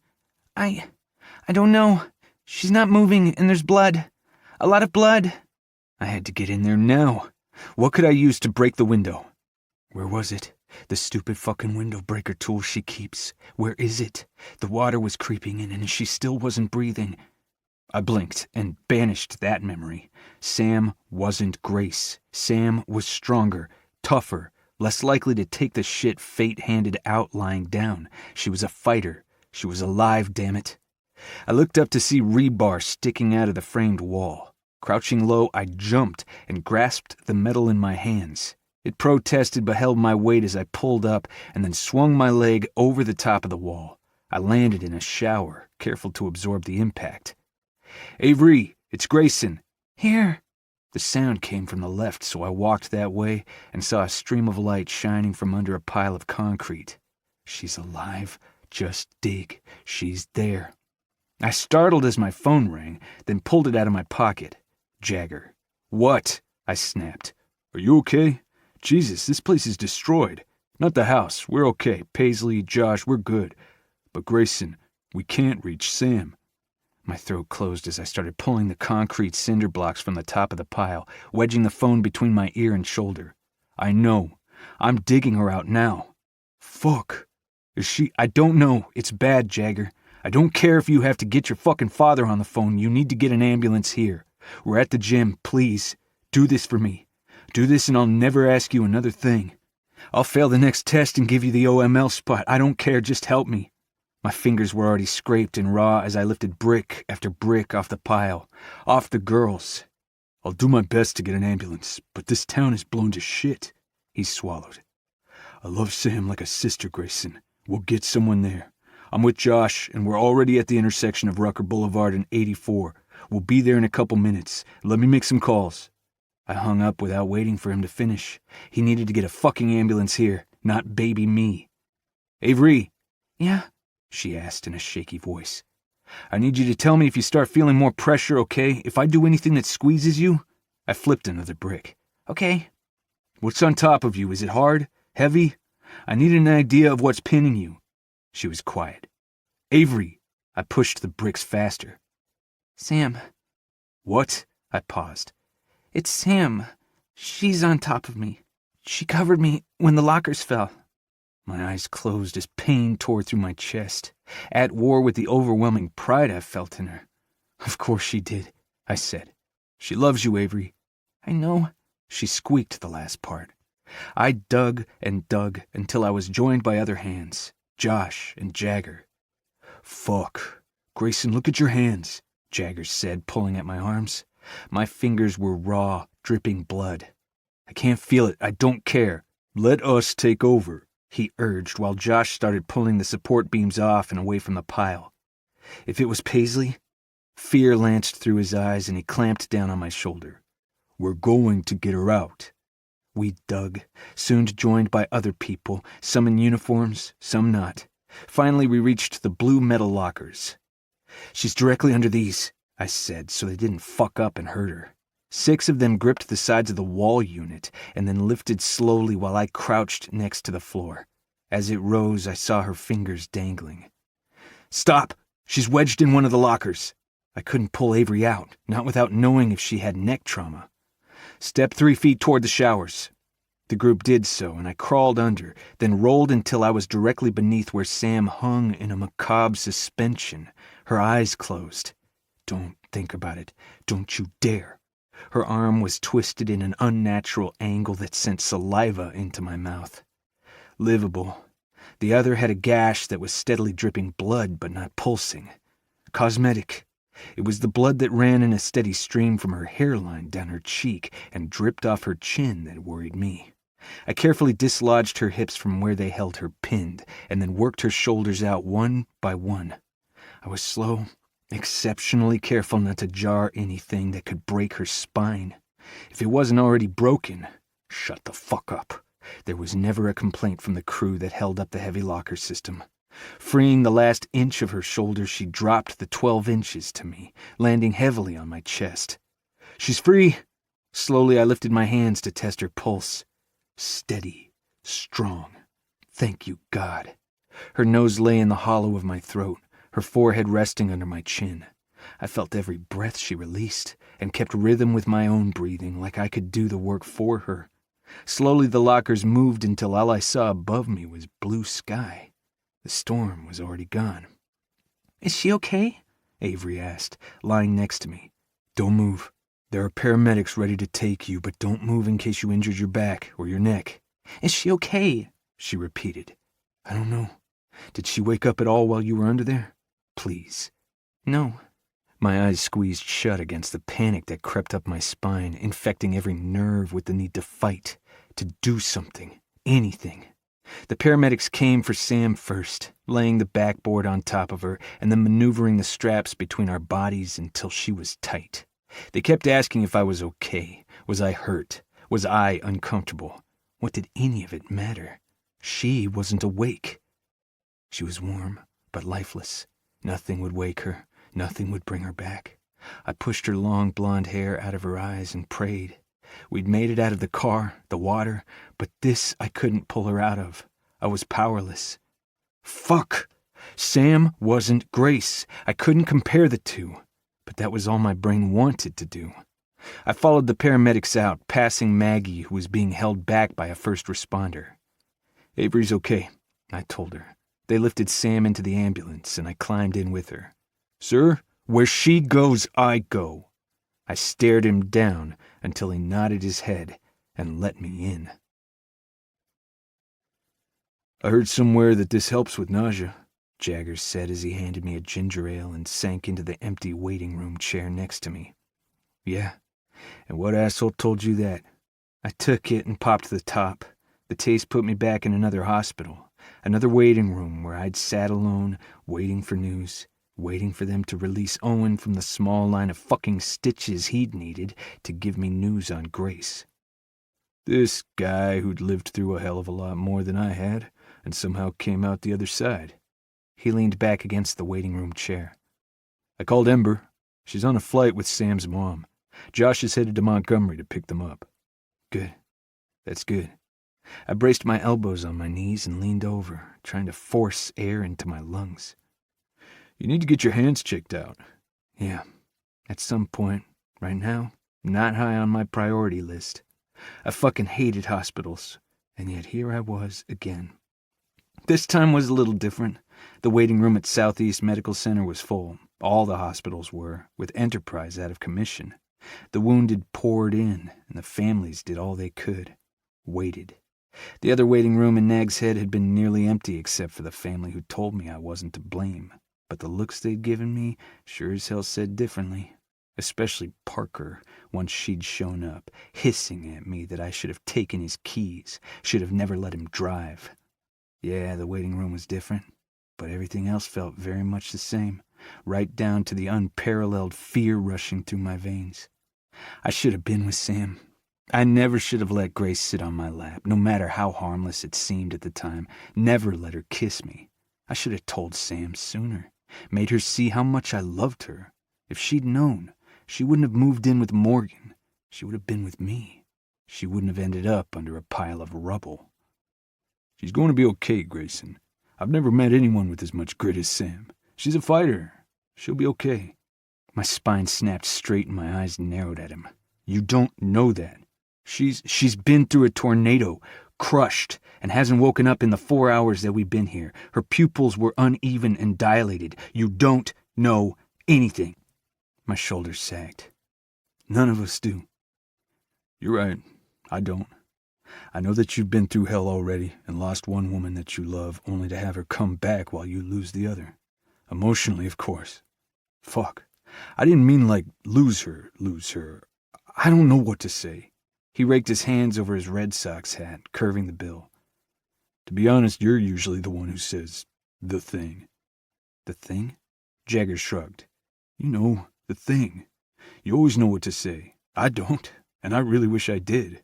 Especially now. I watched another doctor come in to talk to a different family. Yeah, well, that's probably because there's nothing to say. Not this time. Because this may have seemed a lot like a repeat of what happened 5 years ago, but this was so much worse. This was Samantha. My Samantha. Jagger slowly nodded. Okay. Then how about I just sit here with you? But this time I wasn't alone. Yeah. That'd be good. Her arm was fractured in 3 places. 1 broken rib, 1 laceration on her arm, 1 dislocated shoulder, multiple contusions, a definite concussion. And you are her next of kin? The doctor asked us 3 hours later as we stood outside the ICU. Yes, Jagger answered. I have her medical power of attorney. You what? I snapped, not caring that the doctor flinched. Sam's not an idiot, Grayson. She had it done before she ever agreed to move down here. Well, her mother did. With deployments and no grandparents, we're the only family she has. At least until her mom gets here, he said to the doctor. Inexplicable rage festered in my chest. If anyone was going to make decisions about Sam's health, it was going to be me, period. She has a concussion, and we're monitoring for any swelling in her brain. We've started a course of drugs to help, and we're oxygenating her. Right now, she's responding well. And if her brain swells? I asked, trying not to panic. If that happens, we'll have a couple options. First, we can do surgery to help remove the pressure. Or we can put her into a medically induced coma to let her brain rest. Or shut down, if you will. No! My voice echoed down the hallway. I grabbed Jagger's arm. I don't care if you're one of my best friends. You put her in a fucking coma and I'll put you in a grave. I wasn't letting Sam go where I couldn't follow her. Jagger's hand covered mine with a pat. Okay. He turned back to the doctor. We're nowhere near that yet, the doctor interjected. When will we know how it's going? He looked sideways at me, but answered. We're continuously monitoring her, but she looks promising. When can we see her? I asked. I needed to feel her warmth, her pulse. Once we have her stabilized. He excused himself and went back through the glass doors that separated me from her. I took 2 steps back, bumped into the wall, and slid down until I hit the ground with my arms on my raised knees. I need to check on Paisley, man. You okay for a minute? I nodded. And Avery. Check Avery. You got it. Jagger left. My phone rang and I answered with a mumbled, "Hello?" "Are you okay?" Grace asked. I stumbled through the story, glad to have her voice of reason with me. "You don't deserve this," she said after I'd finished. "Karma? Sure I do. What I did to you—" "Stop! Gray, you weren't to blame for that. Owen was. If anyone on the planet should be able to absolve you of that guilt, it's me." My head landed against the wall. Sam is the one who didn't deserve this. You were an innocent party.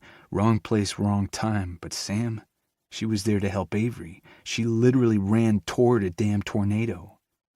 "She's brave," Grace said softly. "Yes, and funny, and complicated, and sexy, and smart. But God, it's that heart of hers. I don't think I can live without. I don't know what life looks like without her in it. I keep thinking back to when it was you in there, while we were waiting to hear about your brain function." "How does this compare?" she asked. "Honestly?" "Of course. You might not be my boyfriend, but you're still my best friend. I know that might not be the same for you, that you've adapted to life without me, but I want to be here for you. So yes, honestly." I swallowed and let myself feel it for a second. The all-encompassing fear that threatened to kill my ability to think, to breathe, to imagine Sam lying there the way Grace had, or worse, burying her. It doesn't compare. "I'm so sorry I did that to you," she said softly. "No, I mean, this is a million times worse. I loved you. I thought you were my future. If not as my eventual partner, then always my best friend. But Sam, she's this wrecking ball who tears down my defenses and makes me feel, forces me to live. My need for her is about the same as my need for oxygen." "I'm sorry this is happening to you, to Sam. She's truly remarkable, Grayson." Her tone was honest, without sarcasm or malice, as she always had been. She is. And I'd been a damned fool not to show up on her doorstep every morning for the last few weeks and demand she come home, back to me. A bigger fool for not requesting Colorado when I knew that was what she wanted. The greatest fool for letting Dad's ultimatum rule my future. I hung up with her as Jagger appeared, thrusting a cup of coffee into my hands. "It's 2 a.m. It's either time for sleep or caffeine." I took the cup and a sip, wishing it burned more, hurt more, made me feel something. "Holy shit, is that Vivica Fox?" Jagger asked, his eyes wide as he stared down the hall. I leaned forward to see a beautiful, no-nonsense woman strutting down the hall. Ember, Josh, and Paisley all struggling to keep up with her. The way she held her head high reminded me all too much of someone else. That's Sam's mom. Has to be. She walked up to me, dropped to my level, eyed the blood covering my shirt, and took my hands. "You're Grayson." Her eyes, the same color as Sam's, locked onto mine. "Yes, ma'am." I steeled myself for the attack, the blame I knew I should shoulder. Instead, she cupped my cheek and pressed her lips together, her eyes shiny with tears. "She loves you." "I love her." She nodded. "Thank you. If you hadn't gone after her, dug her out, I think this conversation would be under much different circumstances." She squeezed my hands and then stood, entering the ICU with quick, sure steps. "How was the drive?" Jagger asked Josh. "Good, but the weather is going to turn to shit. A new front is pushing this way, and they're calling for another outbreak of tornadoes tomorrow." "Shit," Jagger muttered and kissed Paisley's head. They all took seats next to me, lining the hall outside the ICU. "You know there's a waiting room," I said. "We're good," Josh replied. An eternity later, Colonel Fitzgerald walked out, her face stern. I jumped to my feet. "Well?" "Her shoulder's been put back in. They're waiting for the swelling to go down in her arm before they reset the bones. Her laceration has been stitched." "Her brain?" I asked, and held my breath. She took a deep breath. "They've kept the swelling down. We won't be able to tell the damage until she's conscious." Where have I heard that one before? "Can I see her?" She shook her head. "Not yet. They barely let me in." I cursed as my cell phone rang. I'd forgotten I even had it in my back pocket. "Lieutenant Masters?" Fuck. A 2 a.m. phone call that started like that couldn't be good. "I am," I answered. "This is Major Davidson. I'm sorry to call you so late, but we have an emergency." His voice was clipped. "Yes, sir? If one of the guys in our class had gotten a DUI, I would kick his ass. We have another weather front pushing in, calling for tornadoes. We were lucky to suffer no damage to the aircraft during this tragedy, but we need to evac them all." "Yes, sir." My stomach clenched. "We've exhausted most of our experienced pilots today and don't have enough instructor pilots to move out all the aircraft. I asked the instructors for their best pilots, and your name came up." "Yes, sir," I repeated. "You're leaving at first light, which is in about 5 hours, so I suggest you get some sleep. You'll be front seating Mr. Stewman, your usual instructor. Risk assessment has been completed and we're good to go. We need to move these aircraft out. Oh, and I'll need Bateman, too." I couldn't leave. Not now. Not with Sam in the ICU. "Sir, I'm at the hospital right now. My ex-girlfriend, my brain clarified, was injured today and they're monitoring her. I more than respect and appreciate the offer, but maybe there's another pilot better qualified." "I'm sorry to hear that, Lieutenant Masters. She's not your wife?" he asked. "No, sir. Not yet." "Then I'm sorry to say that wasn't an offer, that was an order. We need you. I expect you at Cairns by 7 a.m. Get some rest." He hung up before I could even argue. "What's up?" Jagger asked. "We've been ordered to report to Cairns by 7 a.m. They need the 64s moved out to the evacuation zone for the new storms coming in." "Damn, they're letting you two fly long distance? I'm impressed," Josh added. This was one instance where I was anything but thrilled to be at the top of my class, or hell in the Army. I turned to Sam's mom. "I tried to get out of it. I don't want to leave her. But we have to go. Sam wasn't my wife. She had no legal standing or claim to me in the eyes of the Army, which meant I didn't qualify for any special consideration to stay by her side. And I'd signed a goddamned contract where I'd basically traded my autonomy for a commission in the United States Army. It was go or be charged absent without leave. She threw her hands up. "Not my chain of command. I can't do anything to help you with that. Orders are orders, but maybe I can help you here. Follow me." The door swished open and we walked into the ICU. The nurse at the desk cocked her head to the side. "Can I help you? This young man has just been called away on military duty. He needs to see his fiancée before he goes." She saw my wide eyes and whispered, "You do intend to marry my daughter, do you not?" "Hell yes, I do. Absolutely." "He didn't mention that they were engaged before." The nurse looked up at me skeptically. "It's so new that they both haven't really had time to process it." Colonel Fitzgerald smiled, and I stood stock still, knowing better than to try to lie.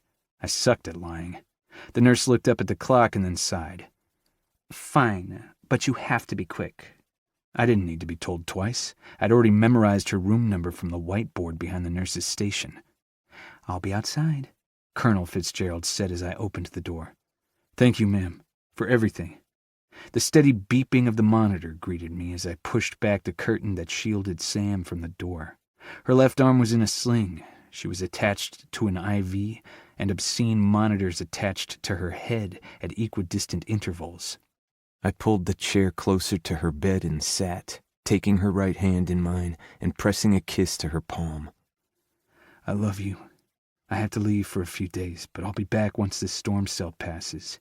Then you'll be awake, and we can figure out what the hell we're going to do. Because if this has taught me anything, it's that I can't exist without you. You broke down every defense and made me feel, so you better be around to help me figure out what to do with all these feelings. We have to find a way, Samantha. We just have to." I sat with her, watching her chest rise and fall with each breath. She would wake up. She was stronger than Grace, and if I repeated that to myself enough, I could get through this. She was going to wake up. "Hey," Colonel Fitzgerald lightly shook my shoulder and my eyes snapped open. "It's 2:30. You fell asleep. Probably a sign that you need to get some rest before you fly." My thumb stroked along the smooth skin of the back of Sam's hand. "I don't want to leave her." A soft, sorrowful smile came over her mom's face. "I never want to. It's the hardest part of my job, leaving her, especially when she doesn't have anyone else, really. But if there's anyone who understands duty and military orders, it's Sam. This is the only life she's ever known, Grayson. She was brought up in it, and something tells me she'll marry into it. She'll understand. She shouldn't have to. I should be here. We haven't spoken. My throat closed. I know. She told me. You two are the right people at the wrong time. Odds are stacked against you. I logically know that, and with that math-freakish brain of hers, so does Sam. But she's never been one to back down from a challenge or to take the easy route. She must get that from her mother. She laughed. Stop sucking up and get out of here. I'll stay with Sam. She won't be alone. With every cell in my body protesting, screaming to stay by her side, I leaned over Sam's bed and brushed my lips against her cheek. I love you, Samantha. Fight like hell. I'll be home soon. Please forgive me. I physically walked out of the door, but my heart stayed in that bed. Chapter 29. Sam. Everything hurt. I pried my eyes open, and the world came into focus. I was in a hospital. Where? Why? The tornado. I moved my head slowly and saw Mom sitting in a chair, reading on her tablet. Mom, I croaked. Her eyes flew wide, and she smiled just as big, dropping the tablet to the bedside table and pressing the nurse call button. Hey, Sam, relax. You've had a rough day. Water. My mouth tasted like a fuzzy animal had died in there. Where was Grayson? Was he okay? Was the house hit? She lifted the clear cup to my lips, and I took a few swallows. Better. Thank you. What do you remember? She asked. My face scrunched. We made it to the locker room, and then the wall came down. I think. Oh, God, how's Avery? She's fine. Only broke her pinky finger, and she's been sitting in the waiting room all morning. You did a damn fine job of protecting her, and I'm incredibly proud of you. She sat on the edge of my bed. Good. I'm glad she's okay. What day is it? Tuesday. You were only out overnight. They were worried about brain swelling, and you have a beautiful concussion. And the sling? I tried to move my arm and gasped at the pain that coursed through me. Fuck, that hurts. She quirked an eyebrow, but didn't chastise me for my language. Don't move it. You fractured it in 3 places and dislocated your shoulder. They'll remove the splint and cast it later today now that the swelling has gone down. I dragged my tongue across my incredibly dry lips. Grayson, I asked softly. That boy loves you, Samantha. She squeezed my hand. Where is he? Is he okay? I should have answered the phone when he called, if only to hear his voice. He's fine, other than some very pulverized fingers. At my face, she smiled. He's the one who found you, who dug you out. You're very lucky. Turns out he was on the phone. You must have inadvertently answered it. He heard you say locker room, so he knew where to dig. The gym is a total loss. A few square blocks of the town is, actually. They called it an EF3. He'd come for me. Found me. Where is he? Her face fell. You know the military. The best and brightest get hit the hardest. They needed spare pilots to evac the aircraft. He was ordered to go. So I swear to you that boy was broken up over it.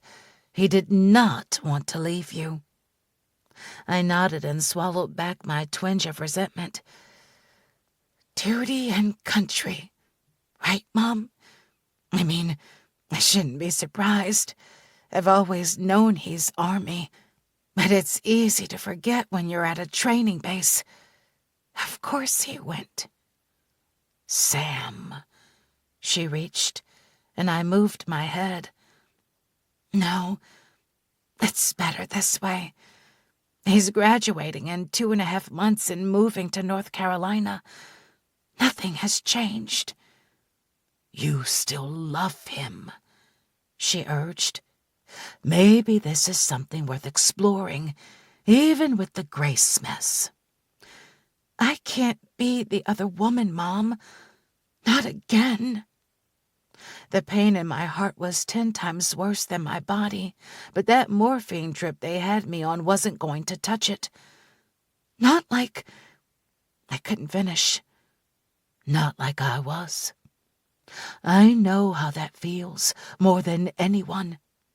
I have a life of regrets, Samantha, that I chose the wrong path, that I fell in love with the one person I couldn't ever have.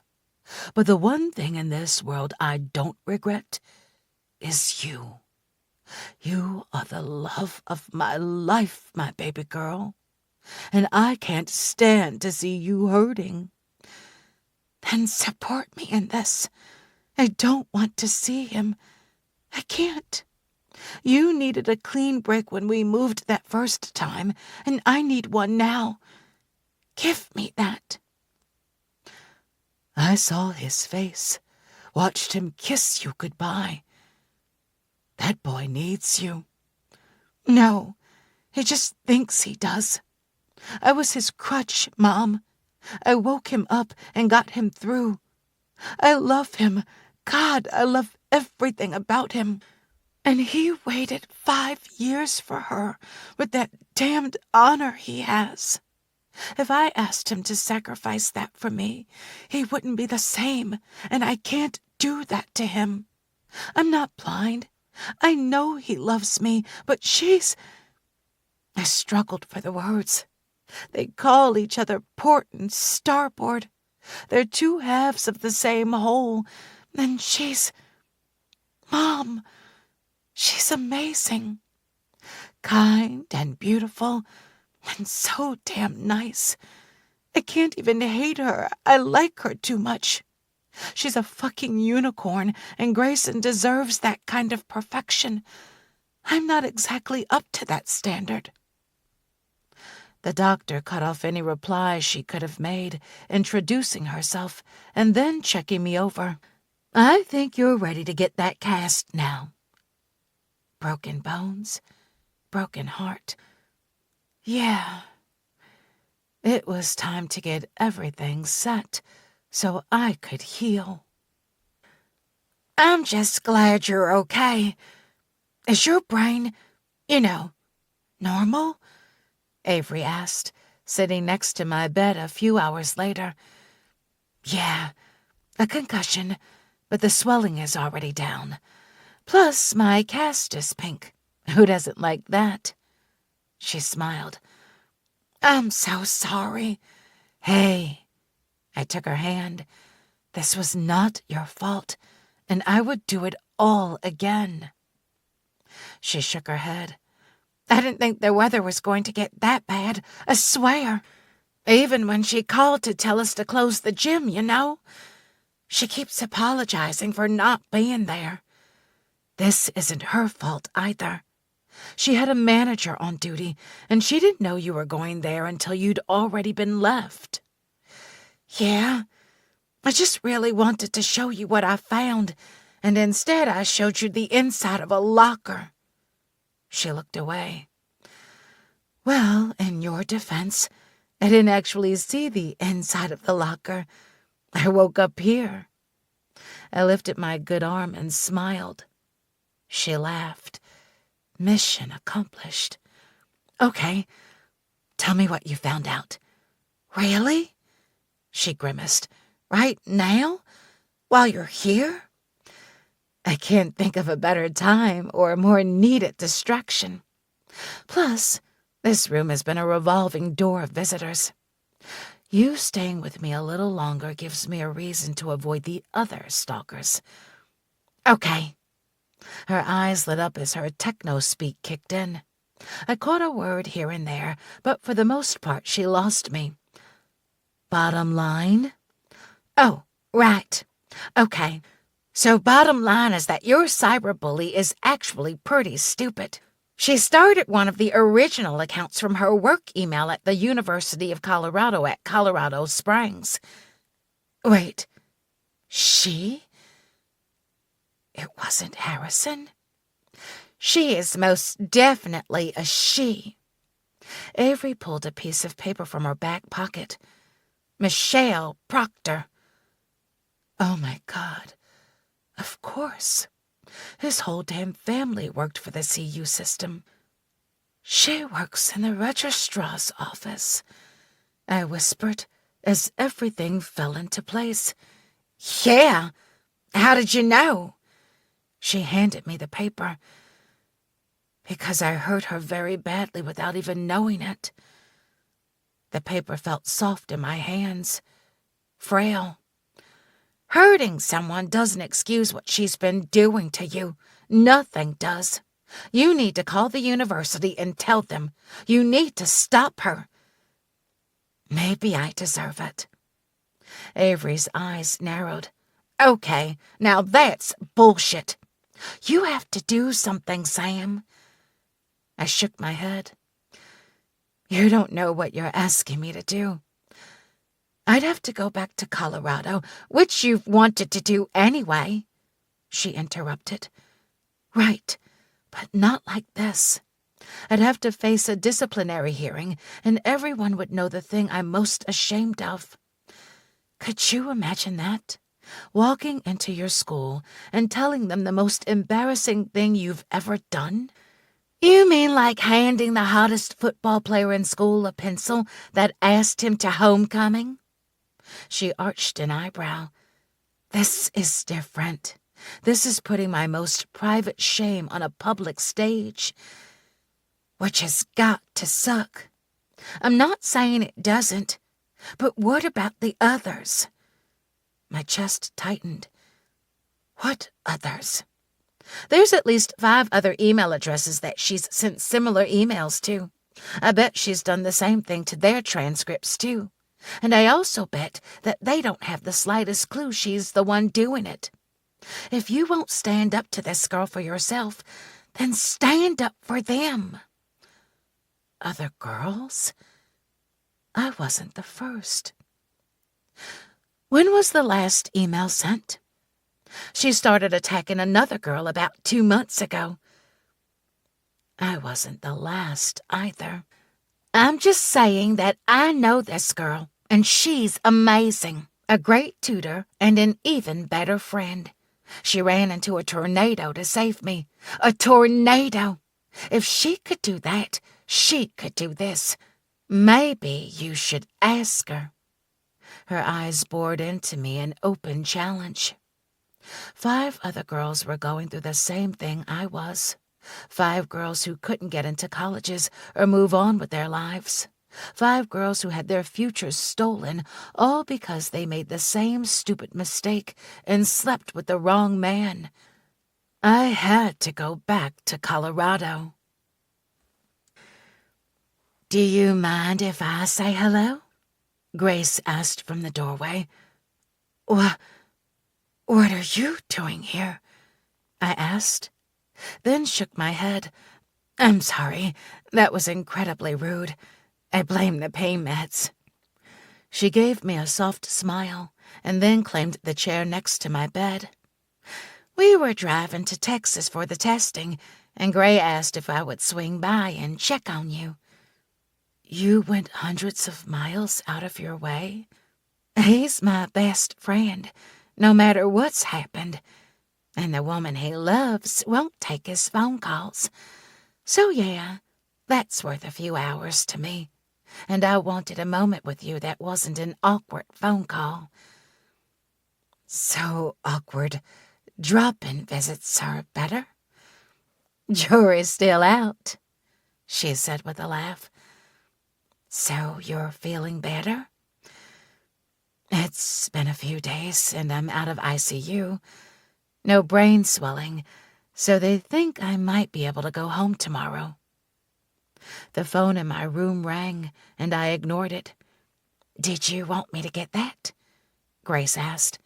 "No." "Oh, okay." We sat in silence until it stopped ringing. "So, Texas?" I asked, trying to move conversation along. She nodded. "Yeah, they need to poke me like a lab rat."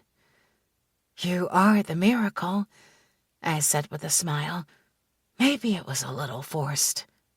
"Not really." Her smile fell.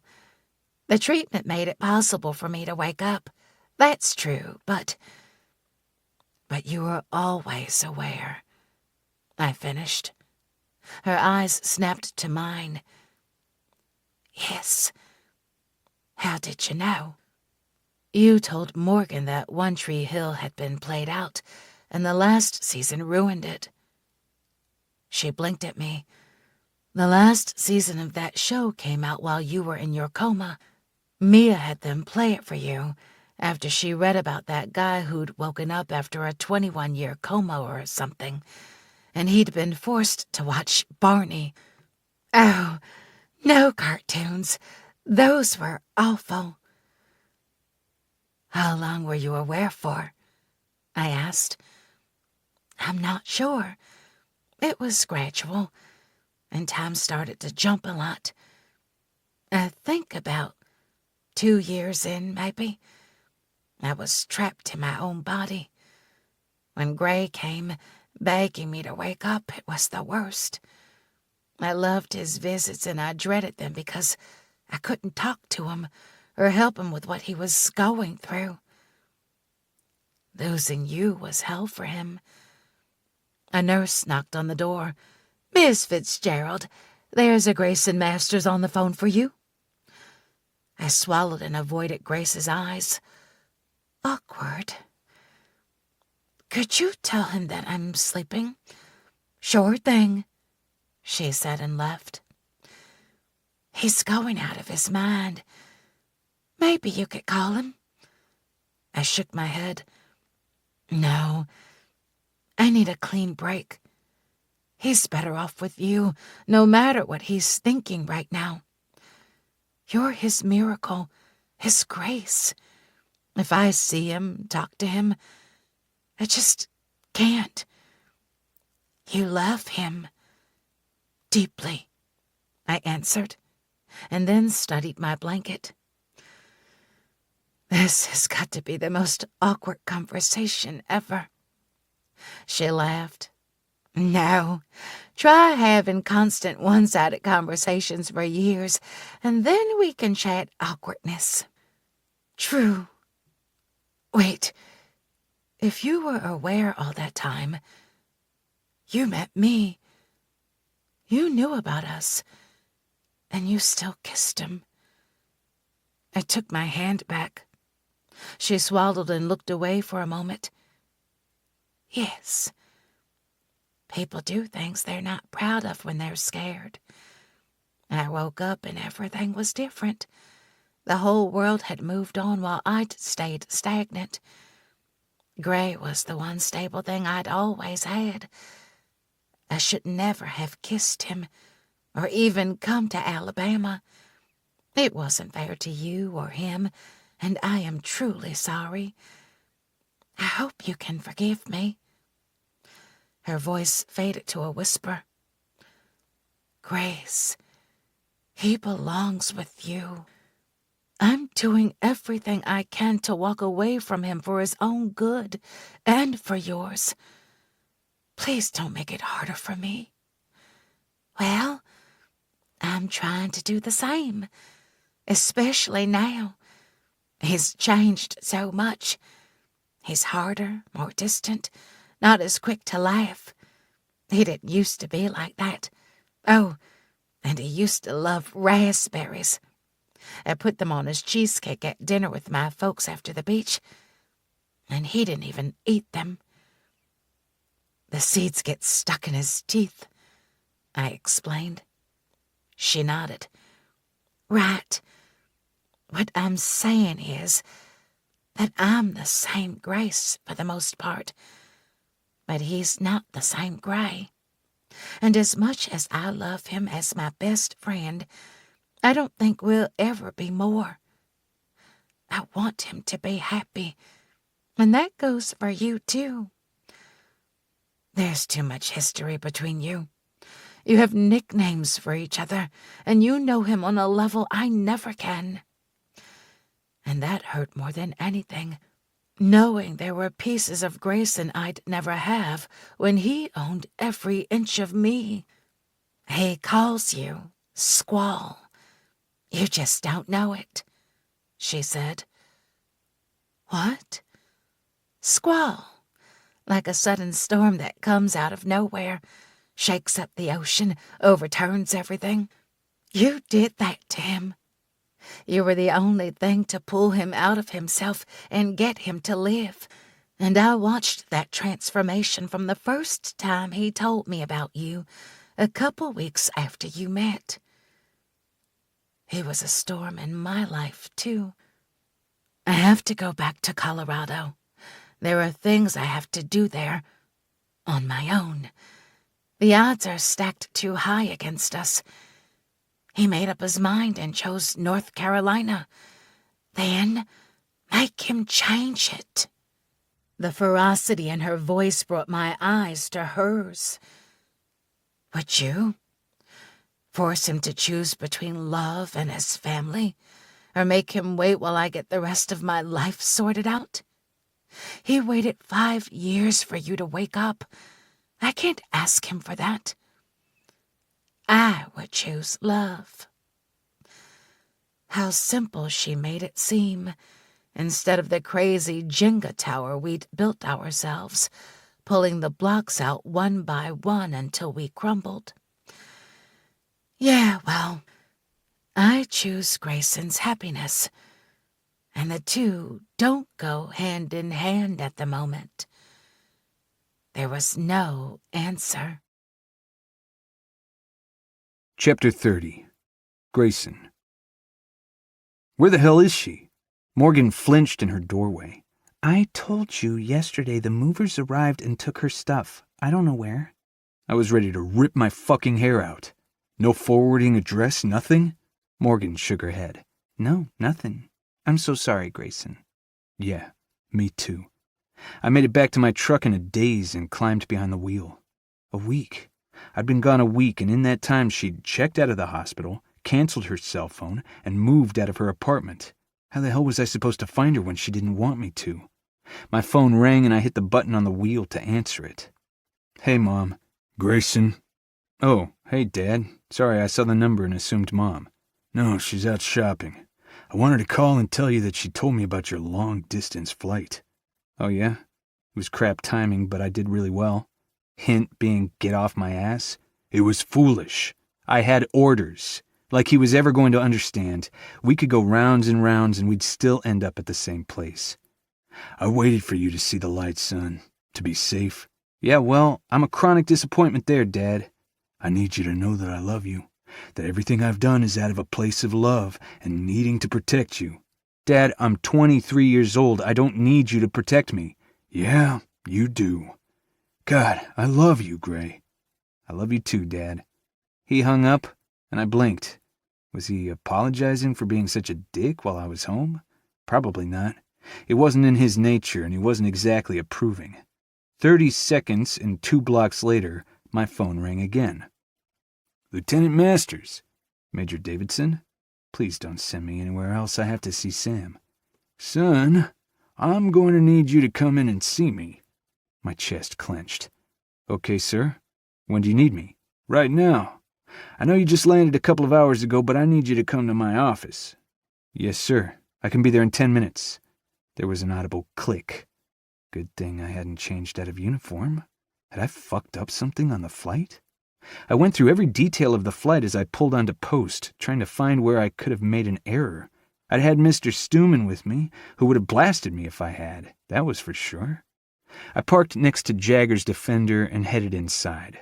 At least none of us had moved a 1,000-pound polar bear in the last week. I couldn't shake the sense of foreboding, like what waited was a hell of a lot worse. Jagger sat in the hallway with Mr. Stewman on his left. Any clue what this is about? Jagger asked. Not unless I made a mistake during the flight. I looked at Mr. Stuman, who shook his head. Lieutenant Masters, Major Davidson called from his office. Sir, I said, stepping inside. It had been a year since I'd been here last, and he still hadn't decorated. Have a seat. I did so, but didn't lean back. He tapped his fingers on his desk, thumbing through a file. My medical records. Shit. I received a call today that made some very serious allegations about your health history, Lieutenant Masters. Allegations that, if true, would end your place in the flight school program. My fucking father. Sir? Are you dyslexic? Funny thing about ripping off a Band-Aid, it still hurts like hell. Not that I'm aware of, sir. He sighed. That's what he said you'd say. My father, the words tasted sour. Your father, he nodded. Would you care to explain? I can't explain what there's no factual base for, sir. I have not now, nor ever been, diagnosed as a dyslexic.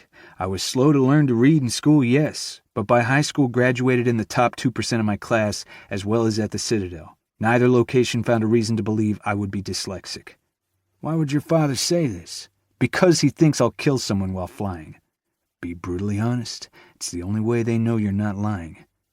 The night of my 18th birthday party, I was involved in a car accident where the other party was drunk. I didn't react fast enough. My girlfriend spent 5 years comatose. My father believes it was my fault. He's never accepted my decision to become a pilot. Major Davidson nodded slowly. Can you prove that you're not dyslexic? Sir, can you prove that I am? I take tests slowly, yes. I read slowly, yes. But take a look at the order of merit list for primary, where I finished in the #1 position, and the Apache course, and I can guarantee I'm in the top 5%. 5% because I'm in the class with the Walking 5 and 9 book of Jagger Bateman. True. Sir, there is no record of any concern of dyslexia, not since I began my education or before. These accusations are unfounded. He studied me, and I stared back, unflinching. Send in Mr. Stuman as well as Lieutenant Bateman, and wait in the hallway. Yes, sir.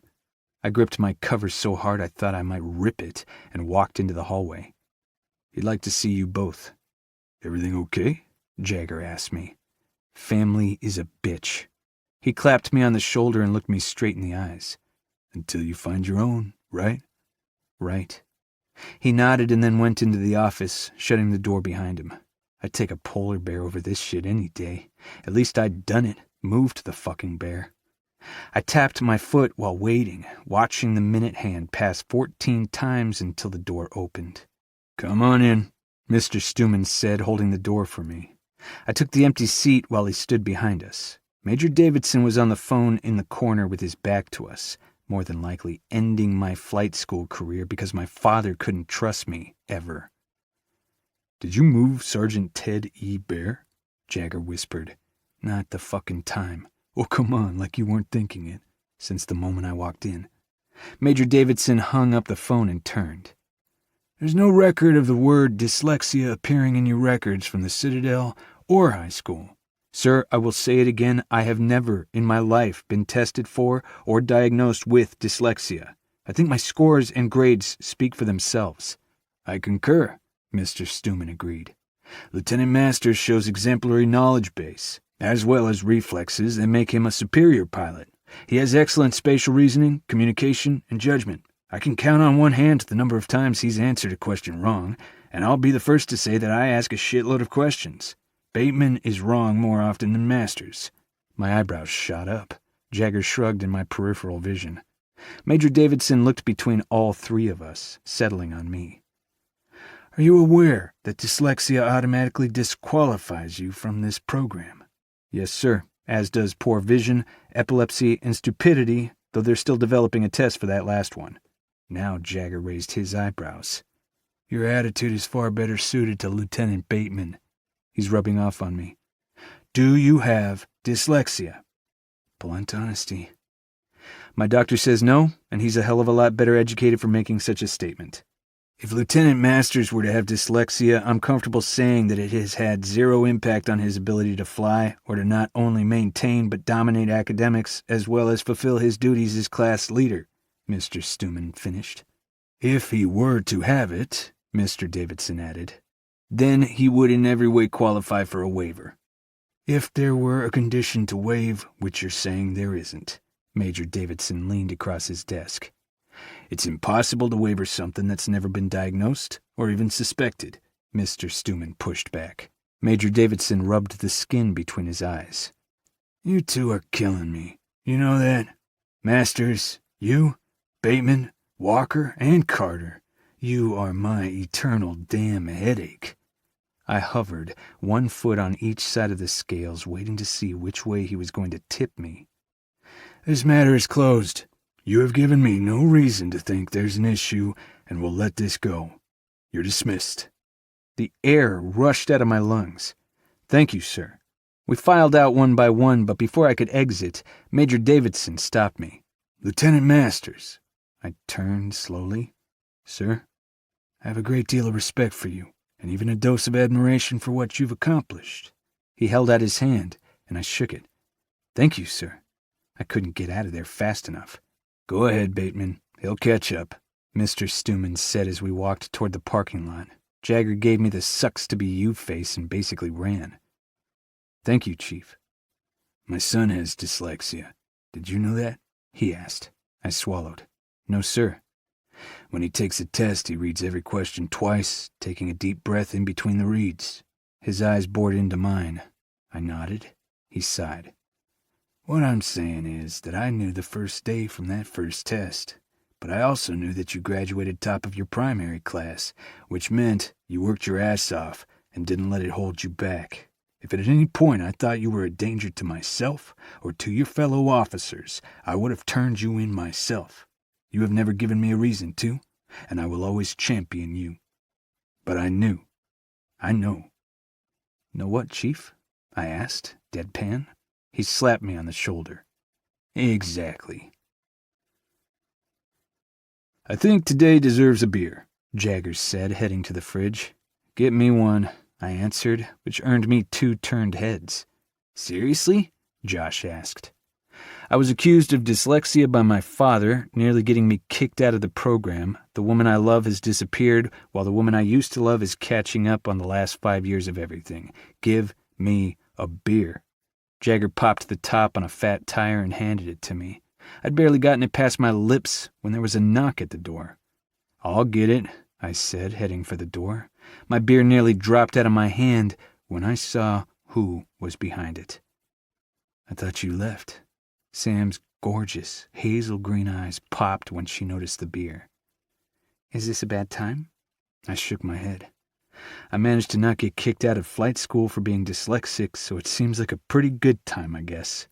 The one color vibe she had going on with her black capri pants and halter top was broken up by the hot pink of the cast peeking out above her black sling.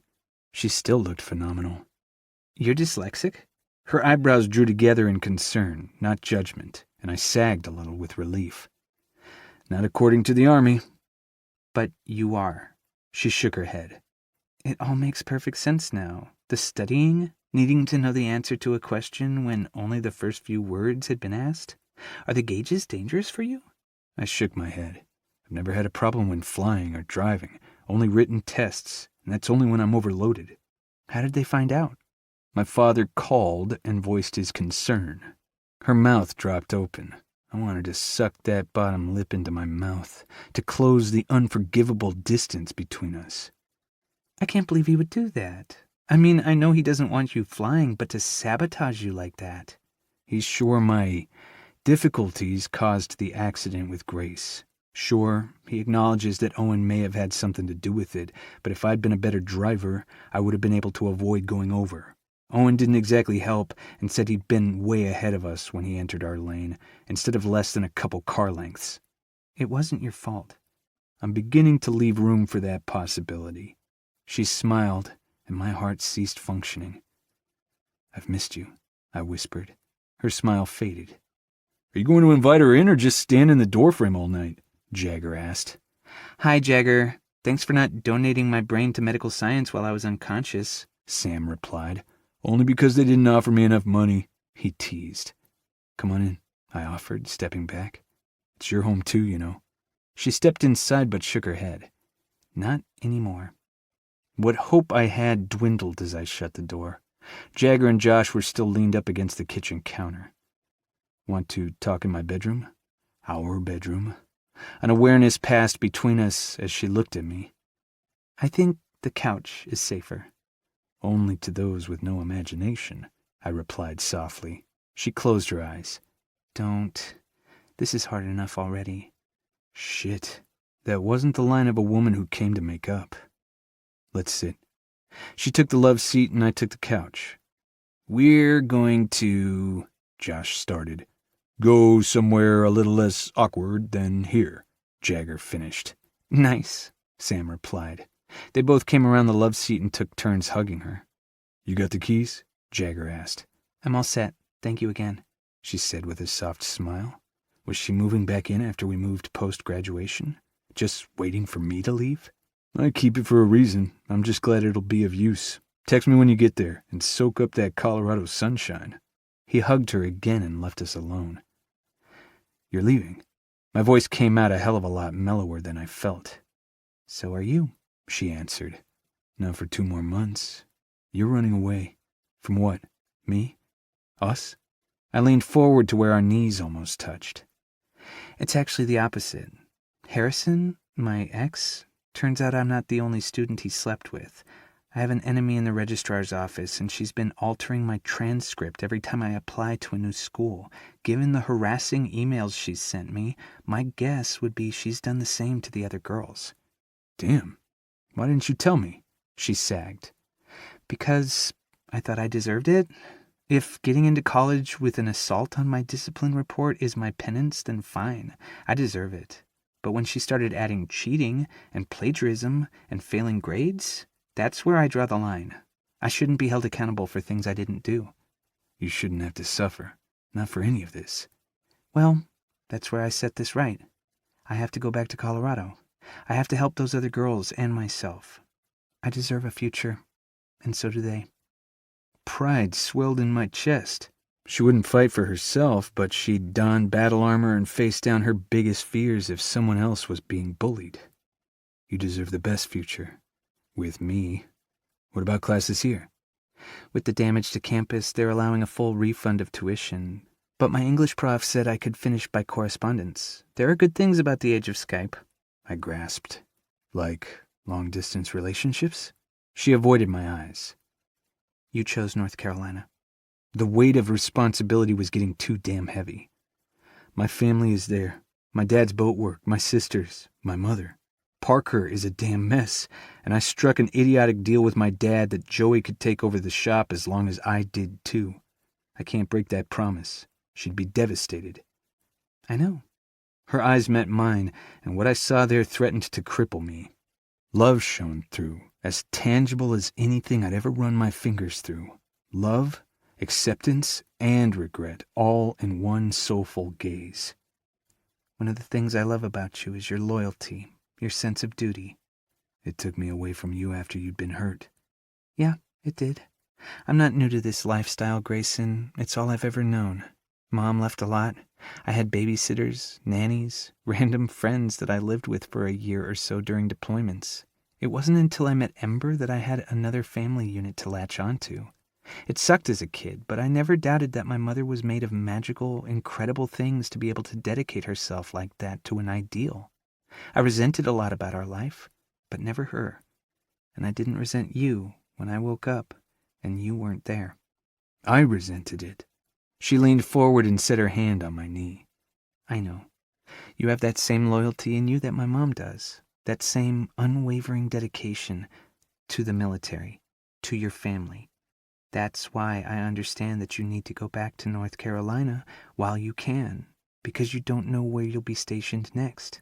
I get it. And if I tried to change that about you, then you wouldn't be you. I would never ask you to be someone you're not. My hand covered hers, regret washing away every other emotion. If I'd chosen Colorado, her eyes widened. But you didn't. And it's too late to change it now. Everything is in North Carolina for you. And now that Grace is awake... She has nothing to do with this, I swear it to you. Yes, she's my best friend, and that's probably not going to change, but I am in love with you, Sam, not Grace. She shook her head slowly and blinked back tears. She has everything to do with this, Grayson. She's in everything about you. You prayed for a miracle. I'm doing my best to give you that. Go back to North Carolina. See how things happen with Grace, or if they happen at all. I need to go back to Colorado and pull my shit together, as this great guy once told me. We want different things. Her voice broke and took me with it. I slid to my knees and reached for her, bringing her to the floor with me and into my arms. There has to be another way. I don't accept this. She curled into me, sobs softly racking her tiny frame as I adjusted her on my lap, careful not to injure her broken arm or tear the stitches on the other one. I just want you to be happy, she whispered against my neck in between tears. Chills raced down my skin, and I held her a little tighter, but it didn't stop her body from shaking. I've never been as happy as I am with you. Me either.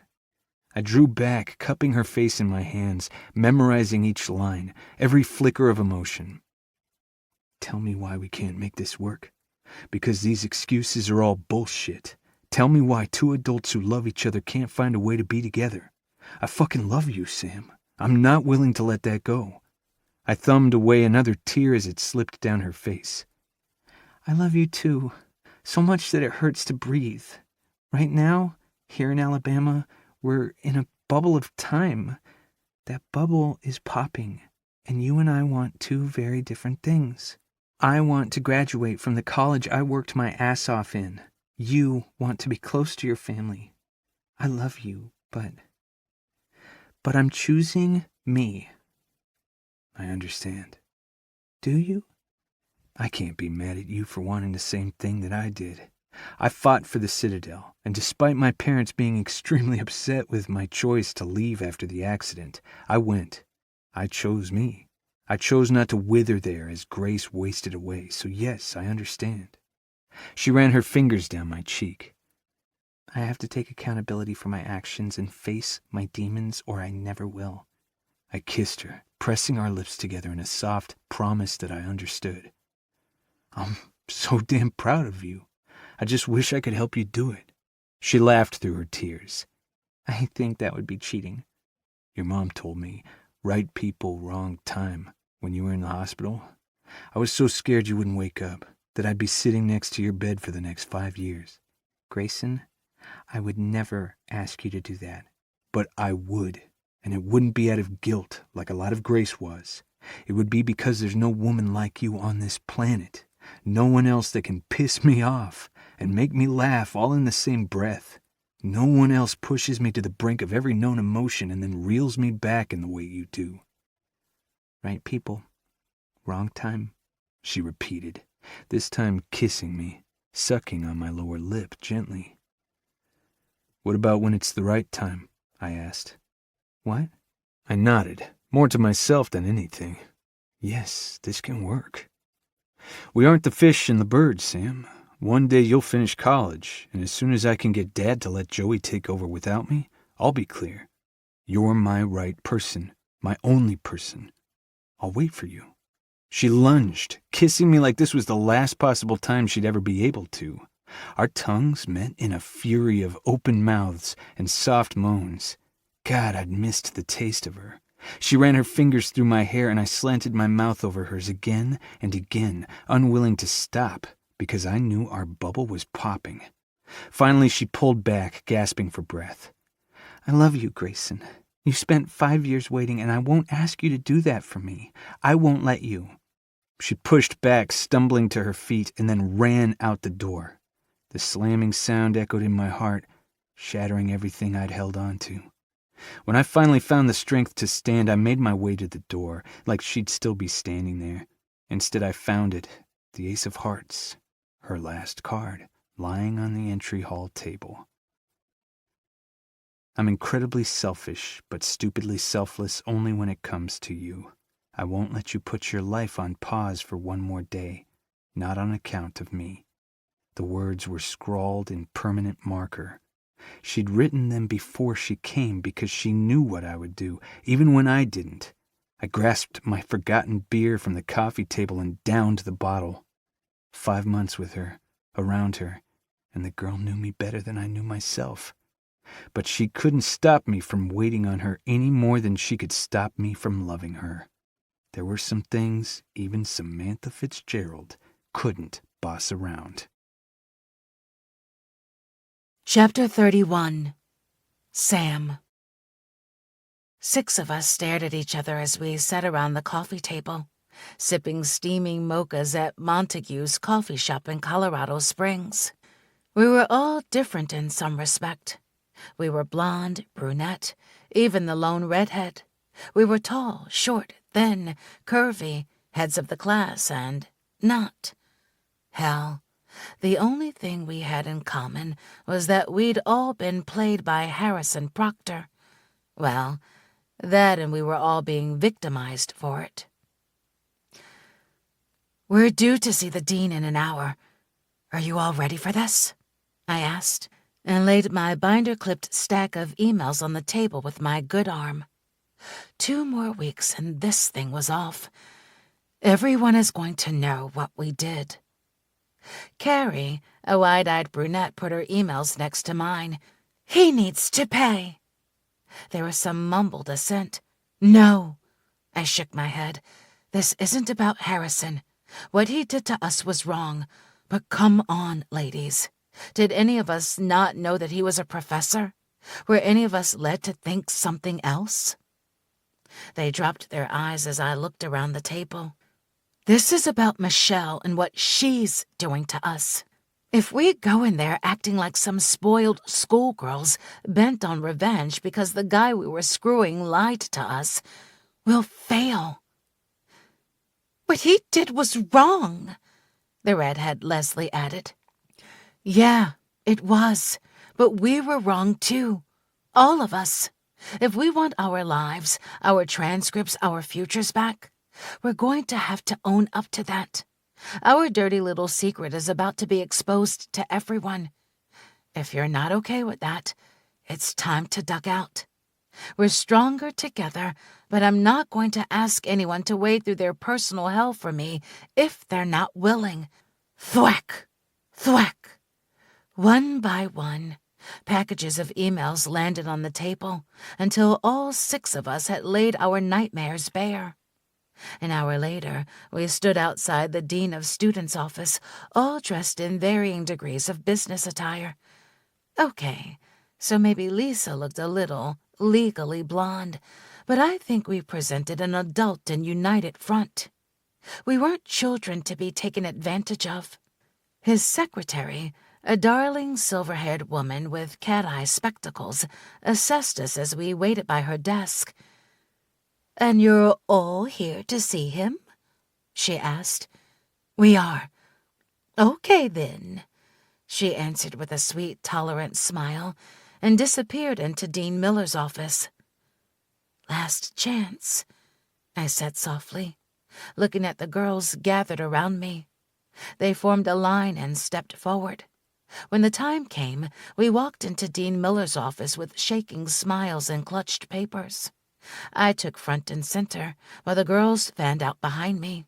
The dean sat behind a large mahogany desk, framed by a stunning view of the Front Range behind him. "Miss Fitzgerald, I didn't realize you'd be bringing an army with you," he said with a furrowed forehead. "I'm sorry, Dean Miller, but I wasn't sure who would want to come forward when I made the appointment." "When you made the appointment, I thought you'd want to discuss your assault on Professor Proctor last year." His eyes darted to the other 5 females. "Now I'm not so sure." My face heated, and I took a huge breath. Here we go. What I did was wrong, and I am willing to answer whatever disciplinary action you require of me in order to finish my degree here. "I'm glad to hear that, Miss Fitzgerald." His smile was tight. However, that's not why we're here today. I stepped forward and placed my clipped collection of emails, my original report cards, and the newest transcript on his desk. What are these?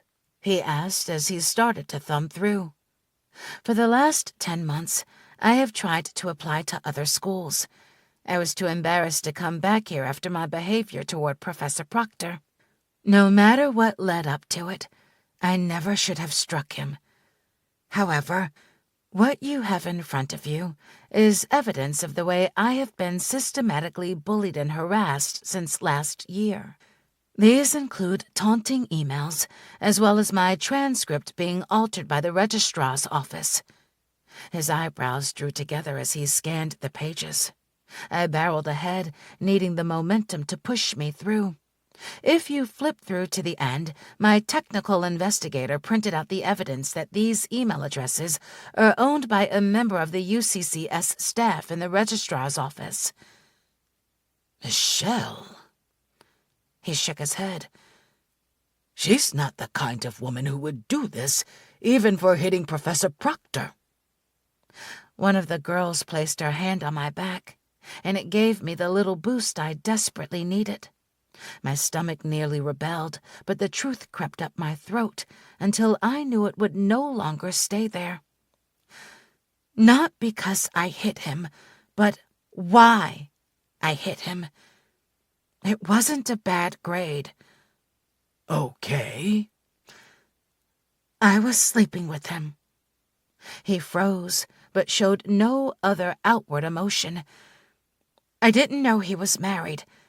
That's why I hit him. I'd just found his wedding ring. None of us knew. Why was my throat so dry? I couldn't move past the lump growing there. Dean Miller looked at each girl in turn as they stepped forward to hand him their own packets of damning proof, laying a collegiate sex scandal on his desk. Michelle Proctor is bullying us because we all slept with her husband. His hand shook a barely discernible fraction as he hit his intercom. Was he going to throw us out? Label us whores? Mary, I'm going to need you to cancel the rest of my day. Oh, and I'll need about 4 more chairs in here so these ladies can sit. Thank you. My chin dropped to my chest, and my shoulders shook once, twice, before I sucked in a breath and got control of my overwhelming emotions. He was going to listen, and at that second, I wanted nothing more than Grayson waiting outside the doors to hold me, to tell me he was proud of me.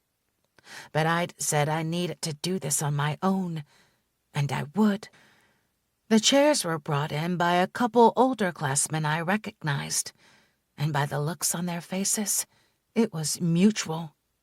I raised my chin and smiled. No more making assumptions about me. Please, have a seat, ladies. Dean Miller said once they'd left. He cleared his throat. I assume you'd like to keep this investigation private and behind closed doors? Oh, no, Carrie said, gripping the arms of her chair next to me. We'd like it out in the open. But given the delicate nature of the situation, he urged. We've all spoken, I said, confirming with a few looks to the girls beside me. And our pride, and that of the university, which I assume you're trying to protect, isn't as important as identifying other potential victims. We want it out there, so if another girl is enduring the same hellhole we have been, she'll have the strength to come forward. This isn't going to be easy for you girls. I sat up a little straighter and thought of Grayson, his dyslexia, his determination to stand by Grace, even if in friendship only, and still maintaining that #1 spot. Nothing that's right ever is. Chapter 32. Grayson. Nothing like Thanksgiving dinner at the hospital. Grace said with a tired smile from her bed. They promised this was the last round of testing, but at least they let me stay here for it. Actually, I placed the plate Mom had made for her on the rolling table. This would be the 6th Thanksgiving dinner I've brought to you while in a hospital bed, so I like to think of it as a tradition. How about we not repeat it next year, or ever? I've had enough of hospitals for the next 3 lifetimes. My eyes narrowed as I spotted my book on her dresser. Is that my Odyssey? Yeah, you left it after your last visit. I've been reading. I hope you don't mind. When I came home after the tornado, images flashed through my mind, laying under Sam, catching her limp body as I dislodged it from the lockers, praying I wasn't doing further damage.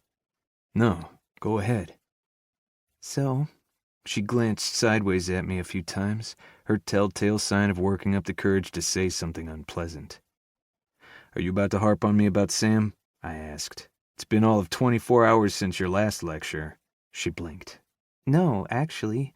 But while the subject is open... Ugh. I leaned my head on the back of the chair. Nothing's changed. She wants to finish school in Colorado and see that all through. Go be with her, she urged. And if by some army miracle I find a loophole and move out there, not that one even exists, but let's say I do, and she still wants nothing to do with me, keeps insisting that she's second choice, what then? I'd be crushed. Take a chance. Call her. Send a carrier pigeon or use Morse code. I don't know, but do something besides mope. I lay here for 5 years, and life just kind of kept going, except for you. Sure, you went to college, joined the army, went to be all bad boy pilot, but you still had one foot stuck here. I know it was because of me, and I'm cutting that tether. Go, move, live. It's not that easy. I closed my eyes, wishing it was. Why? I know you feel like you need to protect me, but you don't. Gray, I was aware of what was going on for most of the last 3 years of that coma. My eyes jerked to hers. You what? Her cheeks flushed crimson. I didn't want to tell you because I didn't want you to feel guilty or think about me being aware, trapped here. You were? How much do you remember? An edge of desperation crept into my tone, and her smile was sad. Shit. A lot. Enough that I knew who Sam was when Mia left her in here. She talked to me, and I instantly knew she was it for you. I mean, I honestly knew the first, well, maybe the second time you talked about her. And before that? Her forehead puckered. I think I remember right around your junior year at the Citadel, when that physics class was giving you a hard time. My eyes widened. You do remember. She nodded and tears welled in her eyes. And that's not all. A couple weeks ago I started to remember everything. Before. The hairs on my neck tingled. How much before? You mean, do I remember enough to know that we broke up before your birthday party? That we were fighting when we went off the bridge? The air was sucked from my chest. Grace, I'm so sorry. Stop. Stop now. I have heard enough. Her hand slammed onto the table and her plate jumped. We broke up, Gray. For very good reasons. We wanted different things. Ironic, right? That's why Sam won't try. I wanted you to go out and discover your dreams, and maybe I wanted that for me too. We'd been best friends since we could walk and loved each other all through high school. And when I looked around, my entire life wasn't just built around you, it was built on you. I had no idea who I really was unless it was in relation to you. Breaking up was the right move to make, despite that love we felt. You and I both know it wasn't the kind of love we crave, the kind of love we both need. That's not true. I loved you. I know. But you staying here all these years, there was love, but there was way more guilt than you needed to bear. You were driving. We argued. Owen's truck came up on our left side. I remember seeing him flip us off with a grin, his finger pressed up against the window. But you were too busy concentrating on the road. He cut us off, hit the guardrail. We went over. Do you remember anything after? I cringed. Please don't. She stared off into space for a second. No. We hit the water. Then I woke up here, and then they took me home, but I'd be back here pretty often, knowing that despite your right to walk away, you never even told anyone we'd broken up. It seemed wrong. Like I'd be using your accident as some kind of excuse, and I couldn't abandon you like that. Owen was going to jail, and there was just me. Humor me. Do you love Sam? My eyes narrowed. Really? You want to go there? She crossed her arms in front of her chest. Really? I was your best friend long before we started throwing the boyfriend-girlfriend thing in the mix. Now talk. I raked my hands over my hair, but gave in. She frustrates the shit out of me, pushes me past my comfort zone. She breaks down every wall I have with no permission or apologies. She turns me into a lunatic just to get my hands on her, and when I do, I closed my eyes. She owns me. It's not that I'm not capable of being me without her, but I'm better with her. Because of her. She's the only possible future I see for myself, and that's what scares the shit out of me.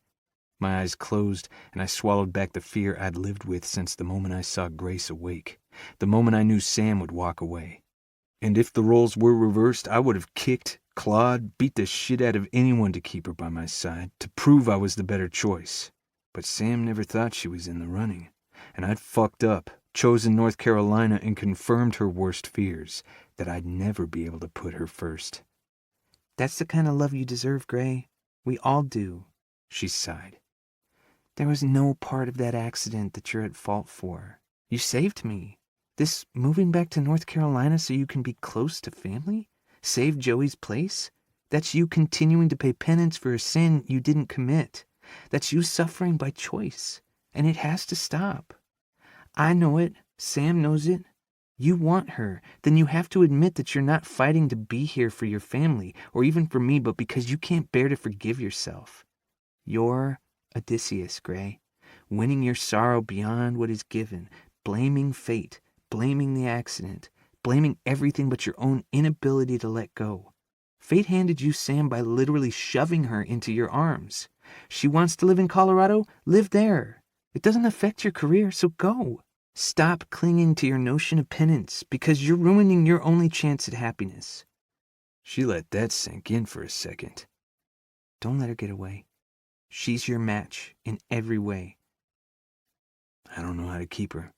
My voice was strangled. Prove to her that she's your first choice. Take all your other priorities and give them the second place ribbon for once. She was right. And I knew just where to start. Are you sure this is what you want to do? Mom asked as I packed my bags the next morning. It's what I want to try. I don't know how she'll feel about it, but I have to try. I zipped my suitcase and lifted it off the bed. You need to stop by the shop and say goodbye to your dad and your sisters, she said, following me down the stairs. I will. Your father loves you, Grayson, she said once we'd stopped on the porch. Love has never been the issue, Mom. Trust, that's the issue. He nearly ended my flight career before it even started. I don't know how to forgive him for that. We do strange things when we fear for the ones we love. It makes him human. I kissed her cheek. I love you, and I'll see you at graduation. I wouldn't miss it. Here, take my car and have Mia bring it home. Thank you, Mom, for everything. You're still not getting the brownie recipe, she laughed. I shrugged. One day. Maybe, when you grow up and realize what's good for you, she teased. Go. Get out of here. With a smacking kiss on my cheek, she shoved me out the door. Hey, Joey, I said to my sister as I walked in the front door of the shop. Gray! Her smile was contagious. What are you doing here? I just stopped in to say goodbye. I'm headed back to Alabama a little early. I leaned over the counter and looked through the glass. Is she ready for Miami? Go take a look. The boat show is in 2.5 months, but I think after the navigation system upgrade is installed, she'll be ready. Then we might have a shot at the Pineapple Cup if the design goes over well, and we can find a crew to race her. I think I will. The workroom was cool but not too cold as I closed the door behind me. The Alibi sat on her trailer, ready to be taken to water. I put my foot on the first rung, and my memory flashed with Sam standing on the captain's chair. The second rung, and I felt her mouth on mine, opening, trusting. The third, and she was beneath me, writhing as I ran my tongue over her nipple. By the fourth rung, I was inside her, losing every shred of control with her gasps, the way she said my name. My phone was in my hand by the time I hit the deck, my finger grazing over her contact. I hesitated for a second before I typed out a message. Grayson. Standing on the alibi and thinking about you. Grayson. Not that I'm not always thinking about you. Grayson. Because I am. Grayson. And now I'm texting like a stalker. Parker's laugh caught my attention as I stood on the deck. She laughed so little lately, and I missed that easy attitude she used to have before she morphed into my personal grief giver. She was sitting up on one of the workbenches, flirting with the new hand. Dad was going to kill her if anyone quit on him. But something about the way he tilted his head, tilted his baseball hat up to see her better. Son of a bitch. I jumped off the boat, not bothering with the ladder, my knees screaming about landing on the concrete floor below. "Gray!" Parker yelped. "What the hell do you think you're doing here?" I shouted at Owen as he turned around with his hands up. "Your dad hired me. No one else would, not with the criminal record." I had him pinned against the wall by his shoulders before my sister could so much as squeak.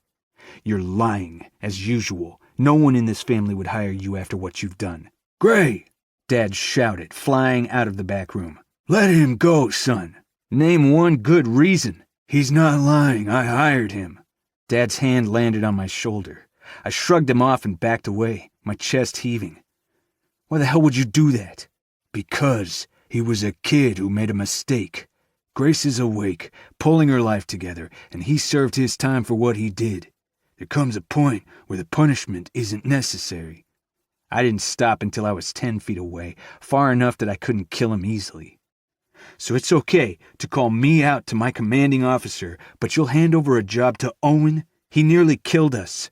"The risks you take every time you climb into that cockpit aren't the same. You knowingly risk lives on a daily basis. Owen's been one of your best friends since you were little, a part of this family. His mistake was in the past. You continue to make yours every day. You are unbelievable. What do I have to do to prove it to you? I've been in one car accident, one because he nearly drove me off the road." I pointed my finger toward Owen. "And don't you dare lie. I was there. And so you can spin your story, but between the two of us we know what happened, unless you were too drunk to remember it." "That's not fair," Dad fired back. "You have to learn to accept your mistakes, Gray.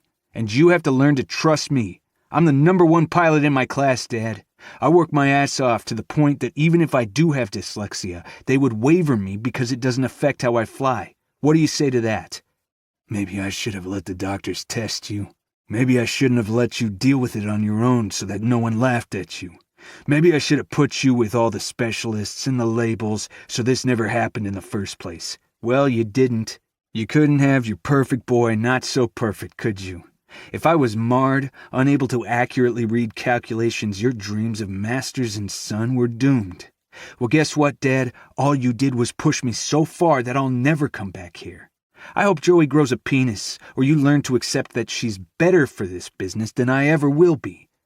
"Gray," Joey protested, standing in the office doorway. "Don't, Joey. I only came to say goodbye. I'm going back to Fort Rucker to endanger some more lives in that helicopter I love so much." I headed toward Joey. "You're leaving?" Parker asked. "Yes, and it seems like it's about damn time."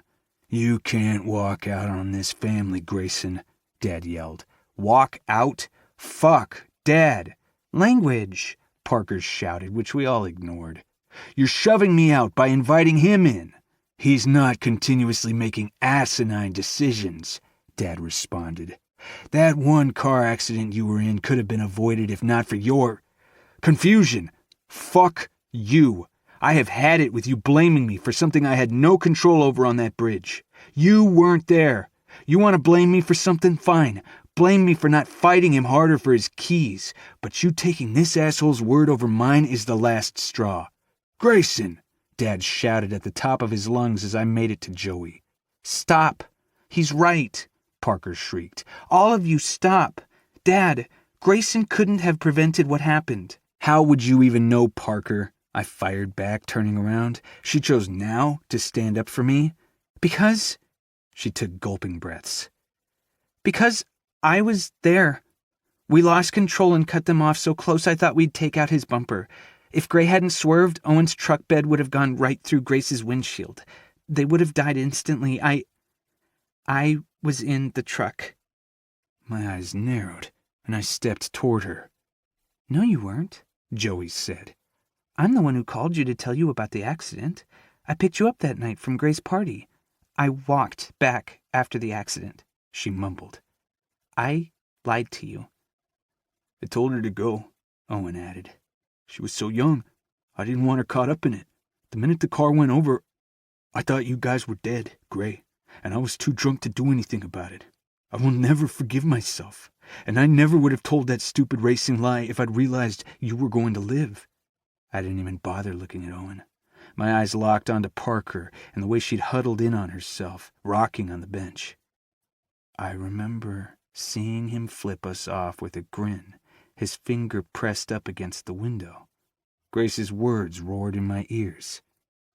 You drove drunk with my little girl in the car? Dad asked. Sir, there's no excuse for what happened that night. Owen recited that fucking line, the one he'd always used.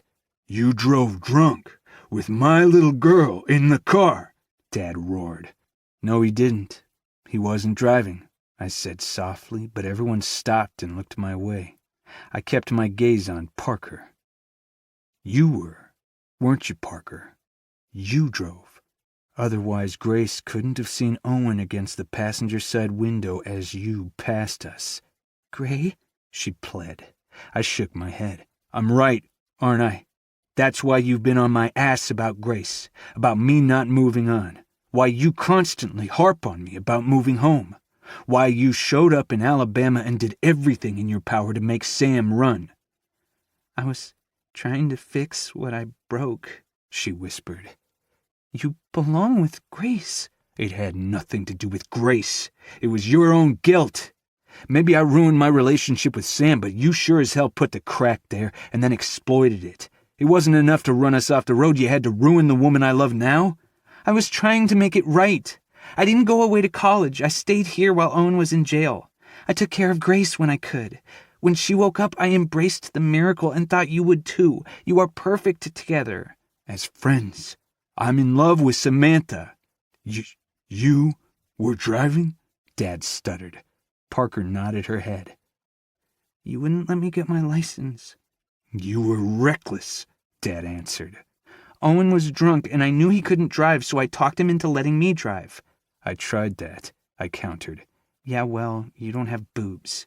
I stepped closer to Owen, who threw his arms up. I've never touched your sister, I swear to God. You went to jail for her? Joey asked, coming up beside me. You could have told the truth and not spent 4 years in prison. Parker was like my little sister. I couldn't turn her in, not when she'd only been driving because I was drunk. It was an accident, Gray. I was going too fast. Just an accident. Owen looked at me. You've always been a brother to me, and you know I love Grace. For every second you've spent cursing the moment you didn't wrestle me to the ground and take my keys that night, I've spent 2 wishing I had let you. I live with that every day. Too much. This was too much to absorb, to feel, to take in. You know what? I threw my hands on my head and backed away. I'm done. Everyone keeps telling me to get my shit together, but you guys take the cake. I'm done with every single one of you. I pointed to Owen, Parker, and Dad, kissed Joy's cheek, and walked into the parking lot. I grabbed my phone to check in for my flight, and I had 3 missed calls. My Samantha. I think about you every time I breathe. My Samantha. Doesn't change anything, though, but I wish it did. My Samantha. I don't mind psycho stalker texts as long as they're from you. My Samantha. Colorado is really pretty this time of year. Grayson. So is North Carolina. My Samantha. That I don't doubt, especially if you're there. Less than a month to graduation. I had way too much to do to waste another moment on hesitation or North Carolina. Chapter 33. Grayson. The rip of packing tape echoed in my steadily emptying room. Another box down, and only a few more to go. You ready? Jagger asked, leaning on my doorframe. Are you seriously packing in dress blues? I put down the tape gun. Yeah, well, I figured I had a minute. You guys ready? Yeah, the girls are finally ready to go. Bummer about Grace. I adjusted my suspenders over the white dress shirt before pulling on my dress blue jacket. She said she'll make it in for graduation tomorrow. I honestly thought about skipping this thing. You can't skip the graduation ball, you're the fucking class leader. So I've been told. Damn, I didn't want to sit there while they told Jagger he was the distinguished honor graduate, first in the class. Not that he didn't deserve it, I just wanted it. Wanted to wave it in front of my dad and tell him to fuck right off. I'd worked my ass off, my every second consumed with studying, the gym, flying, or thinking about Sam, planning a point-by-point plan to get her back, to force her to see that she was it for me. Once my jacket was buttoned, we headed downstairs. Your parents are coming? Jagger asked. Mom's here with Mia. Parker and I are still working things out, and both Joey and Connie are needed at home. You? Jagger snorted as we hit the first floor. Yeah, so he can hold a press conference and I can smile like a puppet? No thanks. Agreed. I am a lucky man, Jagger said as he wrapped his arm around Paisley, who was wearing a long green dress. Not that Josh isn't too, he said to Ember as she came out of the bathroom in a long black one. Yeah. Ember waved him off and stuck her arm out for Josh to help her with a bracelet. Everybody to the car, Jagger called out, then stopped once the three others were already out. Crap, I forgot Paisley's wings. Masters, will you wait here? Sure. I leaned back against the wall and listened to him curse from the next room. Fuck! A drawer slammed. Can't find them? I asked. Apparently not. I swallowed the lump that gathered in my throat. You can give her the set I bought. For Sam. His head popped out of the doorframe. No, man, you know those were supposed to be hers. I couldn't ask you for that. Paisley's feelings will be butchered because you're a moron, and I'm not going to let that happen, I said, heading up the stairs. They were in my nightstand, where they'd been ever since I bought them. I flicked open the velvet box. The dainty platinum aviator wings hung from a platinum chain. Slight but strong, just like Sam. They should have been hers, hung in that perfect spot under her collarbone. But I'd never worked up the damn courage to ask her to come back for this, or to pin me like she'd promised so long ago. She was happy in Colorado, finding her footing. I was headed to North Carolina next week before Christmas. Turns out that whole set your love free and it will come back. Yeah, that's all bullshit. My eyes closed as I took a deep breath, then snapped the box shut and left my room. Here, I said, thrusting the box into Jagger's hands at the bottom of the steps. I can't. You can. Shut up and get in the car. You're making us late. I walked past him and into the cold December air. It had a bite to it, but was still pretty damn mellow. There's room, Paisley called out from the passenger side of Jagger's Defender. The fifth wheel. I think I'll drive, but thank you, Paisley. I didn't wait for her reaction or to listen to them tell me it was okay to ride with them, that it was okay to miss her, okay to spend time with my best friend. If one more person told me everything was okay, I was going postal. Everything was not fucking okay. I drove to the landing, where our ball was being held, and parked a little ways away. All the guys with dates needed the closer spots, and it wasn't like I had to make the hike in heels. Thank you for saving my ass, Jagger said as I met him in the lobby. I nodded my head. At least if someone was going to wear Sam's wings, it was Paisley. I think they have us sitting by class. We found our nameplates, but Josh and Carter are across the floor. Who did Carter bring? I asked, not really caring. Morgan, Jagger grinned. As friends, of course. Right, I drawled. The ballroom was packed as we descended the steps, every seat filled with ball gowns and dress blues. We made our way to our table where Paisley, Patterson, and Wallace from our class and their wives waited. Grace's setting was still there. I forgot to tell them she wasn't coming, I muttered. Jagger drew Paisley a nervous glance as he sat on her other side. What the hell did the guy have to be nervous about? The other pilots introduced us to their wives, and I nodded politely. Honey, this is Masters. He's the lucky bastard that got Fort Bragg, Patterson said. Oh, that's where my family is, his wife said. You'll love it. The pit in my stomach formed like it did every time I thought about it. But I'd made my choice, and I'd report after the new year. You'll love Colorado, Jagger offered. I went to college there, and it's gorgeous. Paisley shot me a look that told me that's where I should have chosen. No shit, but there was nothing I could do about it. And you guys are headed for Fort Campbell, right? Wallace asked. We are, Paisley replied as Jagger kissed the back of her hand. As the waitress took our drink orders, I motioned to the setting next to me. Actually, we won't be needing... Oh, but we will, Paisley said with a smile to the waitress, who then moved on. You want to explain? She full-on grinned. I may have called in a favor with a friend when I knew Grace couldn't make it. My jaw clenched. God love well-intentioned Southern ladies. I'm not sure tonight was really the night to set me up on a blind date, Paisley, though I'm sure your friend is lovely. Oh, hell yeah, she is, Jagger said, looking over my shoulder. My muscles tensed one by one. This was bad enough without Grace, but a stranger? She came a long way, Grayson, so play nice. Paisley gave me her serious face and then tilted her chin to motion toward the door behind me. I turned in my seat slowly to see her walking down the stairs. My breath rushed from my lungs, and my jaw dropped more than the self-respecting amount. Her hair was up off her neck, and her strapless blue dress hugged every curve, accentuating her tiny waist before it fell to the floor. She was so damn beautiful. My Samantha. I damn near sprinted to her before I realized I'd even gotten out of my chair. She paused halfway down the staircase with a wide smile but wary eyes. She's afraid you don't want her here. By standing a few steps beneath her, we were almost equal in height. Samantha. Stop. She put her hand out. This is a Cinderella thing. One of my eyebrows drifted higher. As in, you came in a pumpkin and you'll be losing a shoe, because either way I can deal. The smile that spread across her face cracked open my chest, and my heart started to pound. As in, I'm only here until tomorrow afternoon. I have to leave after graduation. You're here for graduation? Holy shit, I sounded like a 5-year-old who just found his Christmas presents. Her fingers swept down my cheek.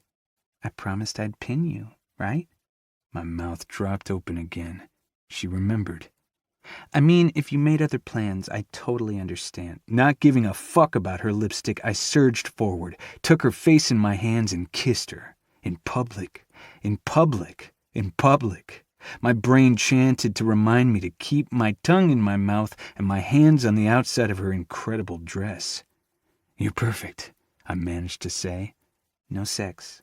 I froze. You're seeing someone? She shook her head. Of course not. I just need you to promise me. Can I kiss you? Was that okay? She'd been in the same room for less than 5 minutes, and I'd already mauled her when I had zero rights to her body. Hell yes. Kiss me all you want, but that's as far as it goes. Fear streaked across her eyes, and I nodded slowly. No sex. No matter how loudly I beg. She whispered. Holy shit, I was about to embarrass myself in the middle of this ballroom if I didn't get my dick under control. Grayson, swear it, on your honor, or I walk out this door. I want you for more than your body, Sam. I don't care if we play Scrabble all night. Not having sex is fine. It fucking sucked, but if that was the price for having her with me, I'd be celibate for the rest of my life. I never said I was spending the night with you, she rebuked, but her grin was back. I'm staying at Morgan's house. I will sleep on the damn doorstep if that's as close as I can get to you. We both paused, words from an earlier vow running through our heads. I'd sleep on the floor to get closer to you. 6 months, and nothing had changed. Everything had changed. Dinner was signaled, and I led her to our seats. The meal was a blur, and honestly all I could think about was getting my mouth back on Sam. She kept her hand in mine while we ate, only breaking apart to cut our food. I couldn't stop touching her. If I can have your attention, Major Davidson called from the podium. We all turned in our seats to where he spoke from across the empty dance floor. We're very lucky to have General Donovan with us tonight. He has some special interest in this class, and he'd like to address you before we announce the distinguished honor graduates. Paisley's father took the podium. His remarks on loyalty, bravery, and accomplishment were short, and I heard next to none of them over the steady pounding in my heart. It didn't matter. First in my class or not, I'd gotten my duty station. The actual class ranking shouldn't matter to me. Except it did. Major Davidson announced the Chinook class first, and we all clapped. Then the Black Hawk class. "It's cool Josh is graduating with you guys," Sam whispered. Yeah, they should have been done a while ago, but they needed the aircraft during the tornado relief, and it set them back long enough to coincide with us. I'm not complaining. There was a sense of poetry to going out together. Distinguished honor graduate from Black Hawk class 1509 is Second Lieutenant William Carter. I clapped a little harder and toasted my water charger when he smiled over at me. Not second choice Carter anymore. Maybe Sam had made me soft, but even that ass had grown on me. Sam took hold of my hand and wove her fingers through mine until they fit in that perfect space of familiarity. Here we go. Distinguished honor graduate from Apache class 1506 is Second Lieutenant Jagger Bateman Grayson Masters. My breath stalled. Sam kissed my cheek as the crowd applauded again. "You did it! I'm so proud of you." Jagger clapped me on the back. Congratulations, man. It should have been you. He shook his head. You kept up with me test for test academically. Trust me, I paid attention. And in the cockpit, you're a better pilot. Take the fucking accolade, Grayson. You earned it. I pulled Sam under my arm and kissed her forehead, and then her lips, putting all my joy, incredulousness, and hope into it. This moment was perfect. Now, soon-to-be aviators, we all know that you didn't get here alone. In Army aviation, we have a tradition. You ladies put up with late nights, early mornings, absent spouses, irritated, worried, overstressed spouses, and I'd bet that more than a few of you know the 5 and 9s as well as they do. Laughter rolled over the small crowd. So, gentlemen, invite your ladies to stand and pin them. They've earned it. Fuck. What was I going... My velvet box appeared in front of me. You didn't think I'd actually lose Paisley's wings, did you? You knew. Asshole. I was too relieved to have her wings to actually be angry. He had the audacity to wink as we stood. I offered my hand to Sam, and she stood slowly, unsure of herself. "I'm not your wife." Not yet. I grinned at the way her jaw dropped. My fingers fumbled with the chain, finally working the tiny clasp and securing it around her neck. The wings rested exactly where I knew they would, in gorgeous contrast to her perfect skin. I wouldn't have made it through without you. She laughed. "That's not true. If anything, I was a deterrent when I was here. And I've been gone over 2 months. This one is all you." First, you became my motivation. I bent down to her ear. Second, you play a mean game of strip 5 and 9. I whispered and kissed the delicate shell. She shivered, and I tried to remind my dick that we'd agreed to no sex. Her lips parted as I kissed her gently. And just because you weren't here doesn't mean you weren't with me every day. Applause sounded in the room, and we were dismissed to begin dancing as the music came to life through the speakers. Couples headed out to the floor, but I didn't care. I was too busy kissing the woman I was completely and utterly in love with. Gray. Dad's voice met us as we walked up the sidewalk to the house after the ball. I stopped mid-step, Sam tucked under my arm, wrapped in my dress blues jacket to keep her warm. What the hell are you doing here? His gaze flickered to my friends, and he shoved his hands in his pockets. Paisley spoke up. "How about we all head inside where it's warm?" The group mumbled assent, and Sam looked up at me. "Do you need me?" She whispered. More than you'll ever know, but I can't handle this. Want to go wait in our room? Our? Yes, I said it on purpose. Okay. She kissed my cheek and turned back to my dad. "It was nice to see you again, Mr. Masters." He gave a genuine smile. I am relieved to find you here, Sam. I waited until she'd shut the door before I spoke to him. Well? You graduate tomorrow. I am aware. He pinched the bridge of his nose. Why do you make everything so hard? I get it from my father. Just because I don't approve of what you're doing doesn't mean that I don't love you. And I'm not... His throat worked. Incredibly proud of you and what you've accomplished. My worry doesn't diminish that. You almost ended my career, for which I am incredibly sorry. The apology was enough to stun me. Look, Gray, I should have believed after the accident. I should have believed you when you told me you could handle flying. I should have trusted you, and I didn't. I was so busy trying to protect you that I didn't realize I was suffocating you. Did I want you to come home and work at the shop? Of course. Do I realize that Joey will probably surpass us both in boat design? Absolutely. Then let her have the shop. The wind bit through the thin material of my dress shirt. Grayson, you want my forgiveness?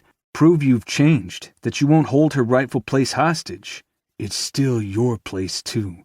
It hasn't been in years. Sure, I helped a little with the alibi's design, but it was mostly Joey, and you know it. You may want me, but you need her. Let her prove it to you if you don't think she already has. How? Give her the reins at the Miami show. Let her hire a crew and race the Pineapple Cup. She's softer than you think, Gray. It would crush her to lose. Joey won't let you down. She doesn't know how to fail. He crossed his arms in front of his chest and looked off in the distance, a pose I knew meant he was deliberating. Okay. And just like that, I was free. The last tether chaining me to North Carolina cut. Okay. Dad cleared his throat. Anyway, I just wanted to tell you that I'm here, and I'll be there tomorrow if you want me. There's nothing in this world that could stop me from loving you, whether you graduate first or last. I don't care as long as you're happy. I'll trust you to be safe. It was all I'd ever wanted, but I still couldn't stop thinking that Sam was upstairs. Time to make her my first priority. I'm glad you're here. I really have to go spend time with Sam, Dad. I only have her for a few hours. I was sorry, but I wasn't. I understand. I walked past him but turned once my hand was on the handle. Dad? Yeah. I want you there tomorrow. And I didn't finish last.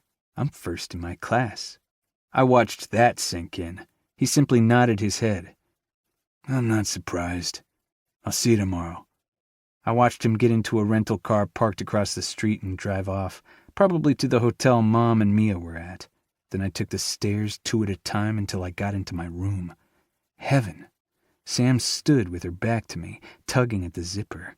She glanced over her shoulder. Oh, do you mind? I'm borrowing a shirt and some boxers. A surge of possessiveness overwhelmed me at the thought of her in my clothes. Not at all. Good, she laughed. Then get over here and unzip me. I rubbed my hands together to warm my fingers and then pinched the small zipper between them. When it wouldn't budge, I slipped the back of my hand inside her dress to get a better grasp, and the zipper gave.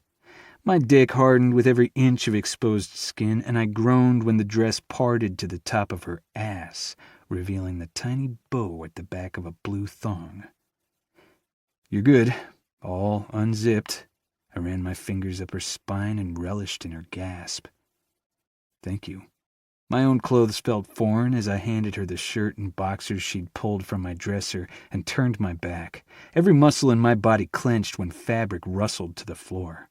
I crossed the distance to my dresser and pulled out a pair of sweatpants, quickly stripping to my underwear and pulling them on. So you leave your clothes on the floor now? Sam asked, already sitting on my bed. Stop thinking about how naked she is under those clothes.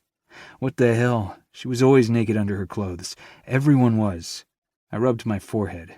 Yeah, well, maybe I'm just anxious to join you. No sex, she reminded me, sitting up on her knees.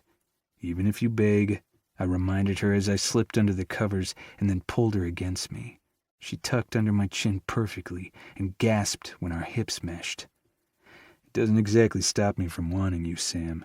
She kissed the underside of my jaw. Yeah, me either. Fuck, I wanted her. It had been so damn long, and now she was here, dressed in my clothes, pressed up against me in my bed. But if she needed to realize I wanted her for more than sex, I could make that happen. I just might be a corpse before morning. Tell me about Colorado, I said.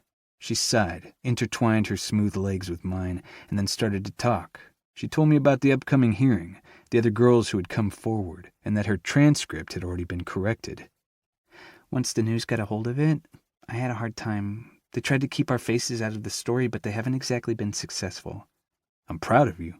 I rubbed lazy circles along her back. I know it wasn't easy to come forward. We're stronger together, the other girls and I. We have a stronger case, and I think I have a chance of getting back into class after hearing in January, even though I hit him.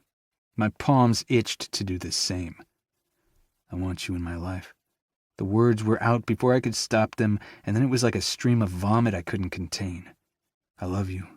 This right here, holding you, tells me everything I need to know about my future because this is where I want to be. I don't care if I'm in Colorado or you're in North Carolina or if we move to North Dakota. I pulled back so I could look into those green eyes that I prayed would show up on our future daughters. I know you can't stay and I can't go, so I don't know how, but we have to figure something out. I swear I can't breathe when you're gone. Her lips found mine, and she gently stroked my lower lip with her tongue. I know, and I feel the same, but I can't walk out on what I'm doing right now. And as much as I miss you and need you, I have to see this through on my own. The hearing will be over in January, but no college is going to take me until everything is cleared up. Maybe it's selfish, but I want to graduate there. Look at you, all accountable. I kissed her, but kept it quick. Tell me what to do and I'll do it. Just don't walk out that door again without giving us away. I almost didn't survive last time. Her fingers ran through my hair, and I arched into her touch. Me either, she whispered. We've been apart for months with almost no contact, and I still love you. I crave you every moment. I don't see that changing while we work through all this. The tiny spark of hope that flared to life when I saw her at the ball caught fire, and I burned with need for everything she was. Long distance? I can do it, she laughed. Yeah, you've proven yourself there, Grace. Her expression fell. I can't help but feel like I ruined your miracle. I shook my head. You're all I see, all I want. No one else has this effect on me. I dipped my head and kissed her, running my tongue along the seam of her lips until she let me in. The kiss was slow, but full of so much love that I couldn't help but sigh. Sam, you're right.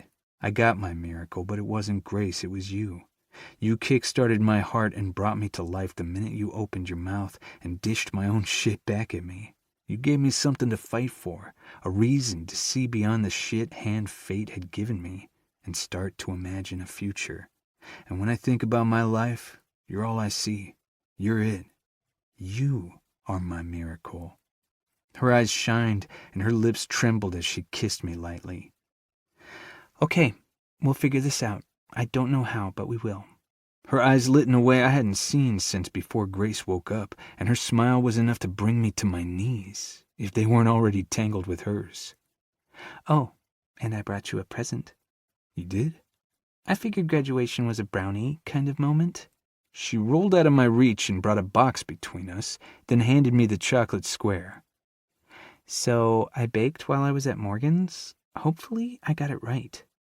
I bit into it and closed my eyes in ultimate surrender. They were perfect, with that special hint of something I could never define. My eyes popped open. These are my mom's. I've been after this recipe for years, she shrugged. She taught me that day she invited me over. She swore she would never give it to me until when you grow up and realize what's good for you. Sam squeaked when I knocked the box to the floor and pulled her underneath me, chocolate still smearing her lips. Kissing is fair game, right? I asked, grinning. She nodded slowly, her eyes darting to my lips. I looked to the clock. We have to be at graduation in 7 hours. I'm going to kiss you every single minute of it. By the time we showed up at graduation, our lips were swollen and her neck was irritated from my now shaven scruff. Samantha pinned my wings to my chest with a silver set she'd had engraved with my initials. My dad even smiled. Pictures were taken, lunch eaten, and I took her to the airport. You're mine? I asked, my arms wound around her waist at security. As much as you're mine, she answered, her fingers locked behind my neck. We'll find a way. She leaned up on her toes and kissed me. We'll find a way. I watched her until she'd gone through security and waved. Then I went back to finish packing. I would find a damned way. I was done leaving my life up to fate, done waiting for things to work out, and done waiting to be with Sam. I'd find a way, or I'd fucking make one. Chapter 34. Sam. My footsteps were sure as I walked toward the administration building, never faltering despite the ice beneath me. I made it to my seat in front of the disciplinary board, passing by Harrison and his wife, a slender woman with a beautiful face and a bitter mouth. They'd already been fired. He was here as my accuser, and she was pending trial for criminal charges for what she'd done to us.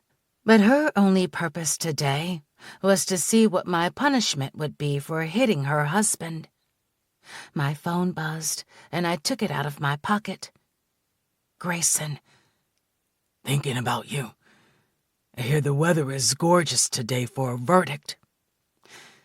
My heart swelled to the size of the Colorado sky. Sam, I'll call you after, and blue skies would be perfect for flying. Just saying. Grayson, you make Colorado perfect. I'm so proud of you. Missing him had become the status quo the last month, but it struck even harder right now. I got out one last text before the board walked in. Sam, I know I said I needed to do this alone, and I did, but I really wish you were here right now. I slipped my phone into my purse as they took their seats. This would be my only opportunity to speak, to any of them. If I could keep lunch in my stomach, it just might work. Dean Miller, flanked by equal parts faculty and student disciplinary committee, cleared his throat before speaking. Ms. Fitzgerald, we've spoken at length both about your offense and what you have suffered since. Is there anything you'd like to say before we discuss your future? I nodded my head and stood, holding on to the corner of the table with my fingertips. Don't puke. What I did that day was inexcusable. I'm not asking for consideration for the circumstances. I struck a member of the faculty, and I'll accept whatever punishment you decide. Colorado is the only home I've ever really known. I came to UCCS so I could stay here, in what I love as my hometown. I'm just asking that you allow me to finish my degree here. My stomach tightened, regret washing over me with the force of an unbreakable tidal wave as I turned to face the back of the room where the proctors sat. Michelle raised her chin, hatred evident in the set of her eyes. I'm truly sorry for the pain I caused you, I said to her, ignoring Harrison. I never knew he was married, and if I could take it back, or take some of the pain away from you, I would. You don't deserve what happened to you.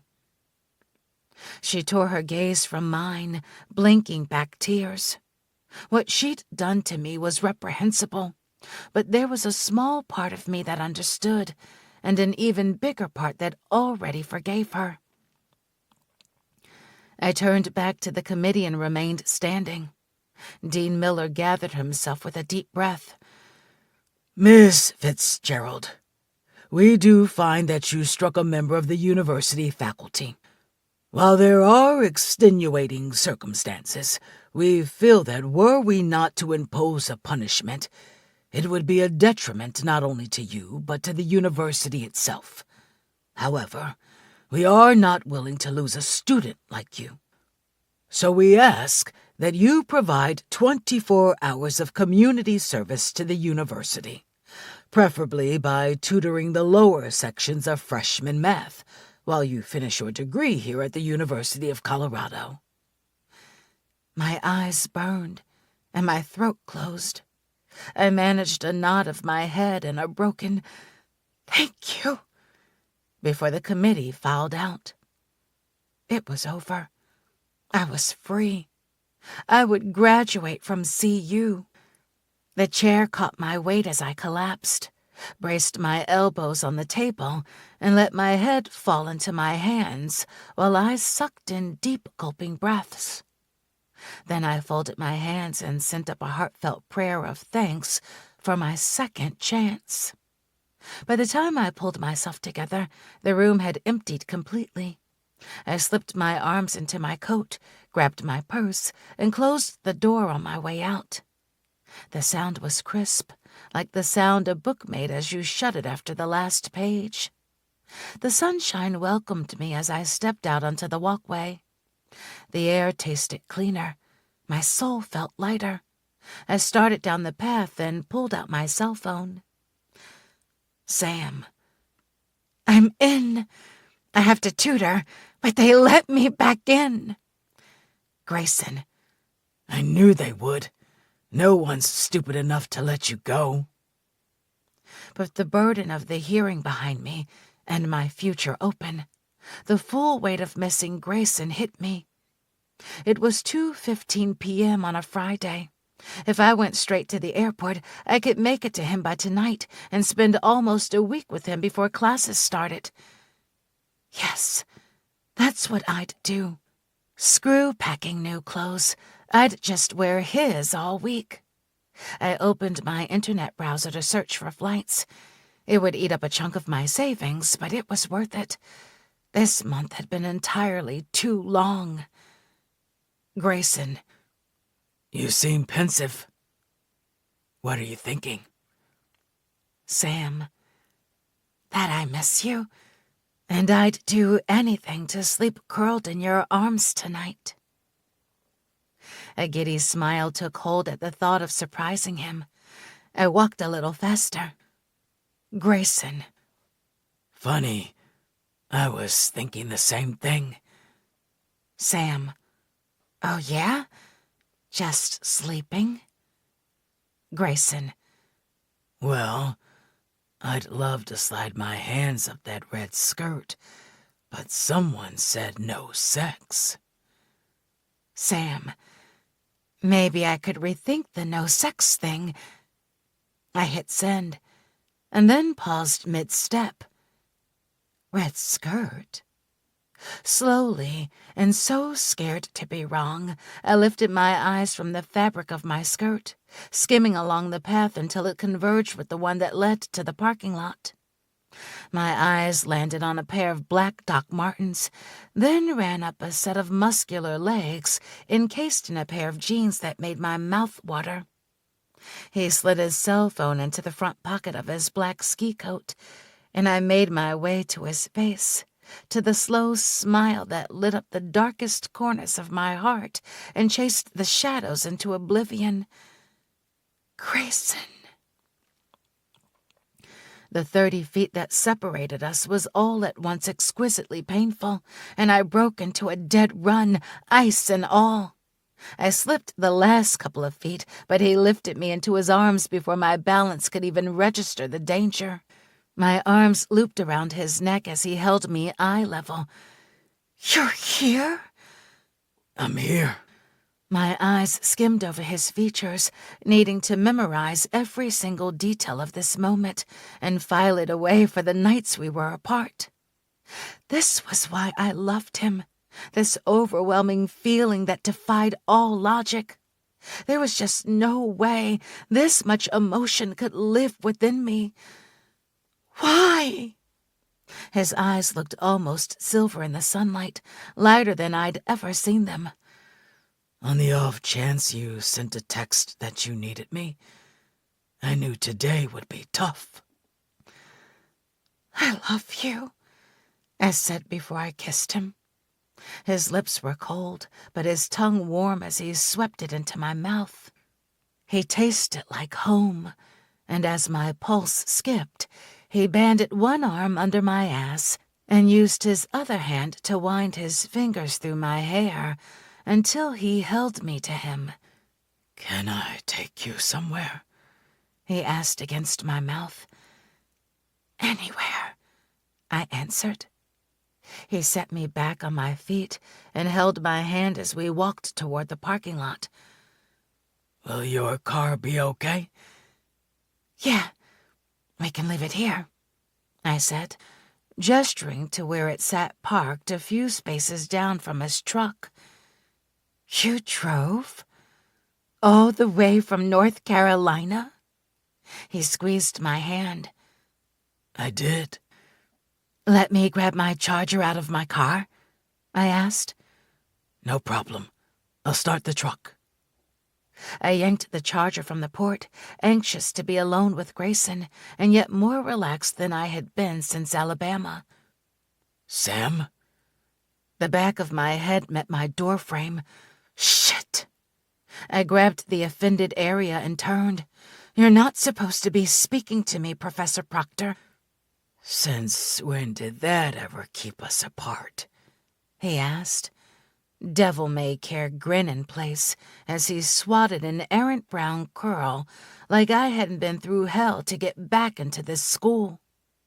I looked over my shoulder, but Grayson couldn't see us from here, and Harrison was blocking my exit. I'm not kidding, Professor Proctor. This is inappropriate. He took a hold of my arm.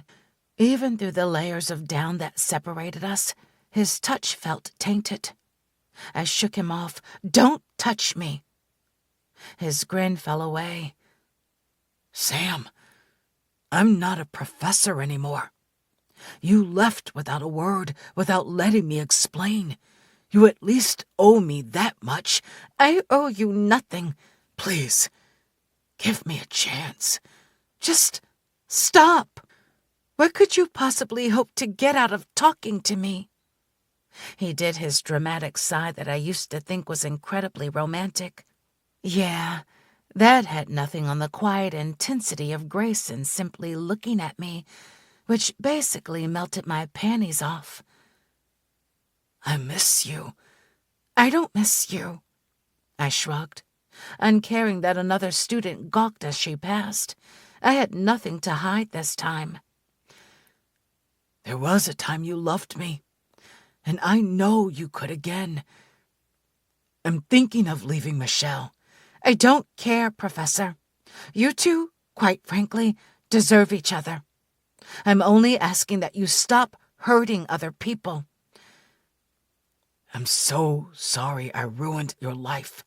That was never my intention or any of this humiliation. Laughter bubbled up, taking with it the last vestiges of shame or embarrassment as I thought about the envelope I kept securely tucked away in my purse. You think my life is ruined? How self-centered can you be? Sure, I slept with the wrong man, trusted you, but I'm done paying for that. You knew you were married. I didn't. I'm going to finish college and be with the man I love. You're not a factor in my future, but I doubt you can say the same about me. Every time you apply to teach, this will follow you. Every time you look at your wife, this will be between you. What you've done will haunt you, not me. I shut my door, but Harrison wouldn't let me pass. Every step I took, he matched. You haunt me now. Let me go. No, not until you listen. I sidestepped his reach again. Grayson stepped behind Harrison, and the tension drained from me. Please, give me a fucking reason to end you. Do it. Put your hand on her again. Harrison turned to look up and up at Grayson. Then he moved to the side as Grayson reached for my hand. I took it and left everything about my past behind as he tucked me under his arm and walked me to his truck. Is this really necessary? I asked, fumbling for the door handle 45 minutes later. The damn blindfold on my eyes wasn't helping matters. I heard the door open, and a gust of cold air hit my face. Be patient, Grayson said softly. He undid my seatbelt, then easily lifted me into a bridle carry. We paused, and I heard another door open, then close as warmth surrounded us. Well, at least we're inside, I teased. There was a faint echo. Where the hell were we? I could feel his heartbeat jump through our coats. Are you nervous? Because your heart is racing, and I know you're not tired from carrying me. Hell, I bet you could carry me for an hour and still not get tired. He stayed silent, which was enough to almost make me rip off the blindfold. Whatever we were doing was obviously way outside his comfort zone.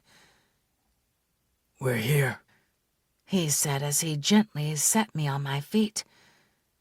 I'm going to take off your shoes. He dropped, leaving my hands on his shoulders for balance. Then he slipped off my boots one by one. The floor was cool and hard under my socks. We might need to work on your foreplay. He laughed softly, and the tension dissipated from his shoulders. He stood, and right after I heard a squeaking sound. I felt a soft pressure at the top of my head and the distinct scent of magic marker. He kissed my lips with a reverence that had me aching for more as he pulled back and turned me around. The blindfold slipped free. Okay, take a look. I blinked several times, letting my eyes adjust. A door stood open in front of me, with a black line etched into a spot on the left panel that read, Samantha. Farther left was another line marked, Grayson, with today's date written between them. You got me a door? It was the sweetest gift I could imagine. A place to mark your height, he said from behind me. to start our story. I turned to face him, and then got distracted by the rest of my surroundings. There was so much light, so many white walls. An empty house? I asked, taking in as much as I could. The front door had a glass panel and a tile entry, and then a nice-sized living room. Looking to the right, I saw a den and a kitchen that had raw maple cabinets, but no counters. There's a window seat, Grayson pointed to the den. like you wanted. What? Hardwood in the kitchen. You said that was important. And there's a small porch out front. I put the swing up last week. I know you wanted granite counters, but that's kind of personal. And the granite guys said they could be here to install next week, if we pick everything out in the next few days. Grayson. He swallowed. It has a good-sized backyard that's kind of flat. Do you know how hard it is to get a flat backyard on this side of town? Or how expensive this school district is? It's ludicrous. Grayson. And if there's something you don't like, I can remodel it. I bought it, so it's not like we have to ask permission or anything. But we will have to buy furniture. Holy shit. He bought a house in Colorado for me. Grayson! His eyes flew to mine, a state of subdued panic rolling through them. Samantha? Why would you buy a house here? His eyebrows rose. Because you're here. But you live in North Carolina. A slow smile spread across his face. I found a loophole and asked another flight student to trade me at the last minute. I live here. I'm assigned to Fort Carson. I sucked in a breath. But your family... Tears pricked at my eyes, welling so fast that he blurred in front of me. His thumbs wiped away the tears that fell. You are my family, and you're here. I don't work without you, Samantha. I reached into my purse and pulled out the letter I'd been saving. But I got into UNC, just in case. Do you want to go to school in North Carolina? I shook my head. I want to be here. Then I do too. Burn the letter. I still couldn't grasp that he was really in Colorado. How long have you been here? A few weeks. Just long enough to buy the house.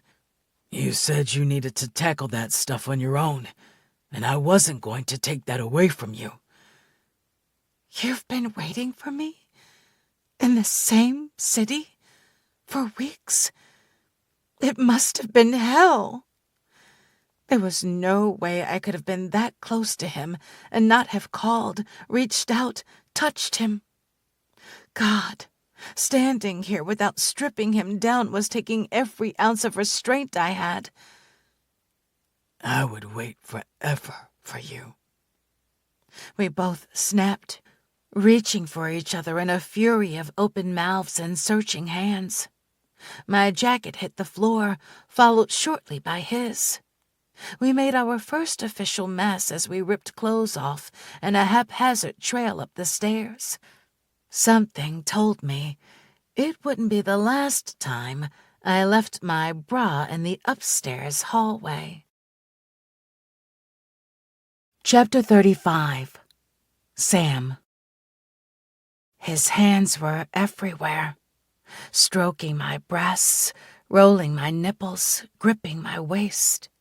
He pushed me back against the wall, and I barely registered him hitting his knees until he held my folds apart and put his mouth on me. I screamed his name. It had been so long, and my body was starved for him. His touch ignited an instant fire that consumed every nerve ending and left me frantic. His fingers dipped inside me, and as I whimpered, he caressed my inner walls until he found my G-spot, and then relentlessly rubbed it, curling his fingers inward as he drew my clit into his mouth and sucked. My knees shook, and then my whole body trembled as I fell apart. He caught me before I fell to the ground. "Condom," I whispered, aching and desperate to have him inside me. We're done with the no sex? He half teased. Once I ran my hand over his length and pumped twice. He wasn't teasing anymore. Condom, he agreed, finding a package somewhere near his pants and rolling it over his erection. He gripped behind my upper thighs and lifted me in one small motion. "That's so fucking sexy," I said against his jawline as I wrapped my legs around his hips, lining us up perfectly. He carried me toward the bed. "I always wondered if you could hold me upright while we did this." He stopped and arched an eyebrow. "Lock your ankles." Those words alone had me throbbing again, my muscles clenching with stark need. He kissed me with sweeping strokes of his tongue, and I gasped at the taste of us mingled together. Capturing me with a fierce gaze, our open mouths barely an inch apart, he lowered me until, inch by inch, he slid inside me. Thank you, God. I couldn't hold back the moan that ripped free as he finally thrust home. I buried my face in his neck and felt the fine tremor that rolled through him as my body adjusted to him. Fuck. I missed you, Sam, he said as he began to move slowly. Every part of you, every inch of your skin, every sarcastic comment from your mouth, every touch of your fingers. All of you. He punctuated each of the last words with a thrust. I love you. My brain lost its ability to think, but I knew I wanted more. Harder, I ordered. He tried to laugh. I'm doing my best to go soft here. Soft later, hard now. He could make love to me all night long. He'd better. But now, I needed everything he had without holding back. I love you, he echoed. Now hold on. He started a deep pounding rhythm that demanded I do just that. My arms looped around his neck and held tight as he drove into me over and over again, the muscles in his arms bulging as he lifted me up and slammed me back down. He shifted his hands to my ass, and tension spiraled in me again, tighter with every thrust. The man was a machine. Our eyes locked, our breaths mingled, and it was hotter than him sliding in and out of me. I was pretty sure Grayson could bring me to orgasm with a look if he tried hard enough. He backed up until he hit the edge of the bed and then sat, grasping each of my ankles and bringing my knees flush along his hips. I can fuck you like that all day long, but I think this might be better for you. I let loose a wicked grin, rose up and slid back down, watching the change in his eyes. I felt powerful, desirable, and his. Grayson's fingers slipped between us to massage my clit as I rode him, and any of my previous thoughts fled. There were only our bodies, and the rhythm that drove us higher, brought us closer together. "Grayson," I cried as my muscles locked. "I've got you," he growled, pressing on those nerves just right, and I flew. My orgasm set his off, and we clung together as we came back down. His lips were soft as he kissed me. "Whoa," I said, raking my nails gently over his scalp. "Yeah, my thoughts exactly," he commented, and rolled us so we lay side by side. I couldn't stop looking at him or running my fingers along the back of his neck. "I missed you so much." "You don't have to miss me anymore." His slight smile would have collapsed my knees if I'd been standing. "And you're sure that you're okay here?" I had to ask. He'd given up so much for me, for us. He smiled, and my heart faltered. "It was selfish of me to ask you to give up what you worked your ass off for. I'm here. I'm not leaving until the army says we have to move, and then I'm kind of hoping you'll come with me. We should have at least a couple years here, long enough to finish your degree. But I promise we'll keep this house. Our kids will mark their heights on that door." I arched up and kissed him. I love the door. I love the house. I love you. And I'll go wherever I have to so I can be with you. I used to think that home was a place. Walls and windows and home-baked brownies. But it's not, Grayson. That's just a house. You are my home. So where you go, I'll go. His mouth met mine in the sweetest kiss we'd ever shared. "I promise I'll always put coffee on the bottom shelf." That, or you always have to be around to catch me when I slip off the granite. His smile was brighter than the sunlight streaming through the windows.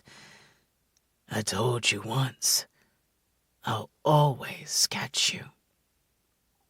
I lifted an eyebrow and ran my hands down his naked back. "You are pretty good with your hands," he scoffed. "Pretty good? We've been apart for what, 4 months? And now I'm only pretty good?" I brought my leg up to hitch around his hips. "I guess I could use a reminder." "Oh, I'll remind you." I might forget pretty often. I gave him my best wide-eyed stare.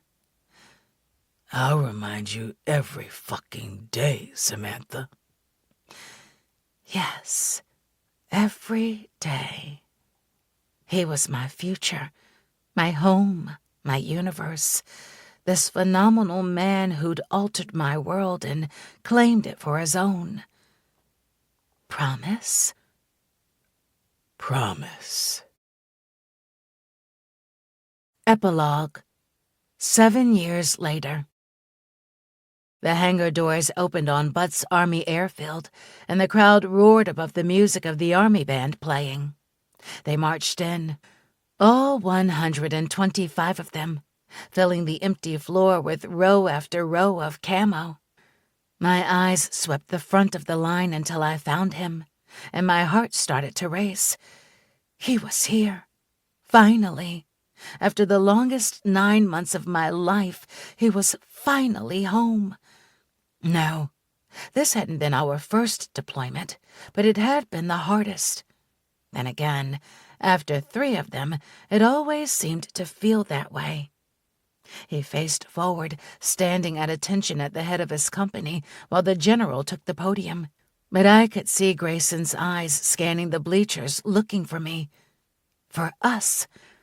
"Daddy's here," I said to Delaney, as I adjusted all 40 pounds of her on my hip. "Daddy!" she shrieked, breaking the silence to the laughter of those around us. Who could blame a 4-year-old? I tucked one of her long caramel spiral curls back over her ear. "We have to wait a minute, baby." When I looked back to the formation, Grayson's eyes had locked onto me. My stomach clenched. 5 years of marriage, and he still had the power to knock me to my knees with just that look. I wouldn't trade it for the world. The general dismissed the troops, and the crowd rushed from the stands in a tidal wave of joy until the hangar floor became a sea of welcome homes. Careful in heels with Delaney in my arms, I picked my way down the bleachers until we reached the last row, where Grayson had just arrived. "Daddy!" Delaney cried and lunged. He caught her tiny frame easily and crushed her to him. His eyes closed in bliss for all of 2 seconds before he yanked me into his chest with his free arm. God. He smelt like tangy metal from the aircraft and freshly applied deodorant. Nothing had ever been more of an aphrodisiac. I held on as tightly as possible, savoring the feel of him, the steady beat of his heart beneath my ear. Contentment overpowered every other emotion. I met his mouth in a crushing kiss, and just like that, the taste of him flooded me, consumed me. Our lips lingered, but we pulled back reluctantly and gave our attention to the gorgeous green-eyed Spitfire who was already chatting Grayson's ear off. "And we made you signs, and they have glitter, lots of glitter. Mommy said that you wouldn't mind, even though you're a boy, you like the sparkly signs." Daddy loves sparkles, Delaney Bug. Grayson smiled and kissed her cheek, gathering us all tightly together. "Oh, my girls, I missed you." "I missed you, Daddy. Can we go home?" She yawned into his neck. "It's an hour past her bedtime," I explained, rubbing her back. "Let's get her to bed," Grayson said, then leaned to my ear and whispered, "So I can get you to bed." Oh, yeah. We needed to find his bag now.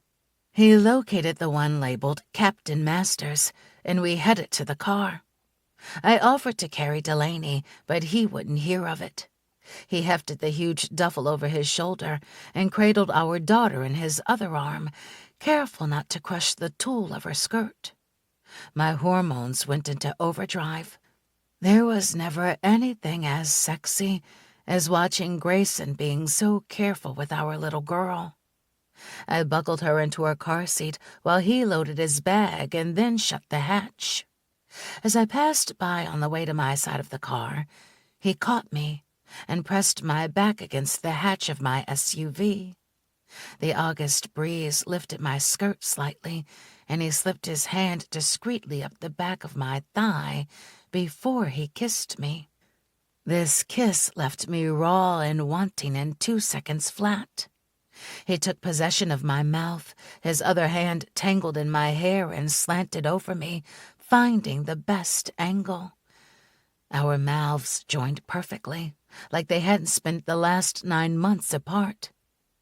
Within a minute, I was ready to climb him in the parking lot.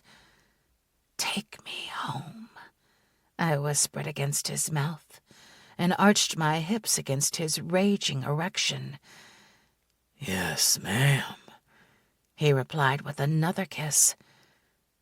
"God, I missed you, Samantha." "Good, because I missed the hell out of you, Grayson." We made it home in 15 minutes. Delaney jumped out of the car and raced inside. We were slower, holding hands as we made our way down the hallway. She came back with a black Sharpie. "Mommy said we had to wait until you were here."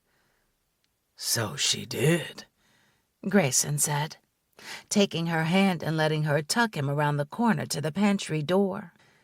He opened it and waited for her to slip off her little ballet flats. He tickled her toes, and Delaney's laughter echoed through our home. Then he leaned her up against the door and marked a line over her head and dated it. "Whoa, you grew a ton while I was gone," he exclaimed, swinging her into his arms. "What have you been eating?" "A lot of tacos," she said with a very serious face that looked way too much like her father's. "Can you cook tomorrow?" she whispered very loudly. "Hey," I joked, "it's time for you to get to bed, young lady." "Can Daddy take me?" I nodded, and Grayson kissed my cheek before running up the steps with our daughter. She was a perfect balance of us both, with Grayson's reflexes, my sarcasm, and a stubbornness that rivaled us both. I turned back to the door and smiled as I heard them giggle upstairs in her room. The door had come with us to Fort Rucker, then for a stint at Fort Bragg, and now was hanging again here at our home in Colorado. On it were etched the tiny lines of Delaney's life and our story. Grayson's arms wrapped around me, and I jumped. "That was quick." He shook his head. "You've been zoned out for about 10 minutes. Where are you?" I turned in his arms. "Here, with you." "Good, because I need you." He swept me into his arms and carried me up the stairs to our bedroom. We waited until the door was closed and locked before our clothes hit the ground. I damn near shredded his uniform to get him out of it, and I know I heard more than a few rips in the fabric of my dress as he took it off. His body was even more cut, defined, and my mouth watered. "You look amazing," I sighed, running my fingertips along his abs. "I pretty much worked out every time I wanted to jump my wife through the webcam. Hence, I worked out a lot. You're the sexiest woman I've ever put eyes on, Samantha Masters." He picked me up, and words were forgotten in a flurry of hands, mouths, moans, and sighs. When we were finished, we got in the shower and then started again. After we'd worn ourselves to the bone and the sun began to warm the sky, I snuggled into his side. "Welcome home, baby." He pressed a kiss to my forehead. "I'm so damn glad to be here." I smiled and let my eyes drift shut for the hour or two of sleep we could manage before Delaney knocked on the door, content for the first time since he'd left 9 months ago. And though he'd been the one halfway around the world, in his arms, I felt like I'd finally come home too.